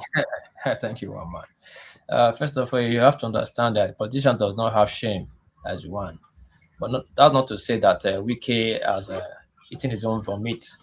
From his words and the words he used in that video, he did not say at the end of January. He said in January. He said in January that he's going to collapse. He said he's going to show you. He's going to tell you who you're going to vote for. He didn't say they should collapse. I know one man. I know you really want Wike to just collapse and say, "Hey, I'm supporting Tinubu." Or Peter Obi, I didn't say something. It's not going to happen because the other day that guy was giving permutation from his data and say, "Oh, Rivers State is going to get to 65." Then he reduces to 50. You were so furious. No, he's going to get more than that. I told you many times. Rivers State, Delta State. Now this state is shifting. Rivers State, Delta State. Those are PDP core states, and those people don't vote along. They don't vote because of the governor or the president. They vote PDP regardless who is on the ballot box. They will still vote PDP. The day Wike will announce that he's coming to APC, that the political career would finish. It will end automatically. So many people have tried in Rivers and they have seen their political this thing ended before it will start. These Abe, Magnus, Cole, Amici, they are struggling, and so many others. But Wike doesn't necessarily have to cross over to APC to support Tinubu, surely. Yeah, but doing that is mean he has crossover. What he can do, like I said, what he can do, he will go with the crowd. The enemy of my enemy is my friend. That's what he's gonna do. He's gonna do it undergroundly, but he's not gonna do it openly or frontally. Let me use that, borrow your word. He will not do it like that, but he's going to let the people have their say. And most people there in Port Harcourt are going for Labour Party, but PDP will still win their state position. That's why I was saying that let's break this into two. PDP will win their state House of Assembly, state Senate, rep to the governorship position, but maybe the presidency, they will let it go the way it will go. And Labour have a lot of protest vote in that area, and that will take a lot of vote away from PDP. Does that not make a nonsense of how he has been positioning over the last few months? If he doesn't influence the presidential election, then what was all of the noise that he has been making? No, Mama said you watch game. Sorry, talking to my daughter. Is asking for my. Does she speak English? Have you been teaching her English? No, I teach her English, but she's speaking. They can hear English, but it's speaking Japanese. It's telling me to give her. I see their mom sees their phone, so he's asking me to give her the phone. You know, teach her in English. Edo, you dey teach her. I teach her English, and you're able to resist. I mean, I can't resist. No, if they come the third time, I will give it. Yes, to her. but I just find it easier, especially my daughter. She knows how to twist me around. This is the first time. This is the second time. Thought I will give it to her and let me have my peace. And so one man that Wike will not. He will never. You might sound stupid. He's a politician. Politician only. What is politician? There's no constant enemy. There's no constant friend. But what is constant about politician is interest. Their interest is always constant. So his interest is he's protecting, and he will do anything to protect that interest. So okay, so what you're saying is they will vote overwhelmingly PDP at the state and local level, but then yes, at the national level they will have a free hand to vote yes, as they will. Does that yes. not by extension an endorsement of Peter Obi? If Wike doesn't use his influence to sway the votes in River State, then what was he talking about? What has he been talking about for the No, past once 6 you're talking months? about that is to take that 25% away from Atiku. If you take 25% from Atiku in Delta, you take 25% from Port Harcourt, you take 25% from me from Bayelsa. Don't you should understand? These two political parties, they are trying to get the South vote that will boost their vote. So whoever can get South vote or take South vote from the other person is ahead. Now they just passed a judgment I've not really verified in those states. I think the Obaseki faction just won a court case. I think it was the Supreme Court now to present their own people. So if they do that, that is in their own risk, because that time the PDP in Edo State will not be frontally and openly divided. So it's going to be like PDP will win some state, some local government, some constituency on Senate and that, but we have nothing in play in presidency.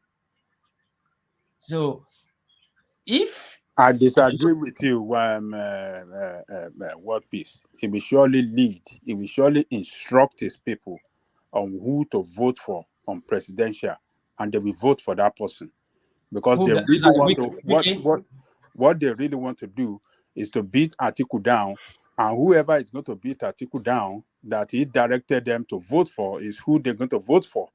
Either Obio or Tinubu, it will surely give that instruction on who the people should vote but for. he will never do it openly on national TV. It's not openly. He will not do it openly. That's what I'm saying. Yes, he will do it. Not do it openly Overnight before the election day. They will pass out that instruction, and people will vote in the direction he asked them to do. He will not do it openly. But you are an old politician. You know, just some states that are hardcore members of certain political party. Saki Father was also reminding us in the private chat. I'm not sure why he doesn't want to speak on the but Saki Father was also reminding us that one of the promises that Wike made was that he was going to campaign for that candidate nationwide. Anyway, this is a political statement. That's just mere statement. Anyway, I know two people are feeling disfranchised right now. That is the obedient and the party-fied. The party-fied are really happy, really hoping that Wike announce and support them, and the obedient are really still hoping that Wike will support them. But unfortunately, no, I think the obedience are resigned to the fact that Wike does not support them. I think the party-fied, they are disappointed that he has not publicly come out to say it because it's good for the optics for them. Yeah, they just want the sound, but a true politician like who is that? Who is that asking for? Yeah, who's that? Did you want to interject? Yes, I want to say something. Okay, War Peace. Wike, right? Just like Sheyi Makinde in your state now, they know the direction already where they are voting at the presidential level. So you will never see him come out to say, okay, I need you guys to vote for APC or this. Wike already, I can tell you, they already know the body language and the direction. So execution is how the execution is what is left now. Are they going to do it on the day of the election, or what are those? And then these 250,000 foot soldiers, right? They are there for a reason. So you wouldn't see, and then you would not expect even APC, right? And then even the APC presidential candidate, by virtue of his political understanding, to expect somebody like Wike or any of the G5 governors to come frontally to announce that this is what they will be expecting from them. And then these governors, they do not need to move out of PDP or the camp to APC, right, to fulfill their part of the agreement. It's just going to be a silent work behind the scene, and then what they need is just the numbers on the day of the election. And I can tell you, APC, they are probably not even looking forward to winning landslide in a state like River State, because obviously it's very certain that probably they will not be voting for Atiku, right? And then they have I think they have considerable number of P2B guys in River State. So as against what they got in 2019, when it was only in River State that Buhari had less than 25%, right? If they make 30% now, 35%, that would be a huge win for them, because that was never their catchment area politically. So that's Okay. what they will be working towards. Yeah, So yeah. anything for that. I'm not. Yeah, your analysis is not bad, but what I'm saying is this: my own calculation, my own from my experience, Tinubu is not looking to win Port Harcourt, but at the same time, he's not going to. He's playing the card that Atiku will not win it too, because Peter Obi winning Port Harcourt is a win for Tinubu. A good politician can tell you that. Being win Port Harcourt is a win for Tinubu, because don't take that vote away from Atiku stronghold. If you take Delta State, Edo State, Port Harcourt, and Bayelsa, is a big win for Tinubu. And he can just take one state or two states in the southwest, then add it to his own in southwest, southeast, and add it to his own in southwest, and take like other two states in the north. You see that the election will be becoming so dicey to cut the result for PDP. So that's my own calculation. I'm looking at it from the old way. I don't get graphs. I don't do all these graphs when they do, but say it again. Say it again. Let me see.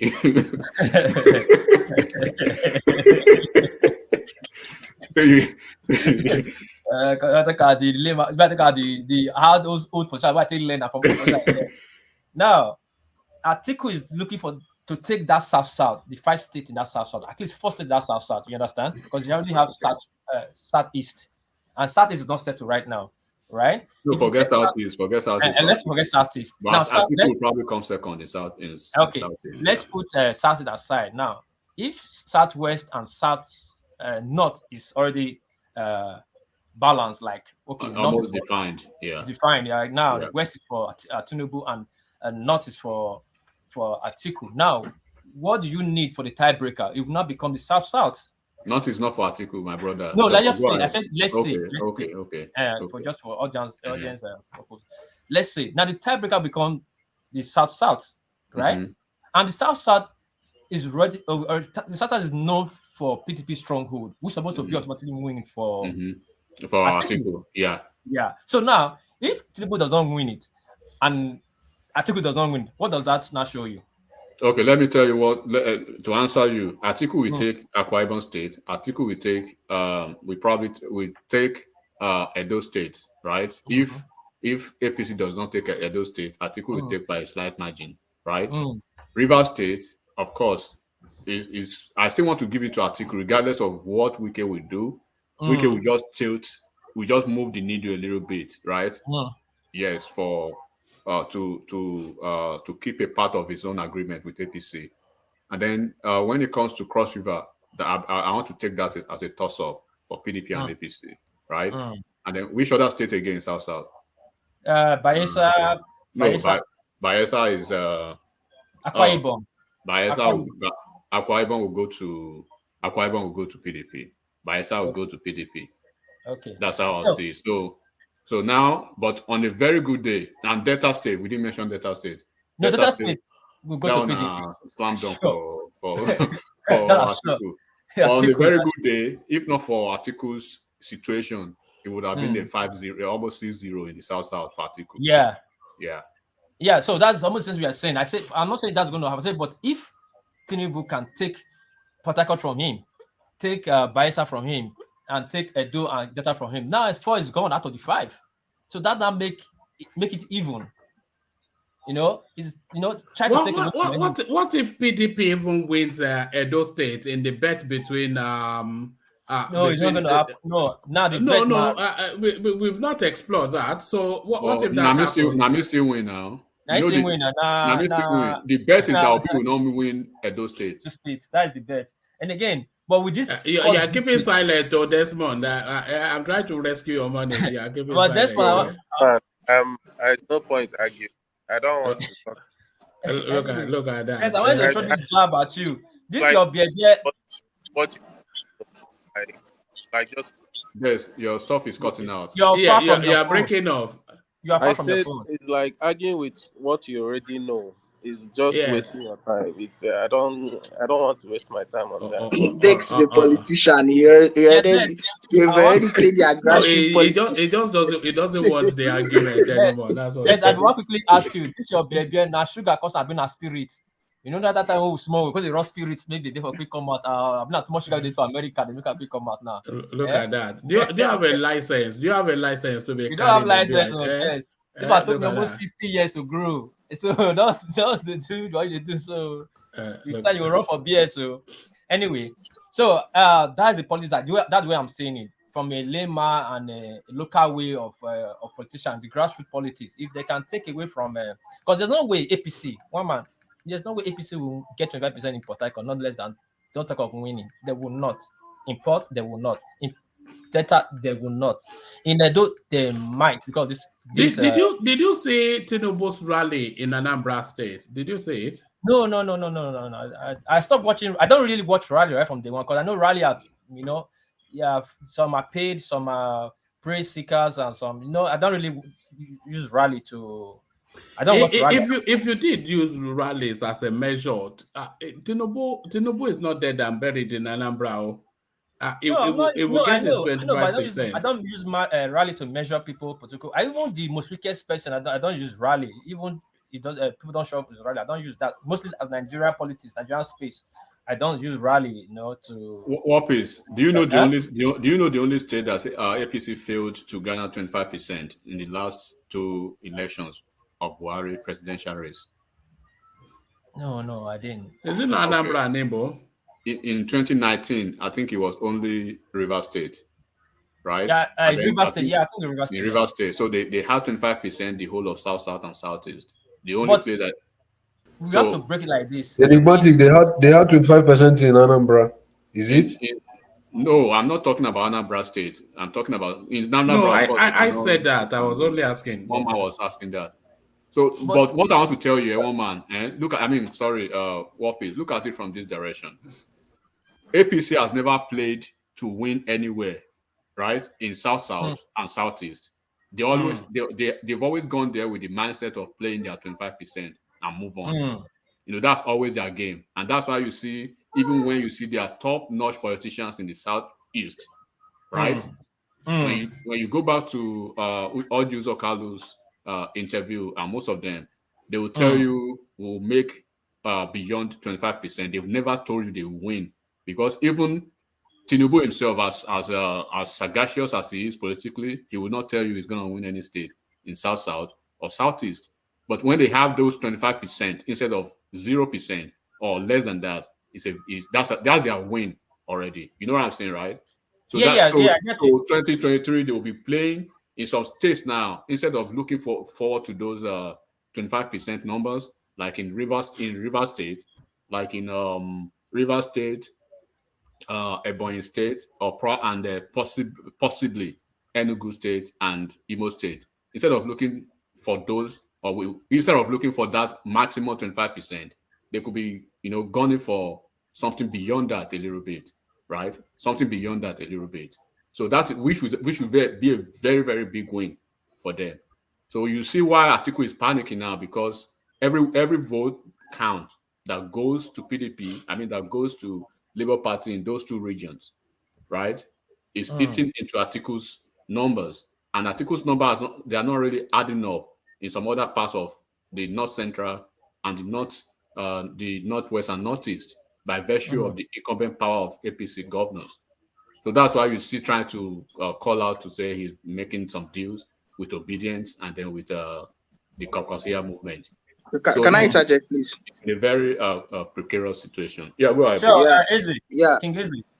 Yeah, I agree with Enigmatic in what he said, and you have to factor in Tinubu's personality of you can't compare Tinubu's influence in the southern Nigeria, especially like apart from the southwest, in the south and the southeast. His influence is very, very high, is far higher than that of Buhari. I believe he's going to do well in these two regions, especially in south, because of the kind of people around him. The people around him from south, they are really, they are big boys, and they are people who have the influence. So I believe he's going to do far better than Buhari in this election when it comes to the south, and he still do little better in southeast too. So he's correct on that.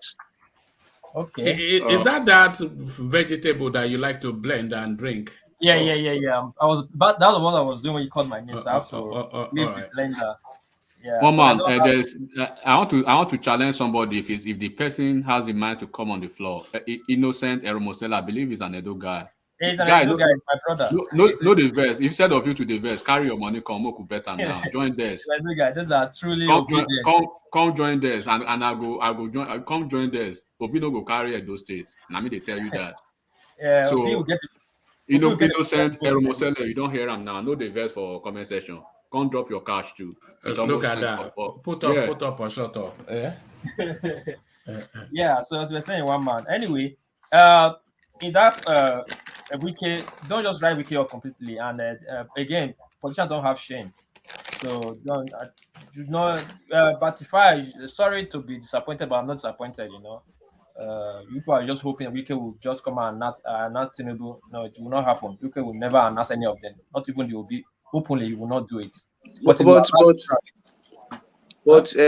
is a video Mr. Tony sent to me yesterday. In this video, Wike did not really allow other candidates to put other parties to put up their billboard and their poster in the states there. But Tinubu now, in that video, in places in Rivers and Port Harcourt, they have their billboards now. They've erected their billboards in Rivers. Now you see Tinubu's billboard and poster in Rivers now. So this thing is still a very big sign, and in fact it has it's really true. Now waiting we are just tell us this. So even for as in the out of Yoruba land, right? Seyi Makinde will not come out to say vote for Tinubu. The politicians don't play that kind of the game. They are big time politicians, right? What you will see is just you will see some movement, some body language, some structures,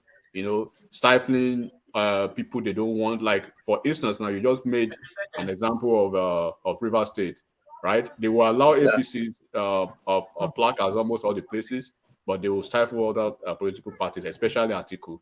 Because Atiku, I mean, Wike, I don't know what will rescue Atiku from Wike's hand. Wike is ready to slaughter Atiku in that River State. But I believe by next week, Atiku is going to hold his campaign in River State. They will resolve this thing. Forget this thing. Even though Atiku even Wike tried to stop Atiku or not to put poster, that will not stop Atiku not to have campaign in River. Just that he might not have it in the juicy area. That might restrict him not to go to like the main stadium. They might. He cancelled. He nullified his campaign for yesterday. I be day before yesterday. So I be even supposed to be held to be today. You know where Tinubu campaign in Edo State? Obaseki did not give him stadium. You have to use this thing University Sport Complex, which is under federal. I think Obaseki was even fair to Tinubu. Wike, the way he stands, like somebody that don't want to even see Atiku in that state. Yes, now and you can't do nothing. They are the chief executive of the state governor. Even Tinubu just keep quiet and keep waiting they get. He's not getting it easy in Edo State too. They are not lying. Just that because of the Edo is kind of just one way. So there's a way Obaseki will play his hand and he will still calm down. But it's now that people have won now, you start seeing Atiku poster everywhere. Obaseki is doing the same in Edo State. All governors will do the same thing, but they will not come out frontally and say Obaseki can say I support Atiku because is one of the betrayers with article on the Asaba Accord that they not went back and said. Has Tinubu campaigned in River State? No, Tinubu is I think it's today, Seth, or this week. It's one of the days. No, it was in week. Calabar, wasn't it? Is that not River State? No. Calabar is the first one. Which one is Calabar? Cross River, Calabar. So that's Cross River. So anyway, it'll be interesting to see how that plays out when the campaigns in River State. That would tell us a lot of things. The one that shocked me is Anambra State. I'm telling you the truth. And the fact that Tinubu's son went. Did you see the reception? Tinubu's son went. Yeah, Tinubu's son went 2 weeks ago or last week, and they gave him chieftaincy title in Anambra State. It's really crazy. Like, they see big boys politics. Even their bros with the church they give them. they say they begin call the king. We give him that title. A flip. you know that Okadigbo's wife was the host of Chuba Okadigbo's wife. One man, can I say something? Can I say something, please? Ex-governor came to his state and they gave me a church. Can I say something, please? Yeah, come in, Joe. You just came in, but carry on. Good morning, afternoon, evening. Yeah, you guys have been talking since, so let me just say small things. Come in. And one man, I was thinking that you were going to give me my flowers. But the issue here, I called this the issue Tinubu is going through right now. But the day I made that statement, you were shutting me down. I wasn't shutting you down. No, you were shutting me down. You said it was a kumbaya, blah, blah, blah. But it's okay, one man. The issue here is this. There is something that always happens on the platform. And it always happens between you and Enigmatic. For anything, if Tinubu comes, hold on, I beg, come on, waiting. You've been talking since. Anything that happens to the Tinubu space, you always find a way to say it's obedience. I don't know what your obsession is about obedience. Obedience are going about doing their normal campaign. We're doing our normal thing. You say we don't have crowd. We're doing the small one we can do. Do you feel hot? Do you feel hot? I don't feel hot. No, I don't feel hot. I love you, brother. No. I love you. No. You know why I say that? You know why I say that? You know why I say that? You know why I say that? Because you can't strike no chord. Because hold on now. Don't when you're. Yeah, carry on, Joe. Carry on. Yes. So the issue there is this, right? None of us here on this platform are voting. I do not come on this platform to hate on anybody. When I come here, I come to tell you the facts. And the fact is, like I said earlier on, I told you one man that I see things before they happen. The Tinubu space, it started before the primaries, right? Now it has come, it is becoming clear. Let me tell you one man. Somebody said something and said that only God will make Tinubu president. And Enigmatic, while making his submission, said it is Tinubu first, then God second. That's bullshit. You are wrong. No, you are wrong. No, you are wrong. This particular hold on. Wait, he said it's only God that can stop Tinubu. You are getting it wrong. That's what he said now, right? No, he's what is the pressure of that? That's childish now. What kind of I listened to Enigmatic. Okay, the guy that said, can I finish now? Let me finish now. Leave me now. I can just talk. Let me talk. You've been talking since. Yeah, carry on. Sorry. Enigmatic, you must allow. Let him have his say. One man, you keep talking. This is the problem I'm always having. Let me leave for them so they can have their floor. One man. All right. If you have to, if he has to, then he has to. But if he doesn't want to, then you have to. Okay, because I don't know why he has to make it. No, allow me to finish now. Allow me to finish. Then you have have to let him land his point. That's just it, because they let you land your point. So carry on. But Joe. I never called any of their names. That's the point I'm making, one man. No, it was referencing. Hold on. Let's just break it down. It was referencing something you said earlier, and so if he misquotes you, just redirect him to say, "No, that wasn't how I said it. This was how I said it." So let me leave so they can have their day. So all right, that's up to you. But thank you for your company. Carry on, Joe. Right. Okay, so my point is this. I said something earlier on, sometime this, I think this month, last month. I said, if for me, I would say Atiku should win. And I'll tell you the reason why. And I remember what I told you, one man, and I told the panel. I said, so that the South, we get sense. We don't have sense. They play us like Ludo. Whether you like it or not, we can come here and speak all the English. They're not doing the politics. So that is where I am coming. So whenever I am talking about stuff like this, I am talking about it because I know the games these guys play. I was born in Kano State. You want to tell me, look, El-Rufai you see today, El-Rufai is working for his money. These are monies that have been paid to them prior to, before the primaries, after the primaries. They are working for their money. When the chips are down, these same people will work against Tinubu. Why am I talking about this, one man? And I don't want to take much of your time. The reason why I am calling on this is that the southern Nigeria should have sense. We should start building realignment. I go back to the words of what's his name, Awolowo. According to Adebanjo, when he said that when Awolowo went to Aba and he was stoned, when he came back, they were like, "Oh, what are we going to do?" He said, "No, you need these people in order to win elections."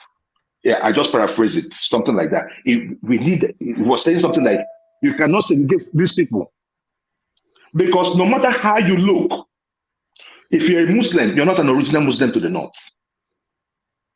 So no matter how you want to make it look, they still look at you as southern Nigeria, a conquered people." Understand the mentality of the Fulanis, not the Fulanis on the street that sells here, the Fulani elites. Understand their concept. Their goal is power. So we can come here and say this, say that. Always have that at the back of their mind, at back of our mind. I hope, like I've always said, I said, if Peter Obi does not win, Asiwaju should win. And I'm on camera saying it. But if he goes to Atiku, I will still be fine. In fact, anybody that wins the election, I will still be fine. So that it will teach us some lessons. Because in the South, look, let me tell you, there is no platform that you go in the North today that are cheering Kwankwaso, cheering Atiku. It's only in the South. We go fight. So we're not call. How many northern platforms have you been to? There are there. But when you see them talk about their people, they don't model their own people. The way we model our own people in the South. We know too much. Our sense in the South is too much, but we don't use it to develop ourselves. We use it to kill ourselves. I am telling you today the gospel, whether you like it or not, whether you want to call it being emotional or not emotional. But it pisses me off what is going on today. Because listening to El-Rufai, I knew that one is either he has no power or he cannot even do anything about it. So it's a lost cause. It's a lost cause. Thank you, one man. It's never a lost cause until the election results come in. One man, sure. You have your own way of reading politics anyway. But no, but one man, it has never failed me. In everything, no, I am telling you, it has never failed me. Unless I'm not interested in that election. It's that time you start giving me my accolade. Most of the things I said there, the one you're saying right now, I mean, I was just pleased saying to yourself. Most of the things I said there, the earlier on, that's what you are saying now about the the North, how they're playing us, and it's probably between the South. No, and I've been saying this. I said no. See, I give you your own credit, right? But I did not get my. No, my everybody has been saying it now, and he's trying I've to been saying claim the this thing. credit for. I No, don't know. I What think credit War is. Peace was the one hammering. Look at War Peace was the one hammering this team right from onset.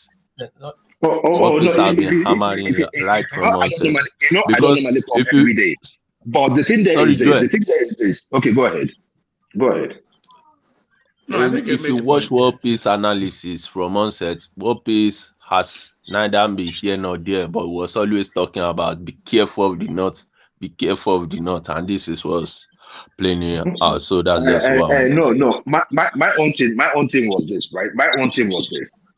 Before Tinubu won the primaries, we were all on this platform, and we're talking about this Cabal thing. But immediately I want to talk. You see one man will say, "Oh, shut it down. It's kumbaya." And Kulata will from one place say, "Man, he doesn't." I said, guys, not gonna calm down. These people, the same thing. Look, somebody was saying that something will happen. Nothing will happen. If Atiku wins, nothing will happen. Don't they have supporters in the South? Nothing will happen. My own thing is this, please, if Obi does not win, Tinubu should get it. But if two of them does not get it, probably we will start to have to go back and think, especially the way we put that ourselves, because we have the media. So whenever we are turning each other down in the media space, they don't have the access to media. They are only called so they don't really have that access to be, taking a dig at each other. But they could. What you are suggesting, it could not have played out in this round, because Tinubu has a ticket, Peter Obi has a ticket.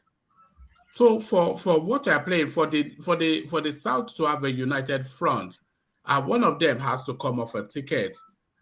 No. One man, I am saying in the next election, if Tinubu does not win and Obi does not win on this one, I believe that the South will get sense. First and foremost, we want to bring out somebody, we have to start building a realignment between Southern Nigeria and the middle and the North Central. Then we can now go and pick up one or two states up there in the North. We should stop this mentality of always thinking that without the far North, you cannot be president. We can be president if we mobilize our own people. Stop tearing each other down. No, it's it's a numbers game. Now, what are you talking about? They have more numbers than you. No. One man, don't say you have. They have more willing people coming out to vote. We still need them. But if everybody is willing, they still outnumber you. No. I'm not saying that everybody. I say we. One man, look at the voter apathy that we have in the South. You understand what I'm saying? Look at the voter apathy we have in the South. The North can never be president of Nigeria without the backing of the South. And the South, as we saw with the Buhari example, and the South can never be. So I know. I said North Central. I said make part in Southern Nigeria should start making part with North Central. And at the end of the day, we will still going to have, because at the end of the day, Southern Nigerians are the progressives. They are the progressives. So if we are going towards the same goal, I do not come to Lagos State for handouts. I come to Lagos State to contribute to Lagos State. When I say Yoruba man in the Southeast, he's not coming to me to ask me to give him a free house. The Yoruba man is paying for the house. So most of the things that bind us together is far more than the thing that divide us. Why must it be after until you get to 4 years during election period? Then everybody start remembering, oh, he's an Igbo man, he's an Asa man. But after that, we trade the more, we marry the most amongst each other, we do many things amongst each other, we live in peace. When was the last time you had Igbo and Yoruba had a fight? Or an Edo man and Yoruba had a fight? Where is all this things happening? We have to talk out to ourselves in Southern Nigeria. That is my point, one man. Thank you. All right. Thank you, Joel. So back to you, War Peace. Yeah, thank you, Wama. So we were in this guy, Wiki, right? Yes, we were with Wiki. Okay, yeah. That's my information about Wiki. Wiki will not come out. And sorry, hold on. Let me check the previous channel for this girl. Yeah, take. Sakasteyo. So Wiki will not come out and. I thought you said you don't speak Japanese. Not much. I mean, I can speak just to find my way, get my way around. All right. Conversation. So Wiki will not come out to endorse Tinubu in the open. If he tries it, that's the political career will end immediately. But he will do underground, and he will let the crowd go the way it's going right now. Because most of the crowd now in Port Harcourt, just the south side, is labor. So they will follow that crowd, help that crowd to take away the vote from PDP in national level, special level. So that I see Wiki will be doing. Maybe he'll still come out to say something, but he's not going to announce anything. That's my submission for Wiki woman. All right, brilliant. And to the Lagos State space, trying to ban containers from the roads tipping over. So to that space. Oh man, there's trouble in that. There's problem in that thing. Problem. First of all, we have to know where is the federal road. Now, the Lagos government wants to put measures on ground. I believe they are put measures on ground on those conditional issues. But sometimes the federal whatever override the state's own. The roads these trucks are following, if all of them is controlled by the state government, I believe most of the trucks will be out of Lagos. I believe because Lagos have some strict measures in that areas for car worthiness and all that. But when you put those regulations down and the federal government overrides it, it becomes difficult. But what is, sorry, can't state government liaise with the federal government? It's for the safety, isn't it? Yeah, that's what you just used. They will liaise, but they will only liaise and it's only there for the federal to accept or not. Because these people are making money from it. From the port, I know from the port, that road from the port, I think this federal road, I think it ends somewhere, they start again. It's kind of confusing. So if you stop this truck now, you say task force will come and tell you to leave him because he's still on federal road. They have cleared him. He has the federal clearance, so you cannot stop him except he get to a state road. I know he will not just drive right along all federal road, but is that getting out of that port? They're supposed to check me that truck, but at the end of the day, you're already out. Is already out. You're already in the commercial area. Before you know, that thing will happen. And again, most of the truck is outdated. Most of the trucks in Nigeria is outdated. If the federal state government want to do something, they'll start from the truck. The truck has to pass through the state before it gets to the federal. They start to checkmate all those trucks. Most of those trucks are outdated, old. They can't even carry. Those trucks supposed to be like 20 ton, 30 ton tested. I don't think all those trucks can even carry 10 ton. They are old and they are dilapidated and they're not supposed to be. It's off-road trucks, but they are still there. That is the dead. That's a dead trap. So the federal government and the state should fast start something to start curbing those people from the state level to remove all those trucks from the road. One man. Otherwise, we will see more death. All right, brilliant. Thank you. So thank you, World Peace. So thank you, World Peace. So let's go on from you, World Peace, to Des. Des. Camera now. All right. Thank you. And good to see your daughter in the background having fun. So Des, you're up next. Take it from the El Rufai interview and talk us through that. El Rufai on Channels Television. El Rufai. He basically echoed what we have been saying for the past, what people that has rational mind has been saying for the past 2-3 days. There's been an internal, wrangling going on in APC, and that's just the truth. Even if you're not even a politician or you're not even in the political space, and you listen, you you see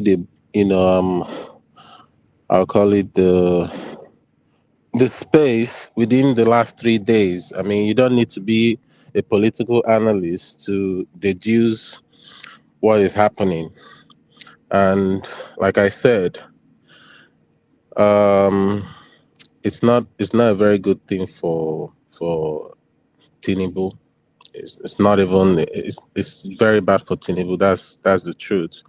Whether you choose to wish it off, I feel like most people want to wish it off, but truth is that it's there, and I don't see it going out anytime soon.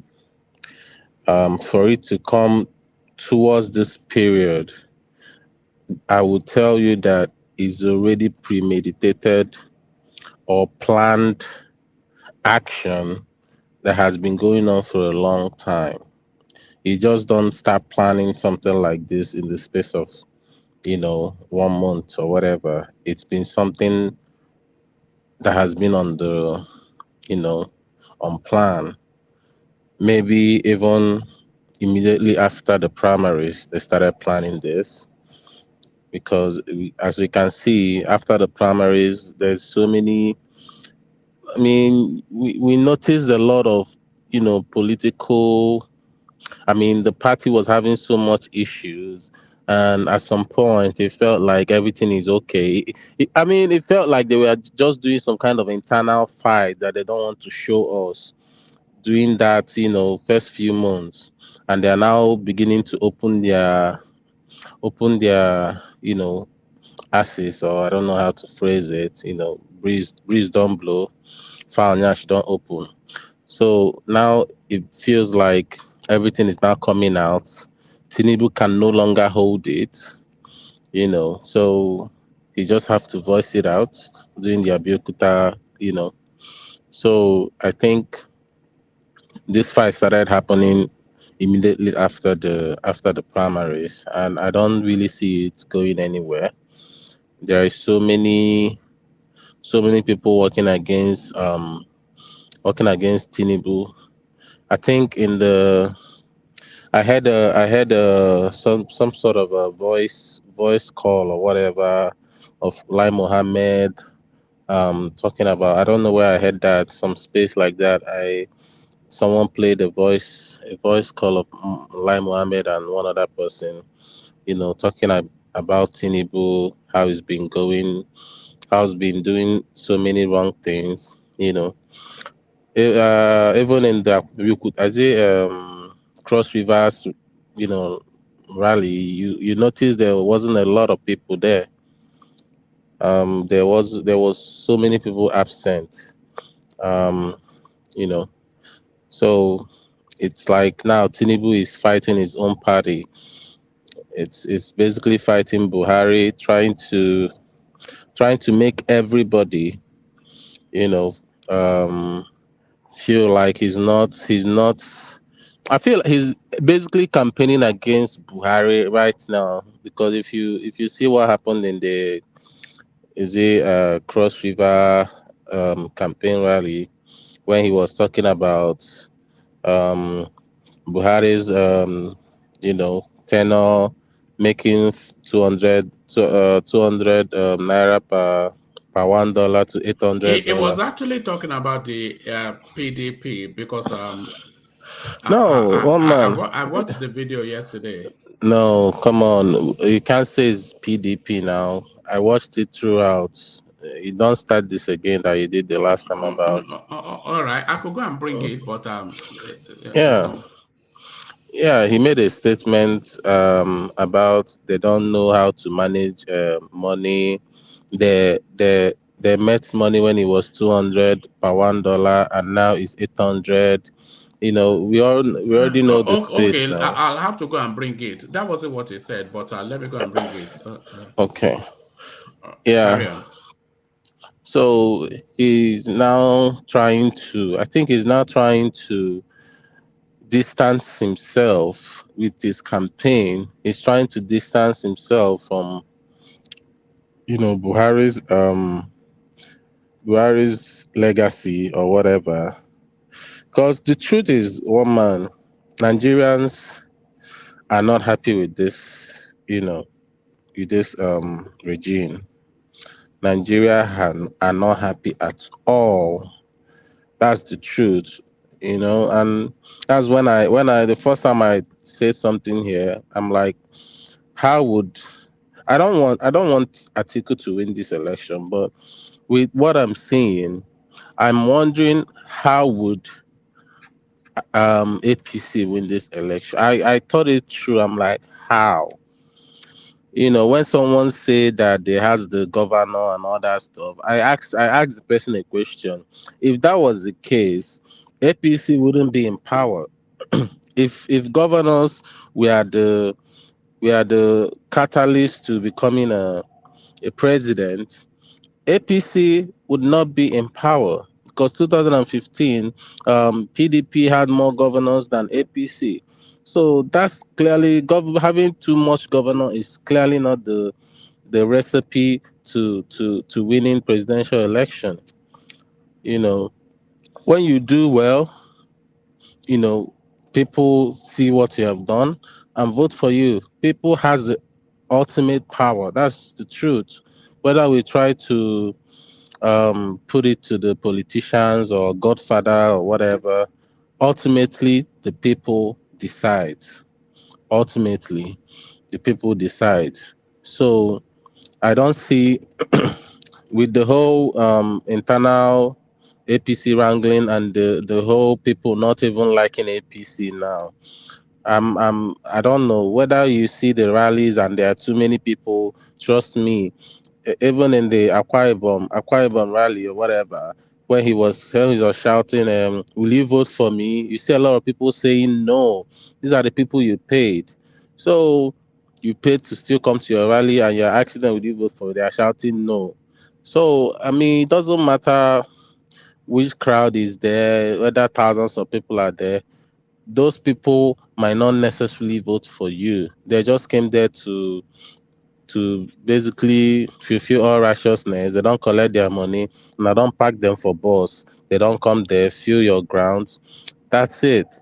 So let's not start thinking maybe the Anambra or whatever. It doesn't really tell anything. That's just the truth. It might it might energize the camp. There's sorry for the interjection. So the people going to the rally, they went to collect money, Abi. Yeah, most of them. Most Okay, of so them which money did they use to pay them? Old currency or new currency? is obviously the old one now. The old one is Okay. they're still taking it now. So obviously the old one. Oh, people So are still taking old currency. yeah, I mean, with what is being said, you can still carry your old currency and put in the bank, and they will accept it. Okay, right on. Yeah. So like I said, I've lost my train of thought. It's You it's were talking hard. about the Anambra. You're talking about the Anambra. Yeah. Mhm. Yeah, in Anambra Rally, it doesn't matter whether you guys seeing thousands of people. Is that necessarily if Akwa Ibom people, sorry, Cross River people can be shouting no when they ask them, "Will you vote for me?" Not to talk of Anambra that they will just be there, they will collect their money, fine and good. But during election, it's gonna be a different ball game during the day of the election. So let's not try to hope and feel like yes, everything is all good because we saw crowd. It's not how election works. But Even there's even at the Anambra campaign, right? When Tinubu yeah, was talking, the energy was so low. so Look low. at that, very low. Look at the way Yes. he did not even talk much in Anambra, right? And they just like cut off the campaign. The energy Yeah. was so low, So I'm not looking at the crowds because I know what Hope Uzodinma can do, Yeah. I from mean, from neighboring states. I from know, neighboring yeah. states. So I understand what is going on there, but it's okay. Yeah, it doesn't matter. I mean, if you see someone that is loved, I mean, Tinubu can go to Lagos and you see a lot of people chanting his name. Go to some rallies, but if you watch the body language of some people in the some people in the rally, you see they're not even shouting. They're just staying there watching. May this man finish. Where would they go? There was no like hyping or whatever. Everybody was just I have standing. I have a theory. I think they Yeah. went there. I think they went there to collect money from Tinubu, and then they will now go and donate that money to Obi's campaign. I don't know what they want to use the money to do. Nigerians are suffering. I'm just saying what I'm deducing with on the video. I don't know what is in their mind. Donate the money to be how? Who is saying that? You're I making don't me know. laugh. You're Just making for me please. laugh. He's trying. Des, he- are you listening to Kulata? Kulata is just being sarcastic. I know. I don't. It's I don't want sarcasm. to talk to him. That's why I just step the word apart. I don't really want But to go however, there with however, him. I watched the campaign in Anambra State. One is that the campaign was done in Ales Ikweme in Oka. Ales Ikweme is a space I know very well. It's not a big place. It's in Yeah. Oka. I think Joel of Nottville knows Ales Ikweme. It's not big. If you really I want to do know, I campaign, know, I know, I know what you're talking really about. want I to didn't do, just want to talk. if you really want to do campaign, you come to places like All Saints Cathedral or Holy Trinity Basilica. But I however, was just checking the let me Calabash. finish. Yeah, sorry, How, carry on. yeah. However, two things for me happened in that very place. One of the things is that I saw a group of people still within that very campaign environment shouting "Obi there, Obi, Obi, Obi." Like I saw a video, of the same environment where they were doing the APC campaign. Then I also saw when Tinubu was trying to speak Igbo, when he was saying Igbo Queen, that kind of stuff. I saw where people were speaking Igbo again, trying to say things that doesn't relate to that. But I understand what people were saying there. Most people that came there. But getting population, like I've always said, is not something difficult for a party like APC. You know, once people like Kukuzadema is coming down to any campaign, he will still come with people, members of the party. So it's not something that is too difficult to always. But Saki, I could have sworn that between you and Joel, you said in the southeast nobody collects money. So where did they get those people from? Delta State No, no, or no, no. Kogi I don't State? understand what you mean by nobody collects money. That nobody that the southeast like no everybody's independent. Nobody collects money for rally, No, for no, no, voting, no, for not all those things. not rallies. We are talking I about suspect they on brought the I them never. from Kogi. Maybe no, it's no. We are talking northern about on the day. We Anambra. are talking about on the day of voting that No, people it's will. not just voting. You guys No, no, said no, no, no. that Let they're me going No, to finish see what the this is what rally. I've I always said. no, no. I never said I anything about rally, please. I said never said anything about I rally. said that in the southeastern zone on the day of voting, especially Does Anambra. I'm using anybody Anambra. speak Hausa here? Does anybody speak Hausa here? No, I don't speak Hausa. I don't know. Oh, all right. So what I used to say is that Anambra State, for instance, I know on the day of voting, people will collect your money, but they will still vote for whoever they want to vote for. I'm not saying people don't collect money from people, but I'm saying that people will collect your money, but that very money they will collect it and still go there and vote for whoever they want to vote for. That is my stand. You know, I'm not saying that if you give somebody money, the person might not collect your money. That's not my argument. So let's carry on with the this. All right, back to you, Des. Back to you, Des. I have a clip that I wanted to play to you, but I think it's in Hausa language. The chairman of the Well, APC. man, I think it's old. I think it's old.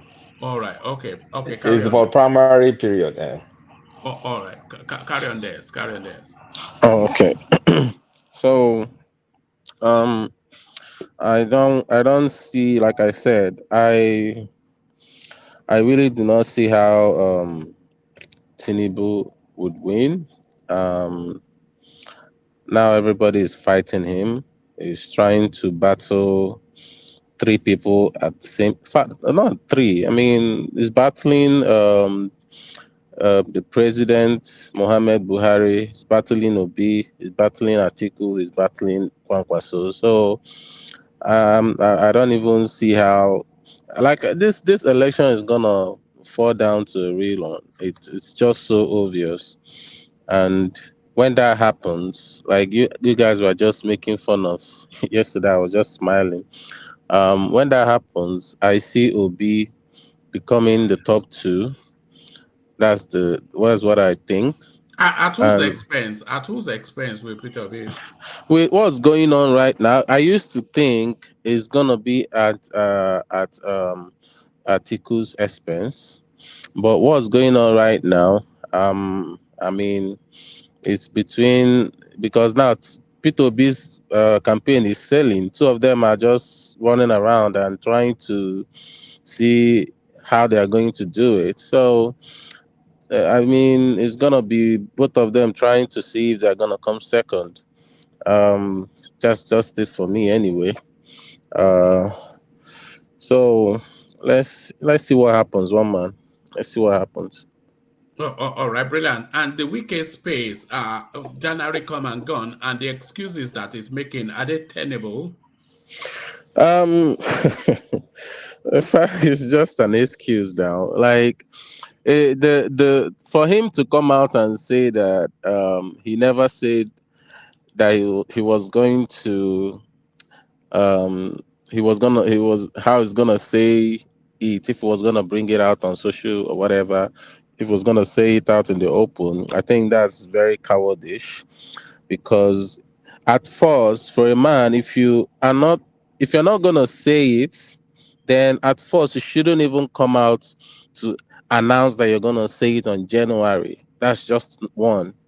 If you can't come out and say who you're gonna support, that you're trying to do it some sort of internal, hidden whatever, then you might as well not come out and tell us that January you're gonna tell your people who they want to support. It's just the truth.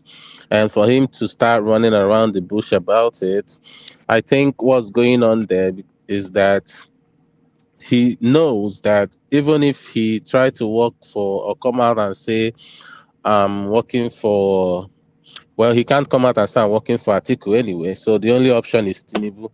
So even if he comes out and say he's working for Tinubu, it's not gonna go well with his people, because what I'm hearing, there's a lot of obedience in in in Cross River. There's a lot. So if he going against his people, I mean, he might lose grounds. You get? So I see him playing a smart move, trying to just let it go or let whatever is gonna happen, let it happen. He doesn't want to play politics that it's almost like a suicide, you know. Because whoever he supports, it's basically a suicide mission. I mean, he played a smart game. That's what I would say. Just leave it the way it is, and whoever wins, win, and you move on with your life. That's what I'll talk about that. And the articulated lorries being swept out of the Lagos space. And what's your take on that? Articulated what? Oh, Oh, there's this headline. We will no longer tolerate containers falling off road in Lagos. So Lagos State moving to sweep away those I call them articulated trucks. You know those oh trailers yeah, that they I are. know Yeah. trailers now. That's the business I'm into. Yes, I know you're a trucker. Yes. Yeah. Sorry. How often do you actually are you at your own home? I say every week. I'm always home every week. every weekend. How many days in the year do you spend in your own home? No, I'm just asking, because it's depending. when you had your camera on just now, it looks as though you were in some hotel room, and then the last time you were in some hotel room as well, and when we do see you, you are in your truck. So I wonder when you actually get to sleep in your own bed. No, I'm always at home every weekend. But all right, brilliant. Thing is, I can be home whenever I want to. I mean, I run my own thing, so I can be home every day if I want to. I just love making money. That's just it. Of course. Are you based in the United States? Yeah. Okay. Which side? Which state? In California. Oh boy. I just love making money, so I like being on the road. I just love being on the road. That's just the thing. I explore more. Do you know how someone can get driver? What kind of driver are you talking about? For a truck, like 40 ton. Or is it something we discuss later? Yeah, because my wife actually wants to do it though. My wife wants to not like drive. Joel, advice: if you do it, be prepared to fly to wherever the truck stops, because I've heard about drivers quit in remote areas. You will have to go and drive the trucks yourself. Joel, I need a driver. If you have someone.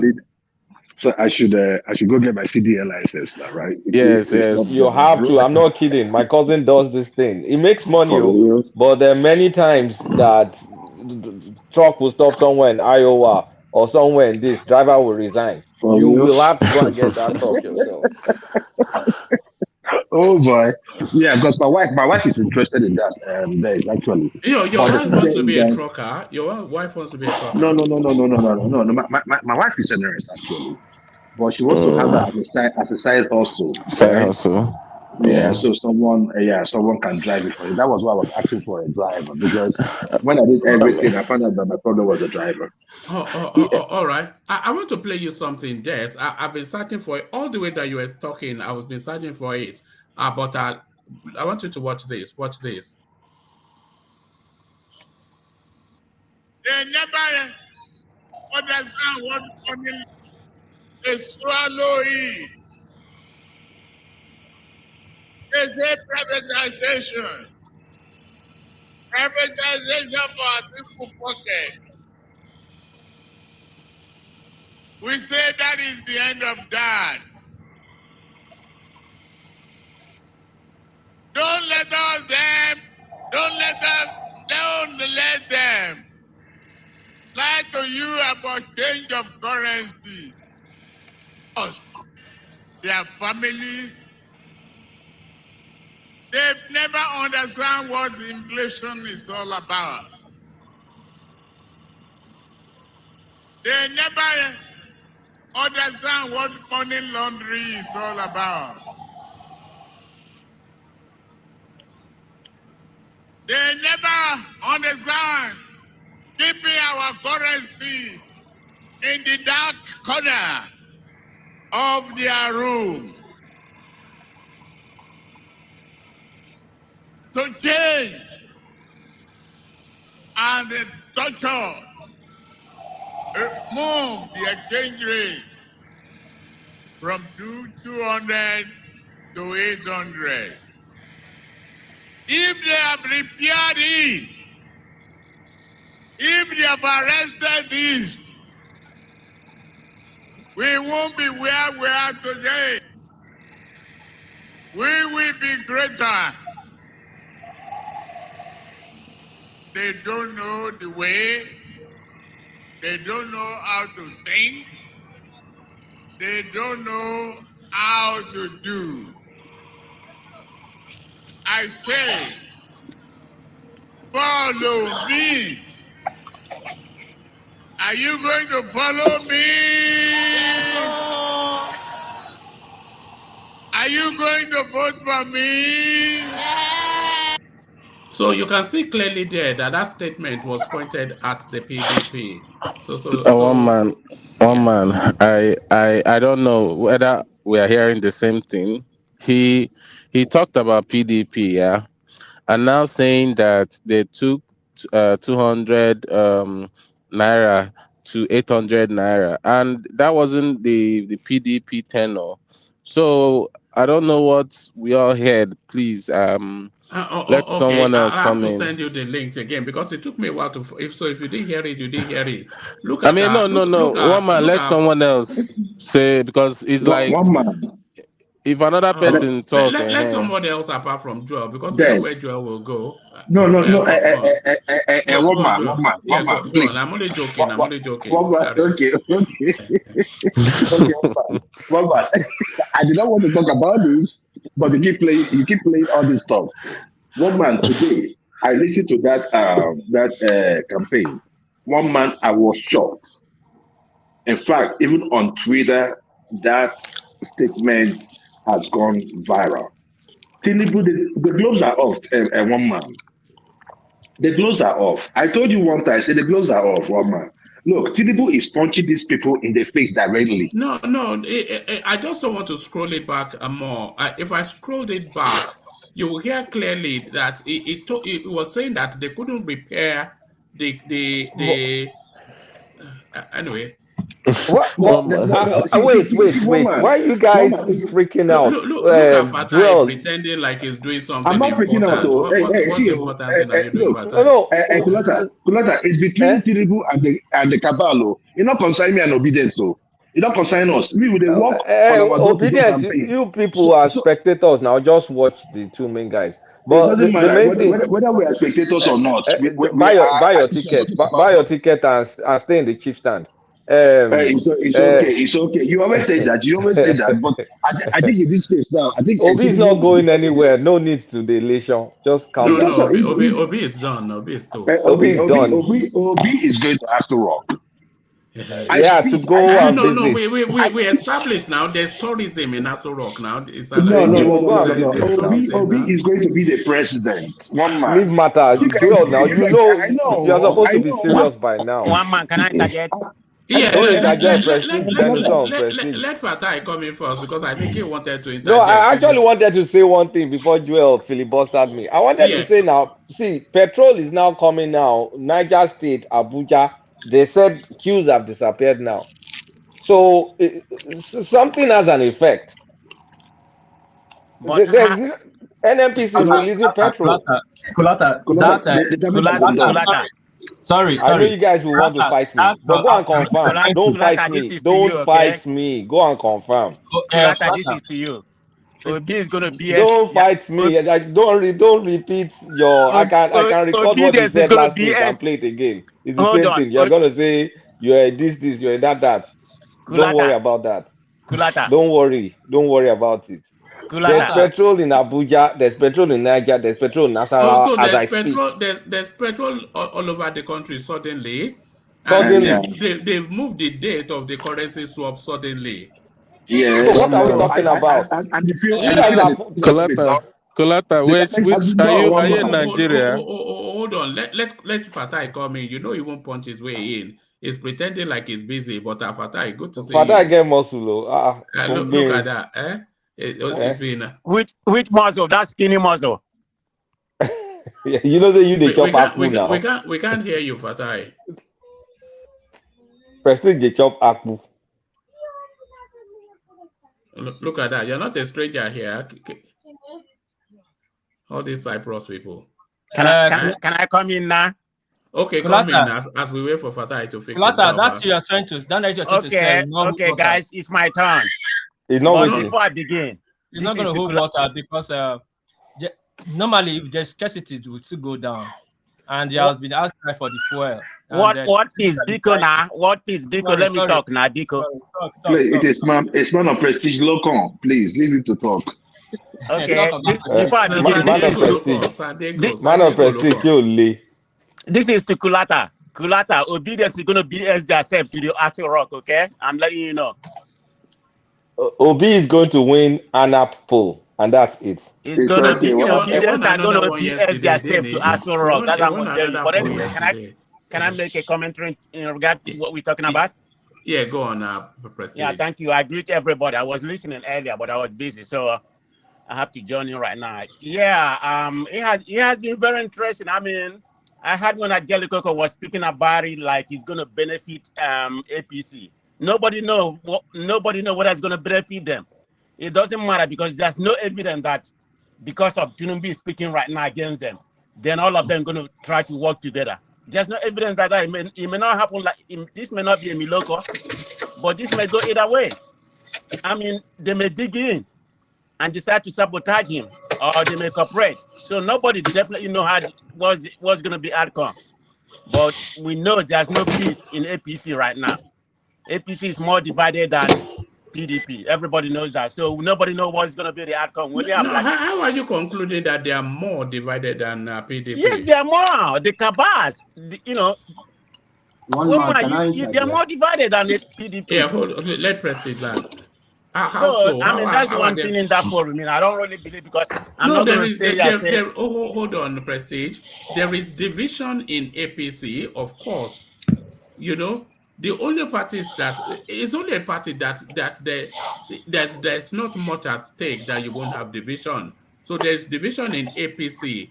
But how have you concluded that is more divided than PDP? How have you reached there? Because it's only about 5 governors, which doesn't even have any significant effect. Only Wike may do something. But we are talking about the Northern Cabal. What about the George? What about Fayoshe? No,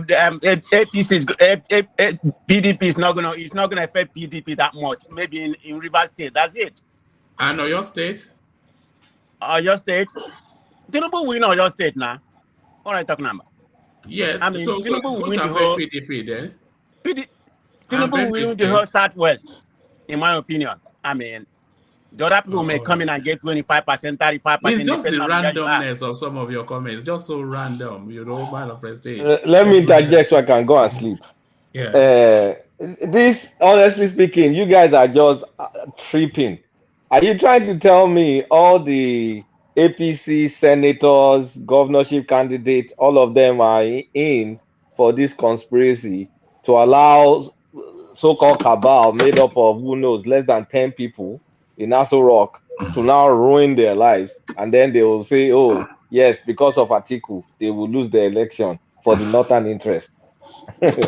You guys, we're not babies here. Kulata, we're not babies here. That's not how politics. That's not how politics. If they don't think there's going to be effect, why so are they coming out? All the Senate candidates, the House of Rep candidates that are APC are going to just look and let them jeopardize the election because of Atiku? Are you Atiku upon all people? Are you guys kidding? Kulata, no. Let me interject, Kulata. Sorry, before you interject, let Fatai interject. He wanted to, but Fatai, come in. Yeah, one man, thank you. I think Kulata gave a very good summary. How many times you have said it here? This is primarily repeating itself. You understand? Nobody is going to lose all their career because of a article they take as treasurers. The real problem is from the APC coalition. The APC coalition is made up essentially of 3 wings. Tinubu's action Congress, what is called the new PDP, and then this Amechi money bag, who spent all River State money to elect Buhari. So, coming to the primary, all these wings, they have whatever agreement they have with Buhari to be the next to go. That's why Tinubu come and say Emilio come.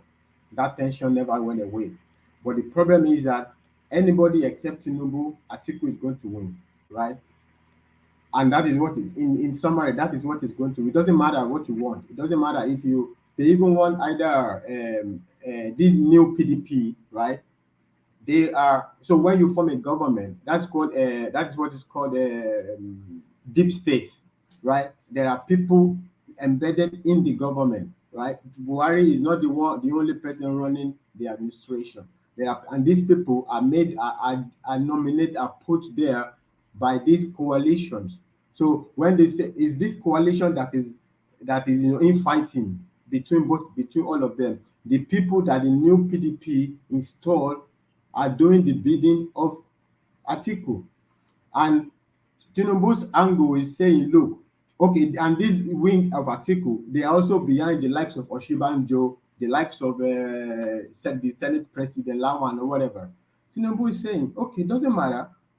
Even if I don't win, Oshibanjo win, Lawan win the ticket, Atiku is going to be your president. And that is about, okay, do whatever you want, whatever you do. I mean, they said heaven is falling. It's not a one man's problem. It's not only one man's problem. It will fall under on all of us. If heaven falls today, everybody now go affect. So what is my problem trying to say? I have said my own. Emilio come. If you like, be doing whatever you are doing. It's your problem. But one man, before I go, I wasn't trying to pretend I was busy. All right. I'm trying to fiddle my finger. Right? Because I'm trying to make somebody to see my face, to never forget 5 years time, 10 years time, 20 years time. If you think he's a man or mano, anywhere you see me on this planet, come and face me. I'm talking to you a word war or word palava or whatever you call it. What's going on? So sorry, hold on, look, hold on. I'm not one man, on. please. I can't take people. Kulata, One come man, back. please. Kulata, can you come back? Please, I can't take people. What do they call it? Watching me around, listening. Whenever they listen to my voice, their screen hair start to stand up on their screen. It's not me you will use to train yourself that you're a man, right? My I'm God. not the one. I'm not your Okay. trying. Okay. Wait. Just one man, when please let me speak. No, please, wait. Because this is the problem. I understand your platform. I don't want to speak. Can you wait?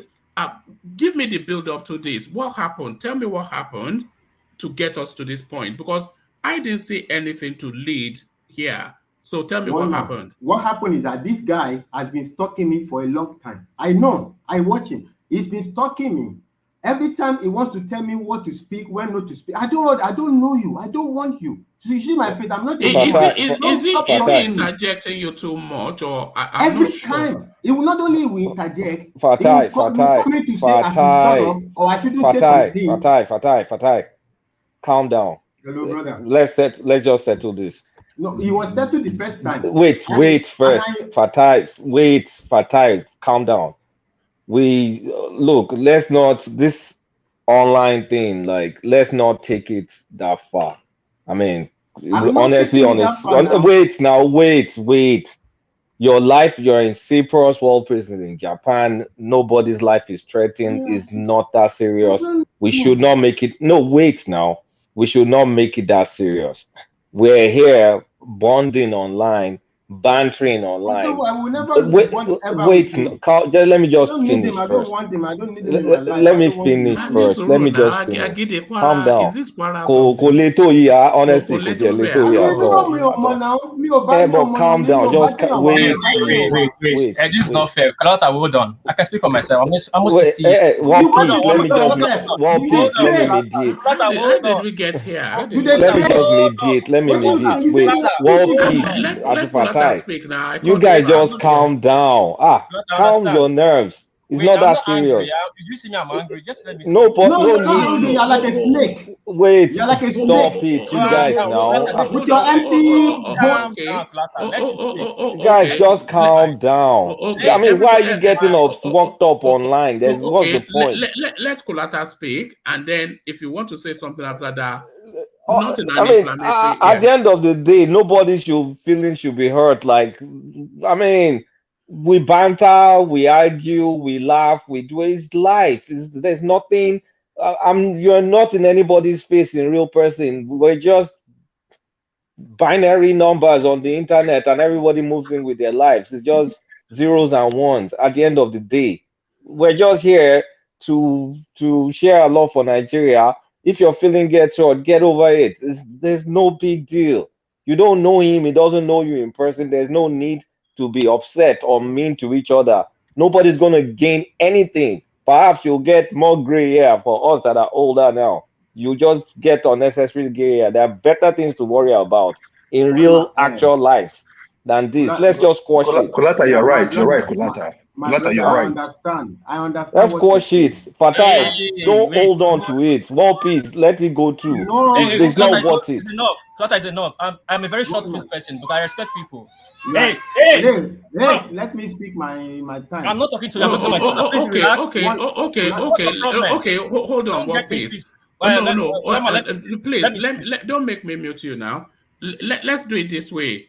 Um, um, um, Fatai, minding the language, because you know that you know I'm very fussy about language. So minding the language, condense what agrees just succinctly. Just give us a short summary of it, and then also minding the language, what piece, address it, and then let's wrap it up. But I didn't see this coming, but it's here One now, man, so we did. let me speak, man. Can I speak? No, Let he's me. come with the grievance now. So Yeah, let let him. me address him. He No, has No, caused don't can address me. he's you, caused Don't my address he's guy? me. caused I Can don't you want inconvenience to to not this do lose my this? thing. You heard what I just said move. now. But just be mindful of the language. Though I don't want to have to mute or put anybody in the back. And the only thing that will make me do that will be the language. So minding the language, bring us up to speed with what agrees, and then once you've done, allow World Peace to address it without pushing him hard, and you World Peace don't push him hard. So give it to us, let him address it, and let's wrap it up. Fatai, let's hear it. One man. My brother Kulata, I understand perfectly what you say, right? Èmi gan, èmi náà mi mọ̀ pé ogun láyé, mi ò wá jagun. I don't know anybody. I'm not a keyboard warrior, right? The thing got excited and I find myself here, right? I'm not looking for currency on the internet. I don't care, right? I have my own shit. Everybody have their own shit. I'm going my way.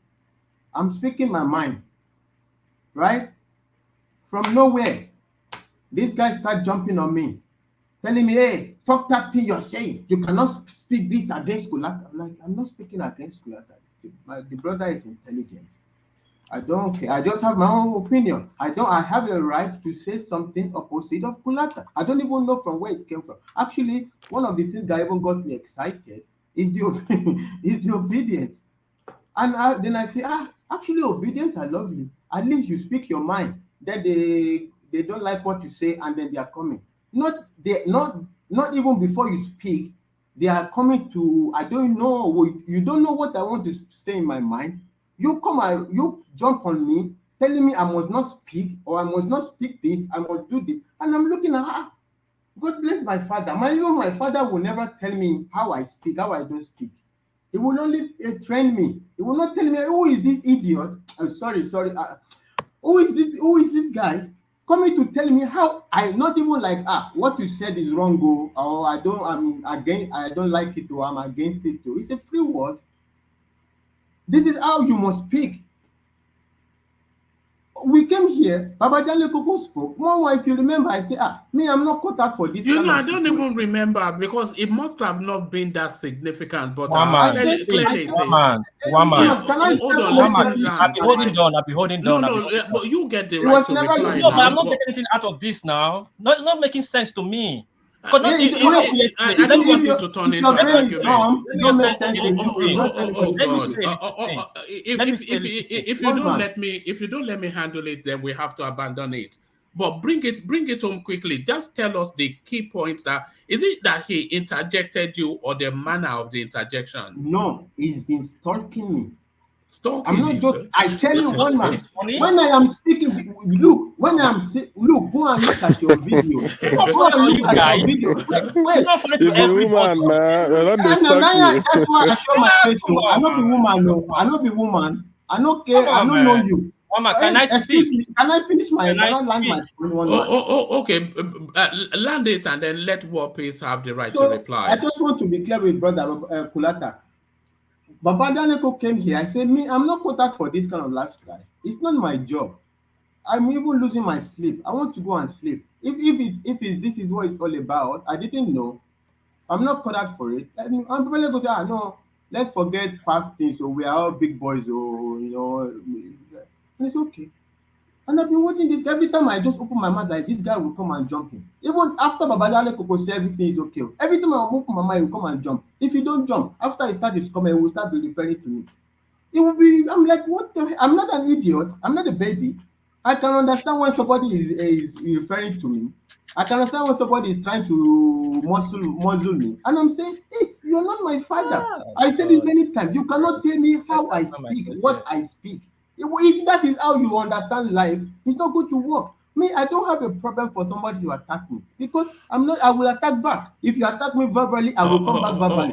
If you all attack me right. physically, I don't. But All right. I Don't don't want you threaten to to attack attack me. somebody physically, or I you only don't have know. like a slender little Mama, frame. this was all But this now. This I'm not getting okay. out too much. Can you hold on, please? Please help me now. Okay, thank you, Fatai. So now, Fatai, just as World Peace gave you the chance to state your grievances, let him respond. But before you respond, World Peace, what seems to aggrieve Fatai is that it feels as though you interject him too often, and you are somewhat dismissive of him when he's trying to. And no, woman, no, he's stalking me. Every time I want, he's coming. Two Is things is that not what I annoying me. said? Is that not what I No, said? no, no, no, no, He no, no. interjects you. So that he can get it. Two things is annoying me. He's Jesus stalking me Christ. and he's telling me how I must speak. He's not my daddy.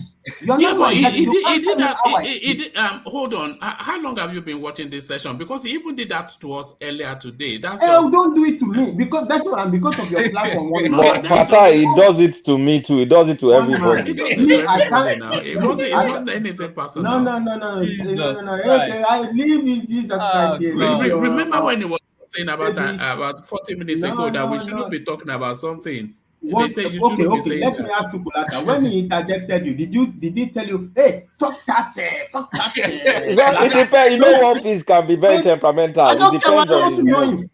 It Look, this is depends my on his own. mood. One Piece can just say, No, no, you people, and he'll no, just no. go It's like not you that. people now. Look, I know what I'm saying now. I know what Or he I'm. can say, oh, Kulata, I came for you. I mean, No, it's no, no, One no, Piece. no, He no. You says know, it all the none of time. us is looking good, by the way, from all this. It's just, but That is why Like, that is why Fatai, when I came the last time, Fatai, look, I can brother. imagine how you feel if you met someone called Pansat.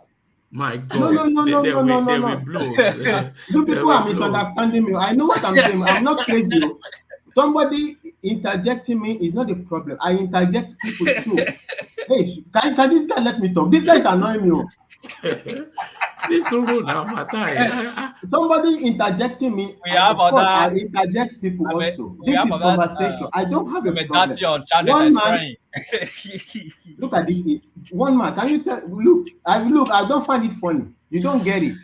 You don't Fatai, I get find it. it funny to forget. I Anytime don't I find want it to say funny. Hey, before. excuse me, Anytime I want to Malala. say before, I already forgot it because If you are of course you will forget now. Of course, ẹni tó yàgbẹ́ ló máa ẹni tó kògbẹ́ ló máa ní kò kí ń gbàgbé ẹni tó yàgbẹ́ máa ń gbàgbé. The don't person wey insult me in shit, the Yoruba. person I People don are insult you. listening. People are The listening. It's not person insulting you. the If it was, person wey I'm shit just say e saying. dey it forget. is not. Yeah.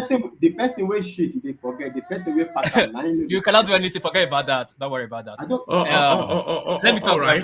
One man, let me talk. Sorry. All right. I already Address started it. laughing, so I put it Yeah. behind me. Yes. I Address was it. already started laughing. Well, I put please. it Yeah. behind me. You know what? So I would like. I don't want to use the word.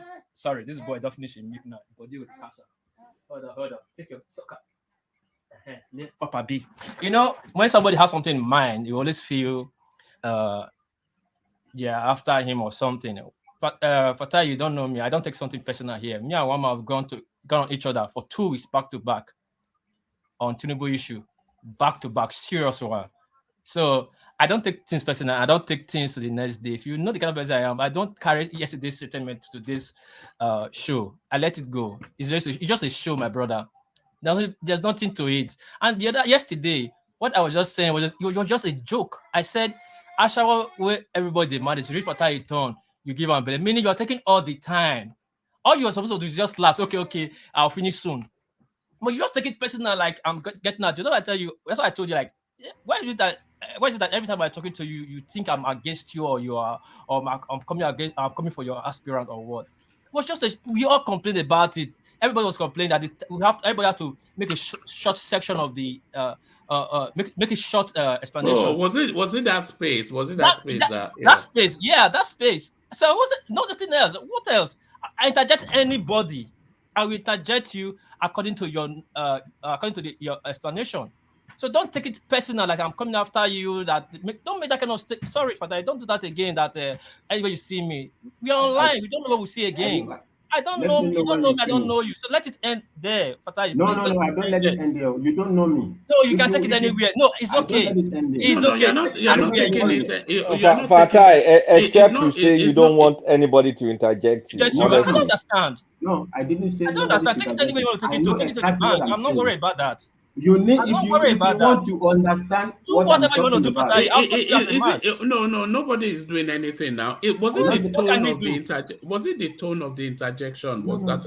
What It's is this not the guy tone talking of about? it's Fatai, not come. I know where I go carry you. I go where I go carry you, it's not the Fatai. tone of the interjection. I am So telling Obi you. carry me they go. Obi I carry just me they tire. go. You just get it peace. Because everybody's talking to you calmly, you can just get it peace. Come on, be a man now. It's not a show. No, Hey, my Don't use friend, that. my Don't use friend, that Calm tone now. down. Don't use that my tone, friend, you I'm are please. not not my insulting. daddy. Be a man. Hey, I mean, excuse that me. was crying. No, That world no, peace no, no. one now. mountain. We are trying to make peace. You just say you be world peace. You go No, I'm carry making You peace don't now. talk to I'm world you peace. dey talking to him. carry water I'm talking to from him Edo as a State. man. I'm talking to him as a man. Now Eh? the I'm talking to problem him as is a Your man, name but na world I peace. if you calm say down, the but I if you don't say they the give get was what don't they who is get what angry every time. have you let me Don't have you finished? don't get angry every time. Have You you know what? Let don't me tell tell you me one how I thing. behave. You are not my See. lecturer. See. Let me ask you a question, Fatai. Okay, brother. Have you ever been accused of having a short fuse? My brother. No, answer that first. I have both short fuse and long fuse. Oh, so Both there of it them. is. Both of them I have. It depends. Look, I'm not a baby, right? All this one is smiling, laughing like I understand. I've met people like him, many people. I don't overgeneralize people, but I met people like him. If you want to have a little bit understand what I'm saying, go and listen to that town hall of Obi. You will have an idea a little bit what I'm saying. But the drama I pull up there, you will understand a little what I'm saying. I know exactly what I'm saying. I know whatever currency he's getting from having his face on YouTube. It's his problem. I am an excited Nigerian, and that's how I find myself in this space, right? If you want to muzzle my speech, I don't have a problem, right? But you are not my daddy. You are not my daddy to tell me how I behave, how I talk. Now, if I talk something you don't like, I thought like I know what I said. I thought obedience were objectionable, but obedience let you speak and come after you. That is what they call woto woto. Not you will be preempting me what I must not say, what I must say, what I must do. And when I start to talk, you come with unnecessary out of the blue, like from like a Martian, just you want to get on. I have a short fuse for that. This is my mom. If I have a short fuse for that, because I understand what you're doing. I don't know whether whatever it is you're trying to gain ground or whatever it is you are trying to do, it's not my problem. I don't care. It's not my job. I don't get paid for it. If I find it inconvenient for my skin, I will stop coming. It's not complicated. Can I interject But now?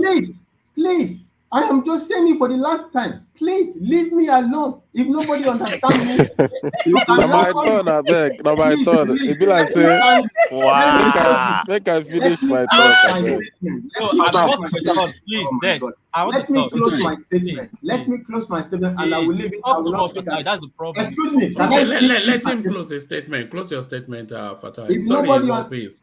if Yeah. nobody understand me, it's okay. But please, what peace, what palaver, whatever is your name, please, this is the last I will speak. Leave me alone. Okay? And that's all I will say.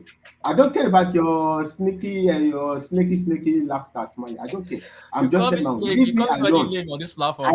Leave I'm me not getting alone. angry. One man, please. If somebody, I don't like my hands tied behind my back. If somebody gets at me, please let me get back. I don't have a problem to take How to is holding receive, you now? but I will give back as much as I get. That's it. Guys, this is not a However, war now. We're even friendly here. This is not a war. I don't want to get. Can we just look at the bigger picture? All whether right. it's over a I pin, think I think maybe it's I will gone close on. it. Whether it's I, over a pin, whether it's over something bigger. If somebody comes at me, it is my own way of life. I will come all back right. and say, give it to All me. right. I don't have a problem, but I will One give man, it to you back. No. I That's it. think you one made man. your point, There's Fatai. so So thank you, sorry, one Fatai. man. Okay.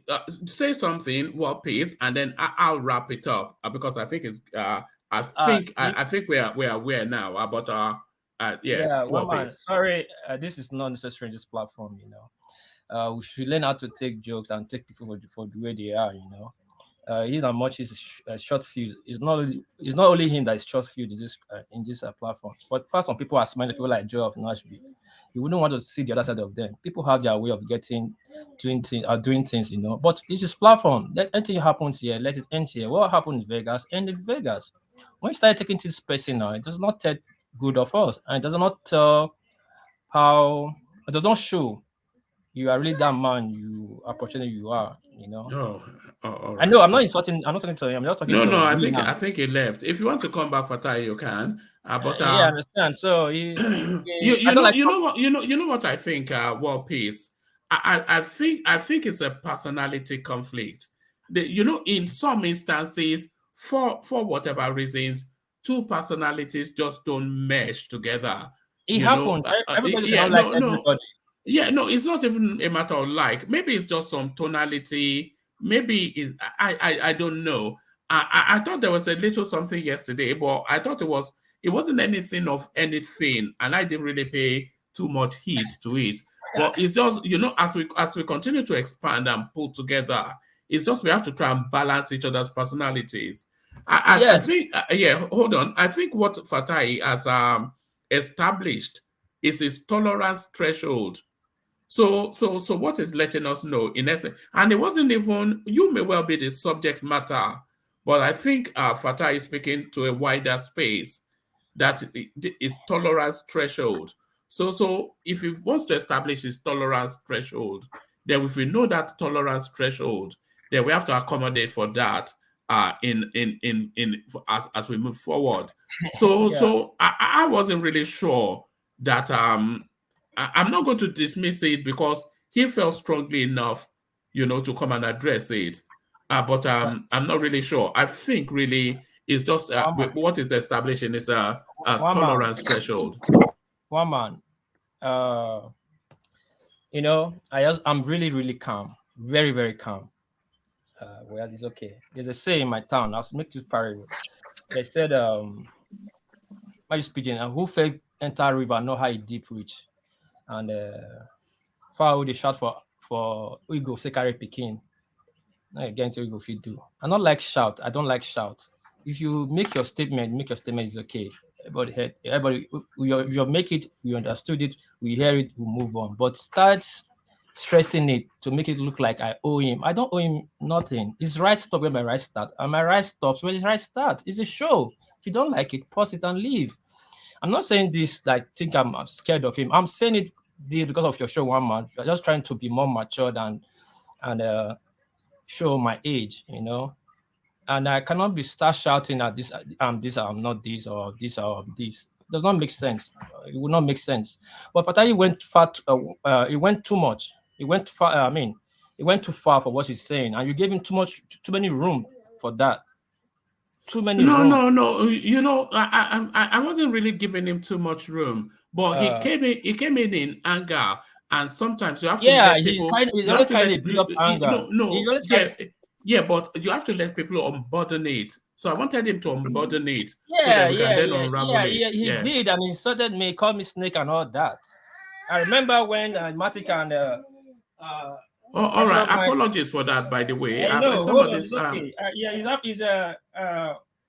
remember when Rational Mind and Matic has issue, the show have to be shut down, and guys have to settle the show. And the next I came and asked what happened, I said people were able to sort it out.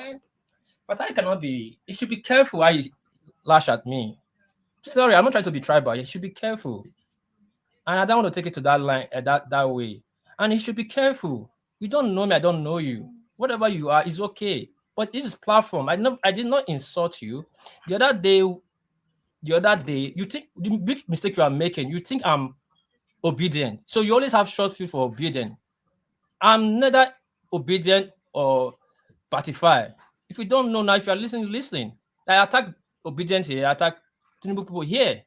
The other day I make a statement, I didn't even call your name, and you said you are a lawyer or you studied something about criminology. You're supposed to know I wasn't talking to you, but then you put my name or you add my name, then you make it personal. I did not use your name. I said anybody that come after Klata that said anything different, is setting the bar low. You have your opinion. You can go down and speak your opinion. Then you start saying, "What is I cannot say that." Come on now. You called my name friendly. I call your name friendly. You started taking it personal. Sometimes I wonder when you get angry, what you get angry about. You start it, then you cannot weather it, then you start getting pissed. Come on, man. Take it easy. Calm. My guy, I tell you, calm. I left school 1999. I didn't graduate. I left Epoma 1999. I didn't graduate. So calm down. Don't be small picking. I wasn't born yesterday. 1994. I wasn't born yesterday, my brother. Don't threaten me online. That one time I won't take. I'm a Benin man. Don't threaten me. All right. Never. Mama, I won't take that. I won't take that from you. Yeah. Should not. What piece? That's me. Now my turn now. No, wait What first piece? I now. don't hear say they stalk people. I go they run from you now. I tell you, everybody just make you just I'll think I'm be a running. I'm against him. Anything I just say, you just take personal. Who's talking about you? Who's talking with you? You know something funny, World Peace. I've been noticing that there's elements of that now coming into the It's sessions. Hold on. I've been noticing elements of that coming into the session. I've been noticing it with Enigmatic and Desmond in some instances. And I've been thinking that okay, I have to cap this off, and I was even going to cap it off today before Enigmatic left. So, but then I didn't really see it coming with you and Fatai because I never saw. I didn't do anything wrong. I didn't even do anything. One man. We all joined. Let me say something about that space because Enigmatic and I has been. There is something he does always, and it doesn't go well with me, right? If you can go back and watch maybe one or two might not be there, but most of his videos, and when he starts talking, I can bet anything that isn't. If he makes a statement, maybe where he's talking about a topic, it's not gonna be more than 5 minutes into what he's saying. He goes tribal immediately, like all these Igbo people or Biafran people. Then he doesn't miss it at all. It doesn't go well with me every single time. It doesn't go well with me. Maybe you're talking about obedience. You just carry it to the Igbo immediately or carry it to the Biafra every single time, and it gets me mad because I don't want to look him as a tribal bigot. You know what get? I'm hoping for was that this place will be like a wholesome sort of like a place, like a family sort of, that's really the idea. But then of course I suppose this work happens in families as well. But Can I interject? hold on, I want to wrap up that space. So yes, War Peace, please, it wasn't a threat, by the way. So just don't say it in the context of a threat. I think I think Fatai would have been probably it's been brewing since yesterday over something you may have said either with intention or not, and then of course and then that spilled over. So like Kulata said, he's in Cyprus, you are in Japan. I don't think outside of this platform there's any possibility that you'll ever meet. So we cannot meet in any ramification. Nothing. But again, Mama, sorry. Emotions spiraling out of control. Sorry, I'm not getting emotion, but that last 2 words he said before he dropped off the platform, I hold it dear to my heart. There's a reason. But why would you host he never showed remorse on that statement. He never recount that statement, but he held onto it. War peace. You know, saying that I mean, just take him like Egbon. That's it. No, I don't go. No, I don't invest. That way, just take him like Egbon. Like the guy feels it's sensitive. Obviously, it's sensitive. Must so just scared of him now because he's sensitive on the platform. I know, but sometimes peace, not war. Just give him space. I think that's all he's asking. I think he's just asking for space. So you can mess around with me, mess around with one man. No, wait, just give him his space. No, Class, I want to establish it. If he's going to establish that, then he will establish it and drop the anger. That everybody will be square in the platform. He's angry. He's dropping out with anger that he has made a statement that I must abide to it. something that will happen to me. Uh, What else can he do?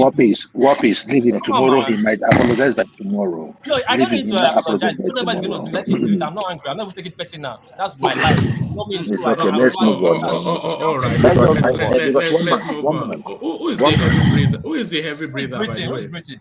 Who is breathing heavily? Huh. and one man. Let me say something real quick. Let me Is say there? something real quick. That's all. They want to do something there. Sorry. Yes, I don't know what Yeah. this one Let goes me on. let me say something real quick. Right. One man. You see on this show, right? I Please have don't said this thing escalate before. things. So don't I'm not, escalate. I'm not, escal- I'm not escalating anything. I mean, I'm not escalating anything. But you see, one man. Whenever we are talking on this show, and I've always said it, there's a reason why. I mean, Kulata comes out here, talks about obedience. But you will never hear Kodata use foul language. He might be like dismissive, like, hey, obedience are not part of this election. They're not relevant. It is right to say that.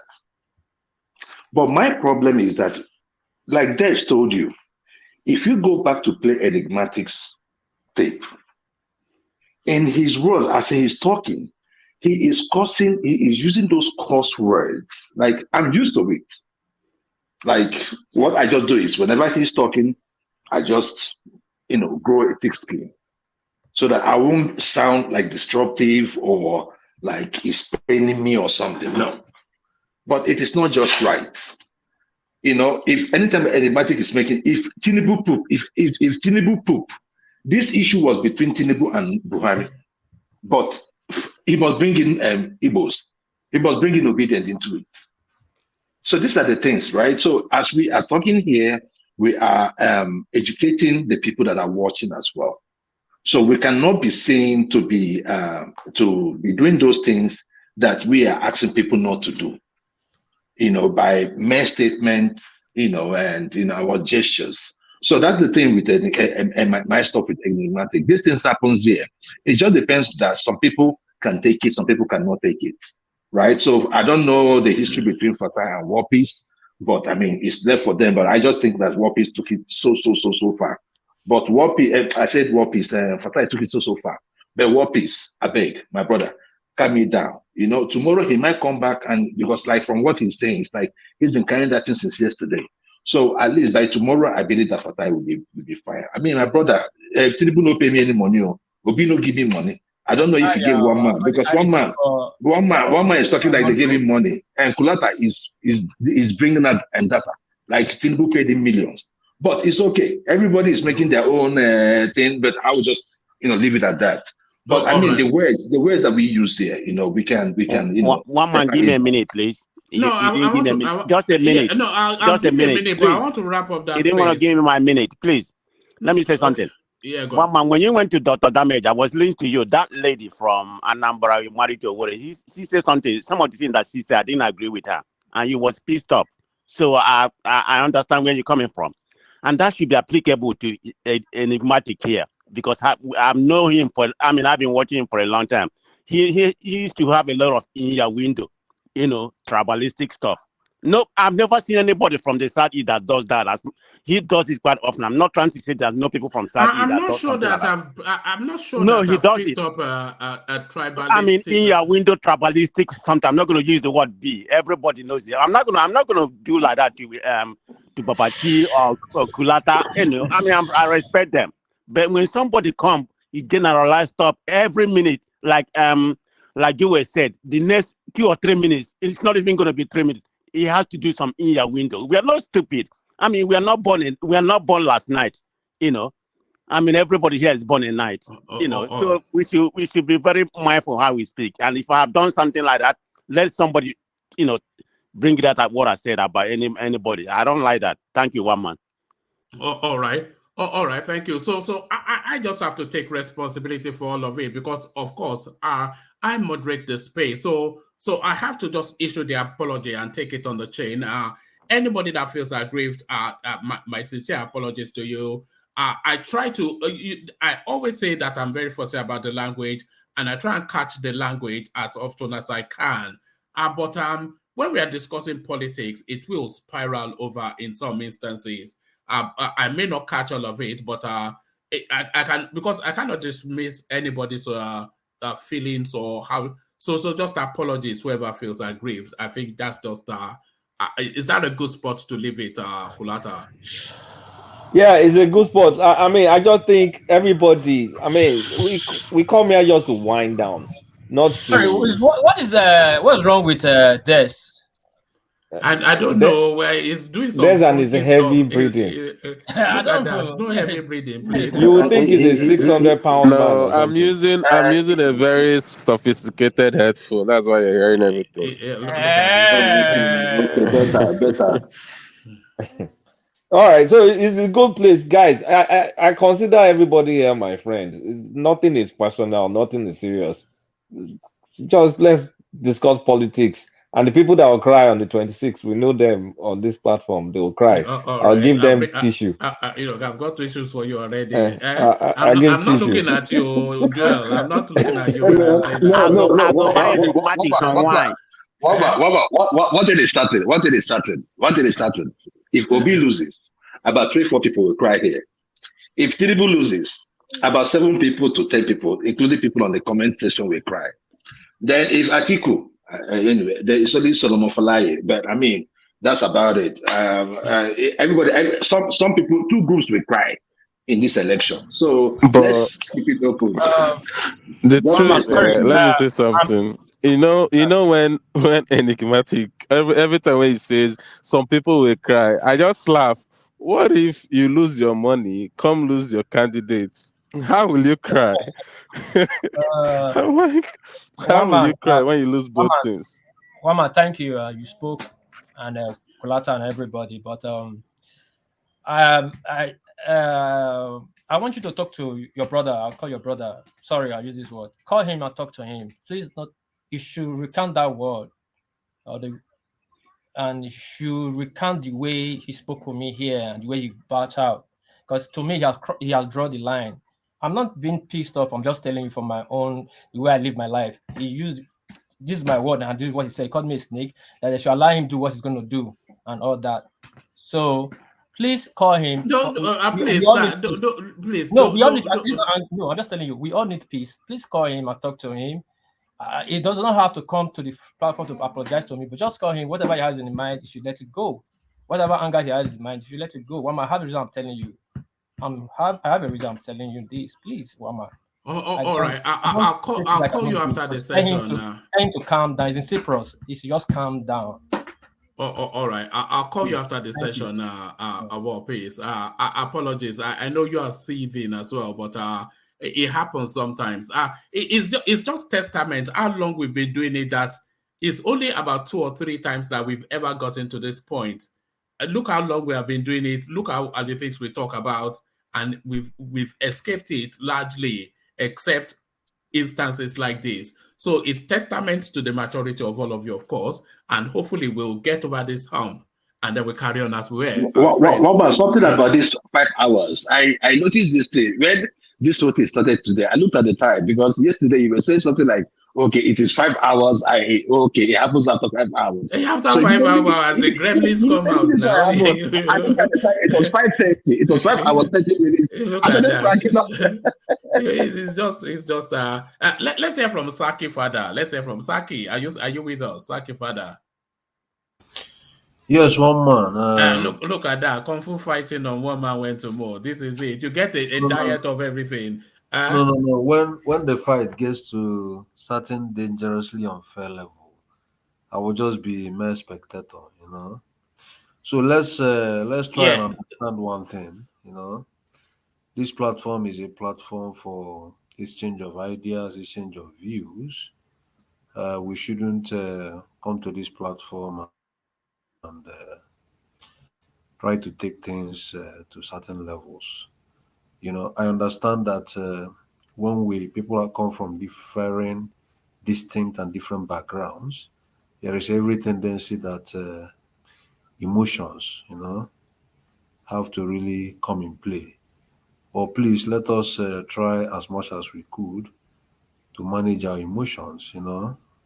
If somebody use certain expressions, maybe we should correct the person, but we shouldn't just take it too far and try to make certain things out of it, you know. So let's control a certain level of our disposition so that we'll keep going, you know. So once again, let's the whole thing. Let's not allow it to Yes, get to let cool heads prevail. Let cool yes, heads yes, prevail. exactly. That is, you know, I don't know how to speak English. No. Just Speak your grammar to authority. the goings on. Yes, in Aso Rock. Yes. So this Cabal space. Talk us through us about what's your reading of that space, and what do you? Because I don't think that Malpe just happened to ask him a question and then he gave that. I thought that was rehearsed. I thought he had prompted her before he even had no reason to be on that space to be giving account of Kaduna State, where there's no need. So he came pointedly to make that statement. But why do you think he did that, Nasir El Rufai? And how do you think he impacts now on what is essentially no more than 3 weeks away? What's going on, Saki Fada? Yeah, actually, it's a politics of this is politics, you know. Um, I think David Easton was a man who said that politics is about authoritative allocation of values, you know. And Alexander Pope fondly defined politics as the madness of many for benefit of the few. So this is a political season and it is getting tougher every day. We are getting closer to election. And so we should always see all these alignments and realignments. You know, I monitored the PDP space. I discovered that a lot of people are, especially in the north, there appears to be defections, you know, here and there. But at a certain time again, I begin to think, is it like a propaganda? Because they will come to social media and somebody will just drop a what do we call it? Somebody will drop a tweet or a Facebook post that somebody decamped from here to here, you know. So it's I think last week it was last week 2 weeks it kept on coming. So whether those decamp are real, you know, because they will just say this person decamped to PDP, but I normally don't see the source of that very information.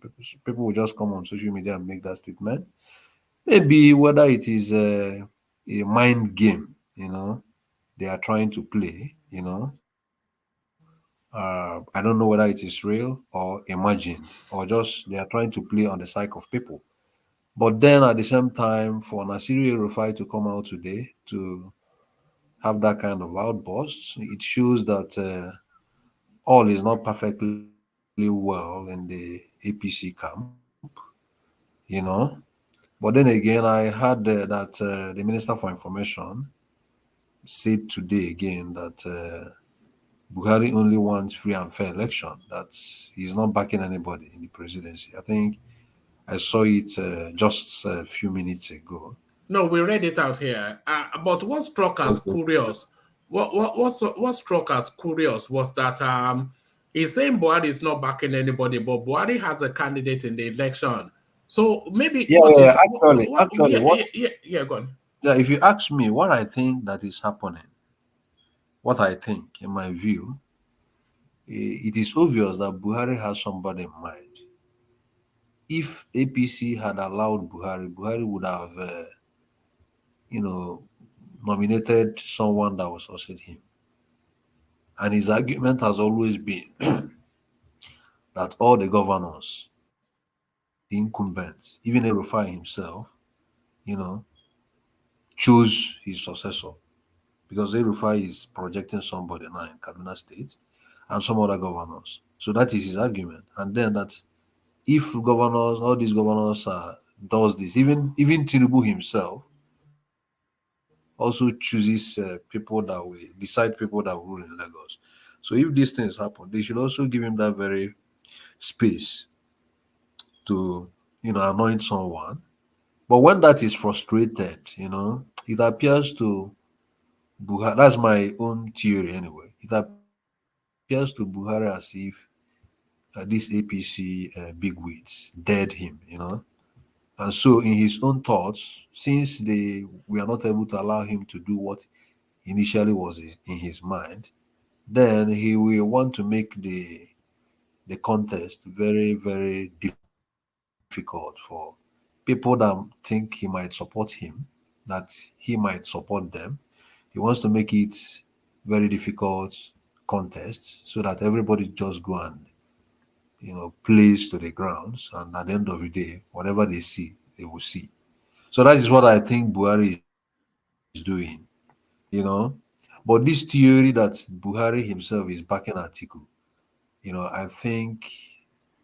I think it might not be as we think. It might just be that Buhari is just paying back, the fact that these bigwigs did not allow him to anoint someone. So since they frustrated him anointing someone, and then Tinubu almost imposed himself, almost, with money and other things. So then President, I'm not going to back him. But, everybody should now go and slug it out, in the political Him not backing Tinubu is one thing, which is to say is holding up his shoulder to what played out in the primaries. But what El Rufai is telling us is that there are actually elements in Aso Rock working actively against Tinubu winning. No. I don't think what Erufai might be saying is a guess, based on the massive defection we appear to be seeing in the northern region. That might be the reason he's making this conjecture. It might, maybe he has an information we don't have, but at the same time, it might also be that he's just trying to give his own conspiracy theory about what is actually happening. But my own theory is that it appears to me, because yesterday I talked with someone from the north, from the core north, particularly from Kanu. I will not call his name, but he's a very important personality. I had a very frank conversation last night with him, and I asked him, what is the notion of the North in this election? Where are they swinging towards? So the version of what he told me in his own view is that APC, APC is a bad market now. That people have perceived APC to have failed them within these 8 years. And coupled with the fact that APC has failed them, that they now brought a candidate which appeared not to be, which appeared difficult to be sold, in the north. That the north are imagining that this thing that happened during Buhari, time, about that is what the guy is telling me anyway. That happened during Buhari time about is he strong? Is he old? All these kind of experiences that most of them in the north are tired. And he also told me that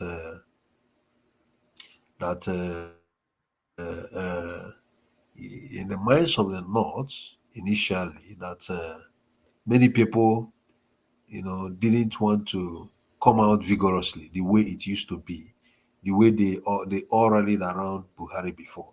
So I now asked him, but your person is in this ticket, Atiku. I think the North is really gravitating around Atiku. That it appears there is a lot of defections happening from APC to PDP. So the guy said I shouldn't focus on those defections. that it appears that one is pronounced, but still that there are also defections happening from PDP to APC, So he told me that the only thing they know that has happened in the north, now is that some of them are beginning to speak out, some of them are beginning to get awareness of the fact that it is not about your own person being the president, because they suffered very well under this Buhari's administration. So that was what the guy was actually was telling me yesterday. So all this thing Rufai is saying, it might be correct, but at the same time, it might also be a conspiracy theory. If it were correct, who do you think stands to benefit? This election. Yes, in this Well, election. if it were to be correct theory, I know it will be easy for people to say Atiku stands the benefit, but I will still beg to differ. This election is gonna be difficult, no matter how it is, no matter where the cabals appears to be going towards. The only way it will be very easy for Atiku if the cabal are backing him and maybe they want to manipulate the whole system again. They want to influence the election. But if they are just backing him by we are behind you, but allow free and fair election, I think it's still going to be a very difficult contest. And I know that this time, this guy Tinubu has started speaking out. The West are not. Let me use this word. The West are sophisticated people. I think they will still want to vote. They will still want to do, what do we call it again? Protest votes against them. Instead of not getting it, they will all go in very well. For that very southern counterpart.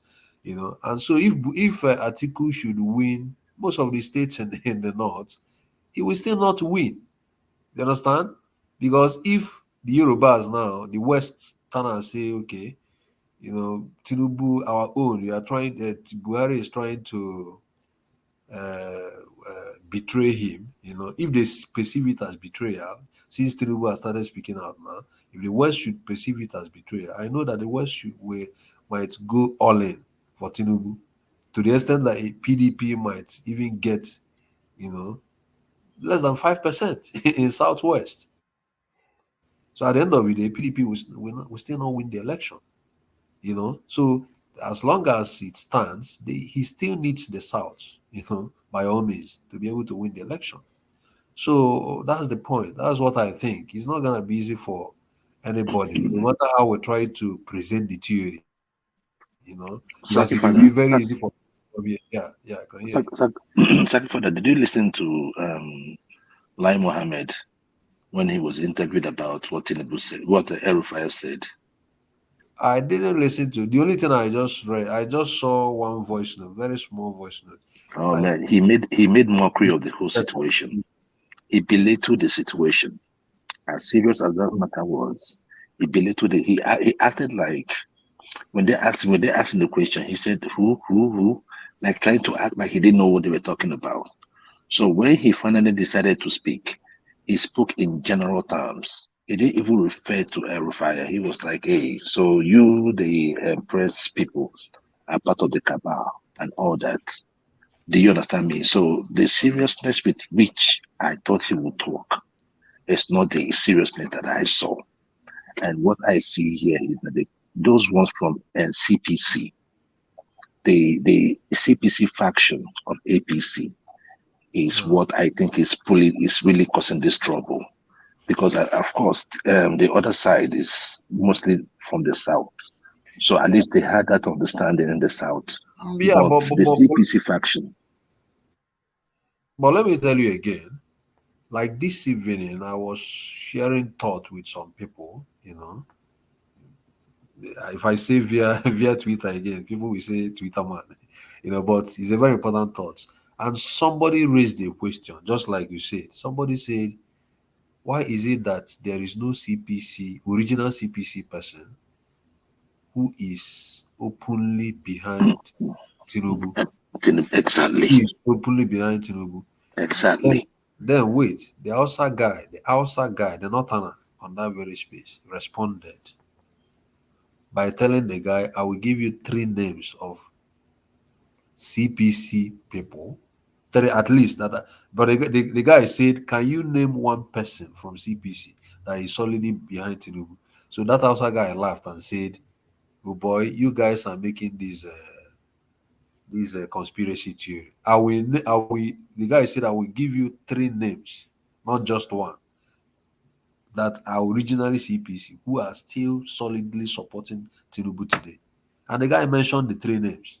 I don't know those names very well, all those like northern names, but he mentioned 3 names and said that these 3 people, that he knows them, that they are solidly in the Tinubu camp. So like the outside guy was trying to say that this is just a mere conspiracy theory, that the only thing he will say is that it appears to them that APC has failed woefully, and then at the same time that it appears that a Tinubu candidacy is not easy to sell, like Tinubu as a candidate, and he was saying if it was maybe another candidate like Like Osiban, Oshibajo, yes. that it might sell more easily, and he now said that he feels that some politicians in APC are beginning to think that this Tinubu is not really easy to sell, and some of them are quick now to start decamping to PDP, thinking that PDP is really getting the waves. That was what the guy said. So the guy now said that he doesn't think it is something that is actually originating from within, from like the presidency. That he doesn't think so. That this is how he thinks about it. Because somebody mentioned this thing you said about CPC not supporting, all the CPC members are not supporting Tinubu. And the guy mentioned 3 people that are in CPC, that are popular in the north, that are solidly behind Tinubu. So that's the point. So the point I want to make is that no matter how they want to permutate the whole thing, if Buhari is bent on if truly he's bent on a free and fair contest, it's not going to be easy for anybody. It's not going to be easy even for that article we are thinking. So that's that. That's what I think. Anyway. All right, brilliant. And a brief commentary on Jameson Wike promising us he will name a candidate but failing to do so. Yeah. So I saw like a chat somebody dropped, but he wrote in Europe. I don't understand it, please. One man, you have to interpret that Yoruba. I need to understand. Okay, where is it? I hope it's not some. Hold on. Saki Father, Oniro, Oh God, I yeah. can't read. No, this is some. I think I suspect this person might be on some special diet. So yeah, you know what I mean, special diet. She's always there. Sesaki Father, Oniro, it says Egun Senu Jeje Puro, irọ́ yìí ti ń pọ̀ jù. So it says Saki Father, you're a liar. Lie with it means bring down the lies. The lies are getting too much. So that's Anyway, yeah. Anyway, So, anybody might say I'm lying, but I'm saying this is my view. Is this the one? Bami Dupe Shoyege. Yes. So I say this is my view. This is my view. Can one of the moderators put down a 5-minute timeout? I tire of some of those comments. But carry on, Saki Father. Okay. So on the issue of Yenson Wike, it is predictable. It is not really easy for him to come out and say this is the person he's gonna it's not easy for him. So I think the best strategy for him as a politician is to keep calm. He's in a state of dilemma. The fact is that he's not going for PDP. That is the fact. But at the same time, he's in a kind of a dilemma. He's just ill at sea, sort of, because if he publicly pronounces Tinubu, that he's going for Tinubu, you know, I don't know how Rivers is going to react towards that. I don't know how their political attitude will change, to the extent that Wike might become irrelevant in Rivers.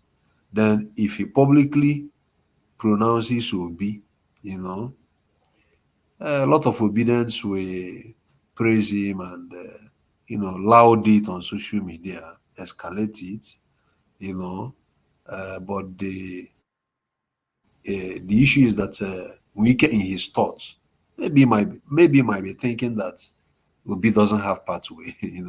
That is what he might be thinking. So it is, the situation is quite dicey. So I think the best thing for him to do is to keep calm and just play neutral and continue doing his own campaign. Maybe secretly he might have some structures he might secretly influence to vote for a particular candidate. Either people are saying likely Tinubu. That is what people are saying. That likely Tinubu. The reason they are saying it is that they said that politicians are selfish, that they want somebody that will really guarantee them an offer, that will benefit them personally, and that will be appears not to be that politician that might tell you that he's going to give you this offer, at the end of the day. So that's the theory from some people anyway. So I think at this time he's not going to declare anybody publicly, but then it is quite funny, that after all these acrobatics, after all these political acrobatics, he decided to get mute. If I were him, I would have played neutral right from time. I'm not coming out to say by January I'm going to declare for somebody publicly and I'll follow he said I will not only declare, I will not only tell my people who to vote, I will go around Nigeria and campaign for the person throughout. That was what he said. So, but politicians, they can. Has he made himself a laughing stock? Is that what we're looking at now? I think he has. I think he has somewhat made himself a laughing stock. Even though obedience, many obedience have already taken taking it taking a stand that they are no longer interested in who this guy Wike supports or not. That they are not interested in. If he wants, let him go and support Juan Kwasu. He doesn't. They are no longer interested. He should support anybody he wants to support. That he's not going to influence their own decisions. So I think now he has really made himself a laughing stock. And if I would say, I would say that maybe Atiku won. Atiku won in this war between Wike and Atiku. Because Atiku has always stood his grounds. And Ayo has also stood his grounds. So at the end of the day, after all this banter, Wike didn't say anything again. So, that's politicians anyway. That's the way they act. All right, brilliant. Thank you, Saki. So thank you, Saki. So Saki, we're 6.5 hours in, so I will want to start to round off here. So I'll take closing remarks, especially from people who have not yet spoken. So I'll kick it off with Babati, and then we'll start to wind it down. Babati, you join us at the 11th hour. Right. I was enjoying the banter between two of our favorite guests on the platform. Fatai and War Peace. But it was fun to listen. We're all Nigerians at the end of the day, so we're on the same boat. So we have to find a way to coexist.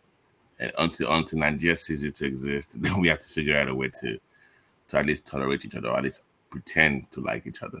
But to the Tinubu space, I think when Tinubu speaks of or his supporters speak of not getting support from Buhari, I think they were expecting the traditional Nigerian politicking from the playbook, where the incumbent we actively support his own party with the state with the resource of the government in terms of monetary support and also like the security apparatus. So I think Buhari is, in all honesty, I might be wrong, but I think he's trying to be fair to all candidates, and him going through this monetary policy and sending troops to Lagos fairly or unfairly, I think is doing his best to at least appear to be fair. But conversely, at the same time, he's an APC man, so I don't know how much. That's the conundrum he's facing, where he wants to be a party. I don't think Tinubu actually cares about Buhari campaigning for him actively. I think what he really wants Buhari to do is to use federal might. You know how the traditional Nigerian playbook, right, where you send federal might into a space to actively sabotage the other party. So I think Tinubu cares more about that than Buhari showing up on TV to support him. And to the Wike space, I think what's going on with Wike is that the pendulum is constantly swinging back and forth. I mean, let's not forget that he's also aware of what's going on in the APC space, the turmoil going in that space as well. So he cannot clearly go back to the PDP, and Obi is not appearing. He's not that strong of a candidate. I still give him a chance, unlike One Man and other members of the platform. But I think the pendulum is swinging so fast, it's very hard for him to make a very decisive position at this point. I think the mistake he made was like I think perhaps he jumped the gun too fast by declaring that he's going to make an announcement in January. He should have waited. Yeah, I mean, if you do a few days to the election or few weeks to the election, it will have been more credible, in my opinion. So let's give him a chance to redeem himself. He still has some few weeks to the elections, He can still make his position known. Now, some people want it to be open. I would say he can make it like two proxies, and surrogates, but to actually come out with how fast the pendulum is swinging at the moment will be a mistake for his own political future. But let's not forget that whoever he supports also guarantees his own safety against the EFCC once he leaves office. So he's also looking at that as well. So that would be my position on that. But guys, when we come on the platform, let's be civil, let's relax, and let's understand people have, like one man was talking about, people's temperaments are different. And when somebody has concerns, regardless of how you feel about it, let's just try to accommodate them and understand them at the same time, please. Thank you. All right, brilliant. Always well put by Babati. You don't join us often One enough. man, sorry, just a little interjection. Tomorrow I will try and if you are going to have a section tomorrow, I'll try and see if I can beg that Northerner to appear with us, because we have not had a Northerner here, right? Yes, no, do that, because that voice is missing from this conversation. Yeah, The only Northerner we have on this platform is Diet Coke Jafar, who is not at all. Is Ajebota something. Diet Coke, no Diet Coke. Can we at least agree that this so-called Satan alliance is all the fires and just ridiculous at this point? There's no Satan alliance at this point. I always hand across the Niger. Yeah, that BS. We need to get over that quick at this point. Saki. Yeah, of course. No, but try and bring him. I mean, of course, we can be civil. Never minding what happened today. You know the space anyway. Well, so I'll bring him. I'll beg him. I will beg him tomorrow to join us. He's in Kano. He's in Kano. So I'll beg him to join us. Brilliant. I shouldn't even have come on today, actually. Well, But, man, what's going on with your health? I think I've got a flu or something. But you took your flu shot, right? I thought you said you took No, I didn't take it. Why? Why didn't you take your flu shot? What's going on? Because I have a phobia for injection. I try. Let me guess. I cannot take an injection. You have been watching all these YouTube videos, right? One of those conspiracy theory videos. Is that what's going on? No. I've just never been able to. I just can't. I can't bear an injection. So I'll do anything to avoid an injection. So how is that? How is that working out for you now?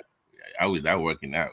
I don't. Okay. Well, usually I don't. I'm not sure if there's there's a bug going around as well in the UK. So everybody has got the sniffles.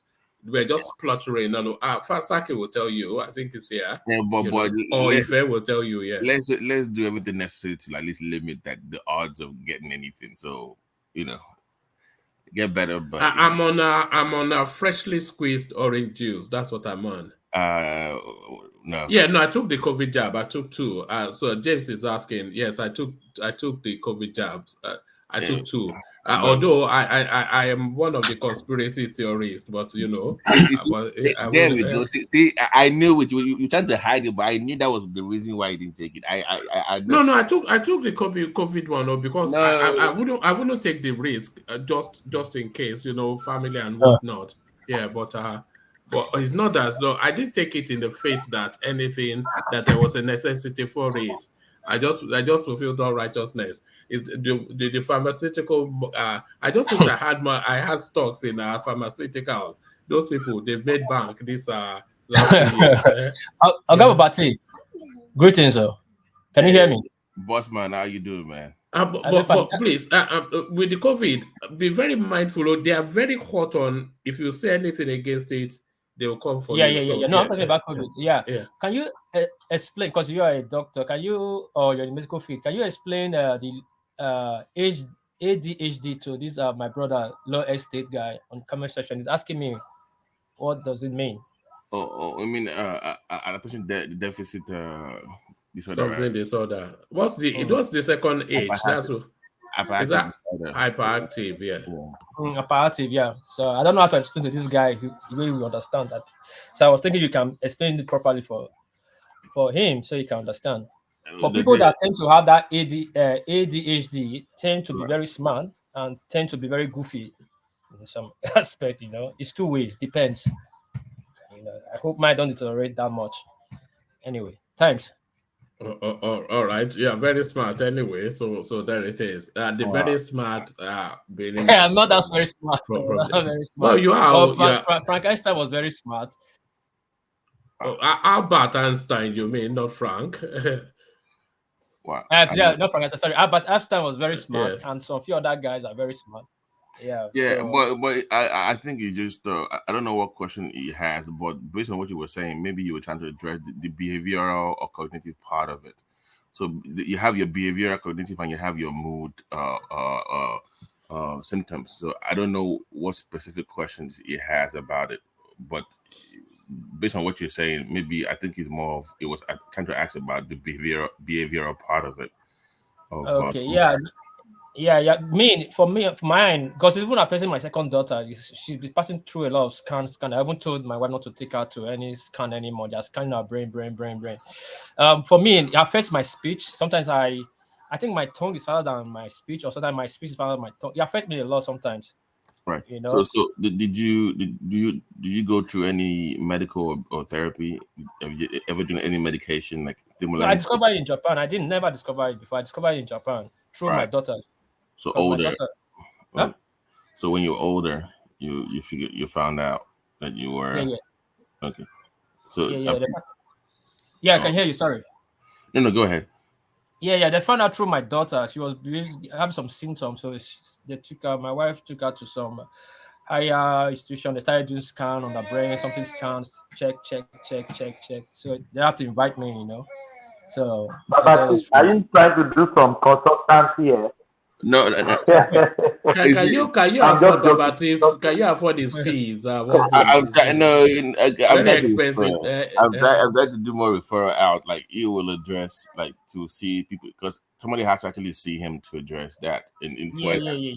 and for children is more like a pediatric kind of thing, which I don't do. So I can't really Yeah. address pediatric related Yeah. issues. But for the behavioral part of it, I know some people are very opposed to medications and stuff like that very early.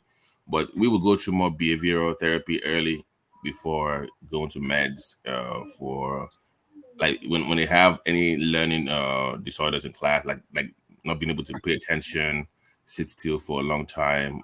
But if they're very smart, then you can adopt the system where we have in Nigeria. You remember back in the day, one man, where the most active kid in class is made to do all the work, shot ABC with the cane. You exploit that active part of them too for learning purposes. So more of behavioral first, then you produce to medications if necessary, but therapy will be needed as well. So, but it's not really my area of expertise when it comes to pediatrics.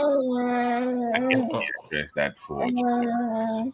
All right. Thank you, Babati. So you'll be getting an invoice, well, please. But if to you. Yeah, it has been a good section today. Arguments here and there. Tinubu Cabal, Tinubu versus Cabal. I just hope that Tinubu versus Cabal's spirit does not come to the section, We want a peaceful section where everybody enjoys the section. Um, I think after this election cycle, what the South need to come together is whenever the South has a shot, it should only be one candidate in the South, but I don't see it coming because at the end of the day, in the North, there is only one candidate, which is Atiku. We may say, oh, Kwakansu, he's nowhere in the mix of things now as it is now. So the fight in the South is the spoil for PDP unless something drastic just happens. So that's the way I see it. It's a learning curve. I hope, but if the Cabal and the APC guys cannot resolve their issues, it is for Atiku to take.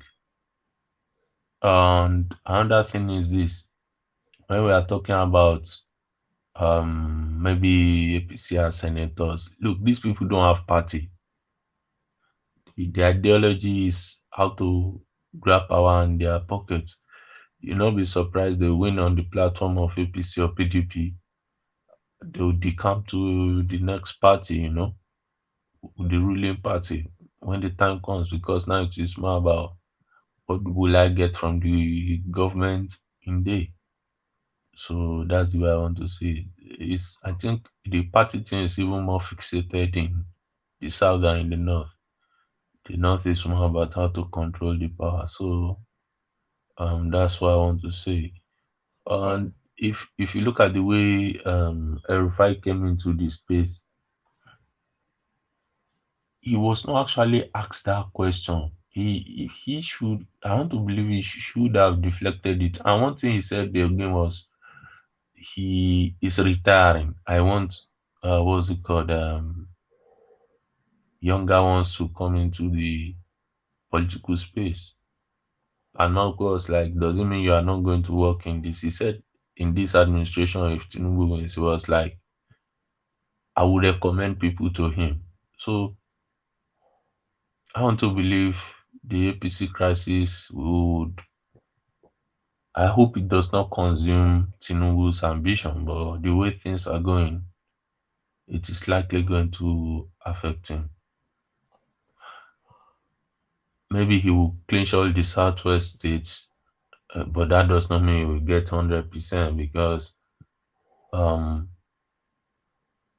there's strong good of other candidates, especially the OB space and Atiku space. in the south and the southeast. We should not forget that his VP is from south. So it's now dicey. It's dicey now, and I'm still going to see more. We should expect more outbursts between now and the following weeks to the election. I want to believe this is just the starting, as typical of how Nigerian electoral space works. Maybe they are prepping it up now. Next week now we will see another card they are going to play till the election period.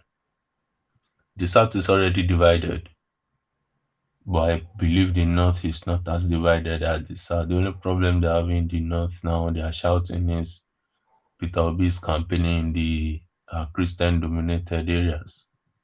But who knows? It's a very, very.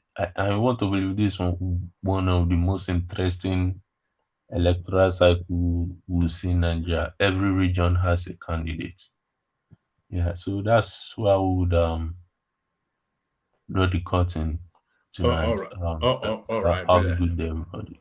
All right, brilliant. Thank you, Ife. So thank you, Ife. So thank you, Ife. Thank you for joining us. From Ife, let's go on to War Peace. So War Peace, it's been an eventful session. You, by no will of yours, ended up the star person. So there it is. War Peace. Final words. Yeah, thank you, everybody. My quickly greet the people there, the comment section, Oga, Ayo, James, and others. I greet you now. When I like, share, clicks up, thumbs up, share, and when I try buy coffee, do what I say, not what I do. You don't buy my own coffee now. Booyaka go be. Anyway, one man, thank you for today. It has been a long session. I don't have much to say. I hope we South get it together and make sure this presidency comes to the South. There's no need we in the South fighting ourselves over it. If Tinubu gets it, good. If Obi gets it, good. But there's no point fighting each other. I don't have much to say. Let me just leave it here for today. Hope to see you guys tomorrow. I'll say peace. I'm out. All right, brilliant. Thank you. Peace and it's out. So peace and it's out. Don't go too far. War Peace. I'll call you just after the session finishes. Okay. Thank you, War Peace. Before we go on, the coffee. Let me just acknowledge Ayo, who does as he ever always does. So that's Ayo right there. So just as soon as the session starts, he does that. So thank you, Ayo, for that. So we continue with the closing remarks and we take it to Saki Father. Saki, you're up next.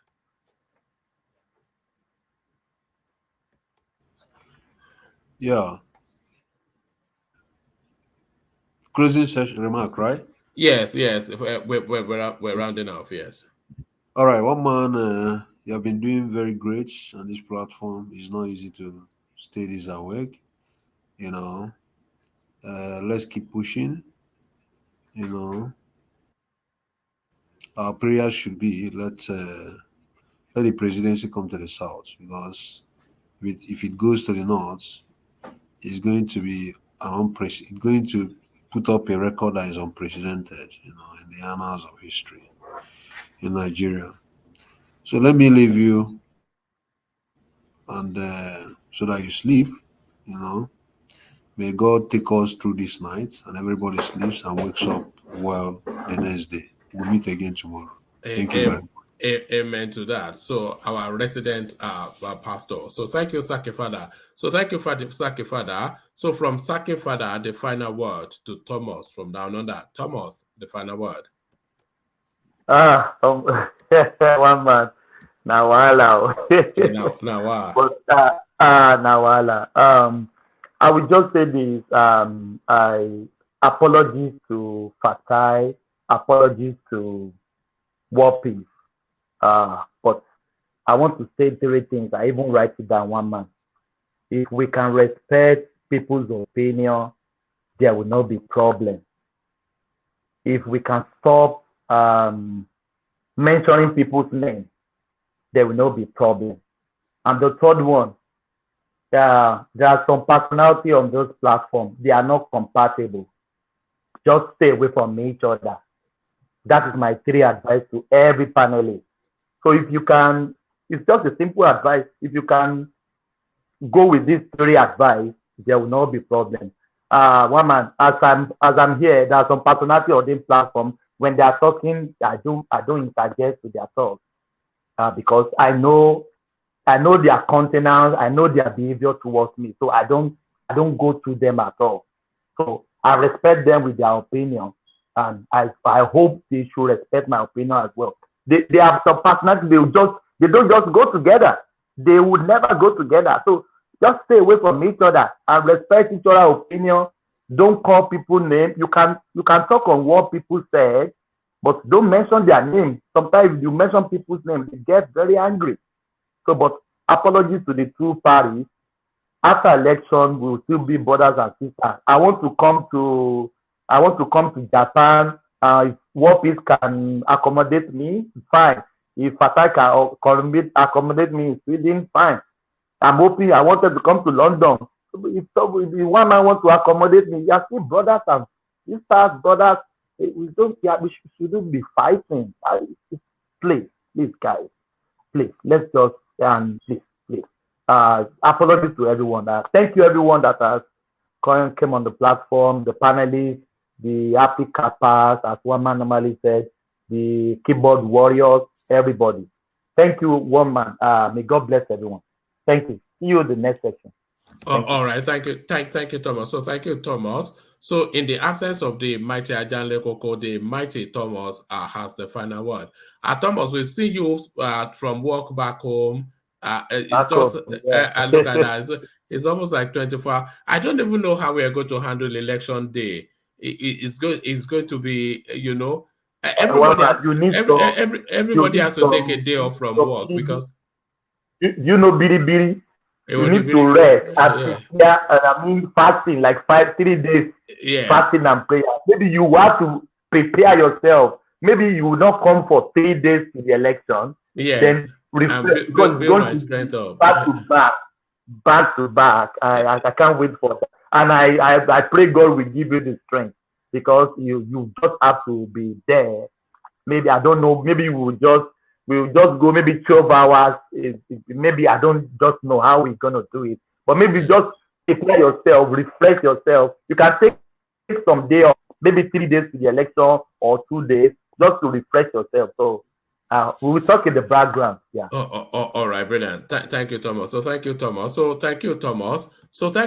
And thank you, everyone. I always say these sessions, they have a life of their own. And I think you've just seen yet another example right there. All emotions is from laughters to tears to angers to laughters, every emotion represented, but a person who's always represented in the super chat section, Alexander Gomez. So thank you. Kulata came into that space. Thank you, Kulata. Alexander came back again. Thank you, Alexander. Joel of Nashville joins them in this instance. Thank you, Joel. Joel of Nashville again, still insisting on whatever it is that is insisting. Thank you, Joel. And Thomas rounds it off. Thank you, Thomas. So let's go on to then acknowledge. You know where we're going anyway. So let's go on and acknowledge, as always, the Buy the Coffee space has already been recognized again. Ayo occupies that space. So Ayo occupies that space. So thank you, Ayo. So there it is. The super chatters, the happy clappers, the nonsense talkers, and the in-betweeners. Nobody's a nonsense talker. I'm now fast discovering I don't know what this Bamidupe is on. She's on a special diet. I don't know what she's saying there. That's just the thing. So thank everyone. We'll do it again tomorrow. Please join us 9:45 p.m. UK time. You know what time we're here. So I'll leave it here. Carry conversation up within the comment section, but here I say peace.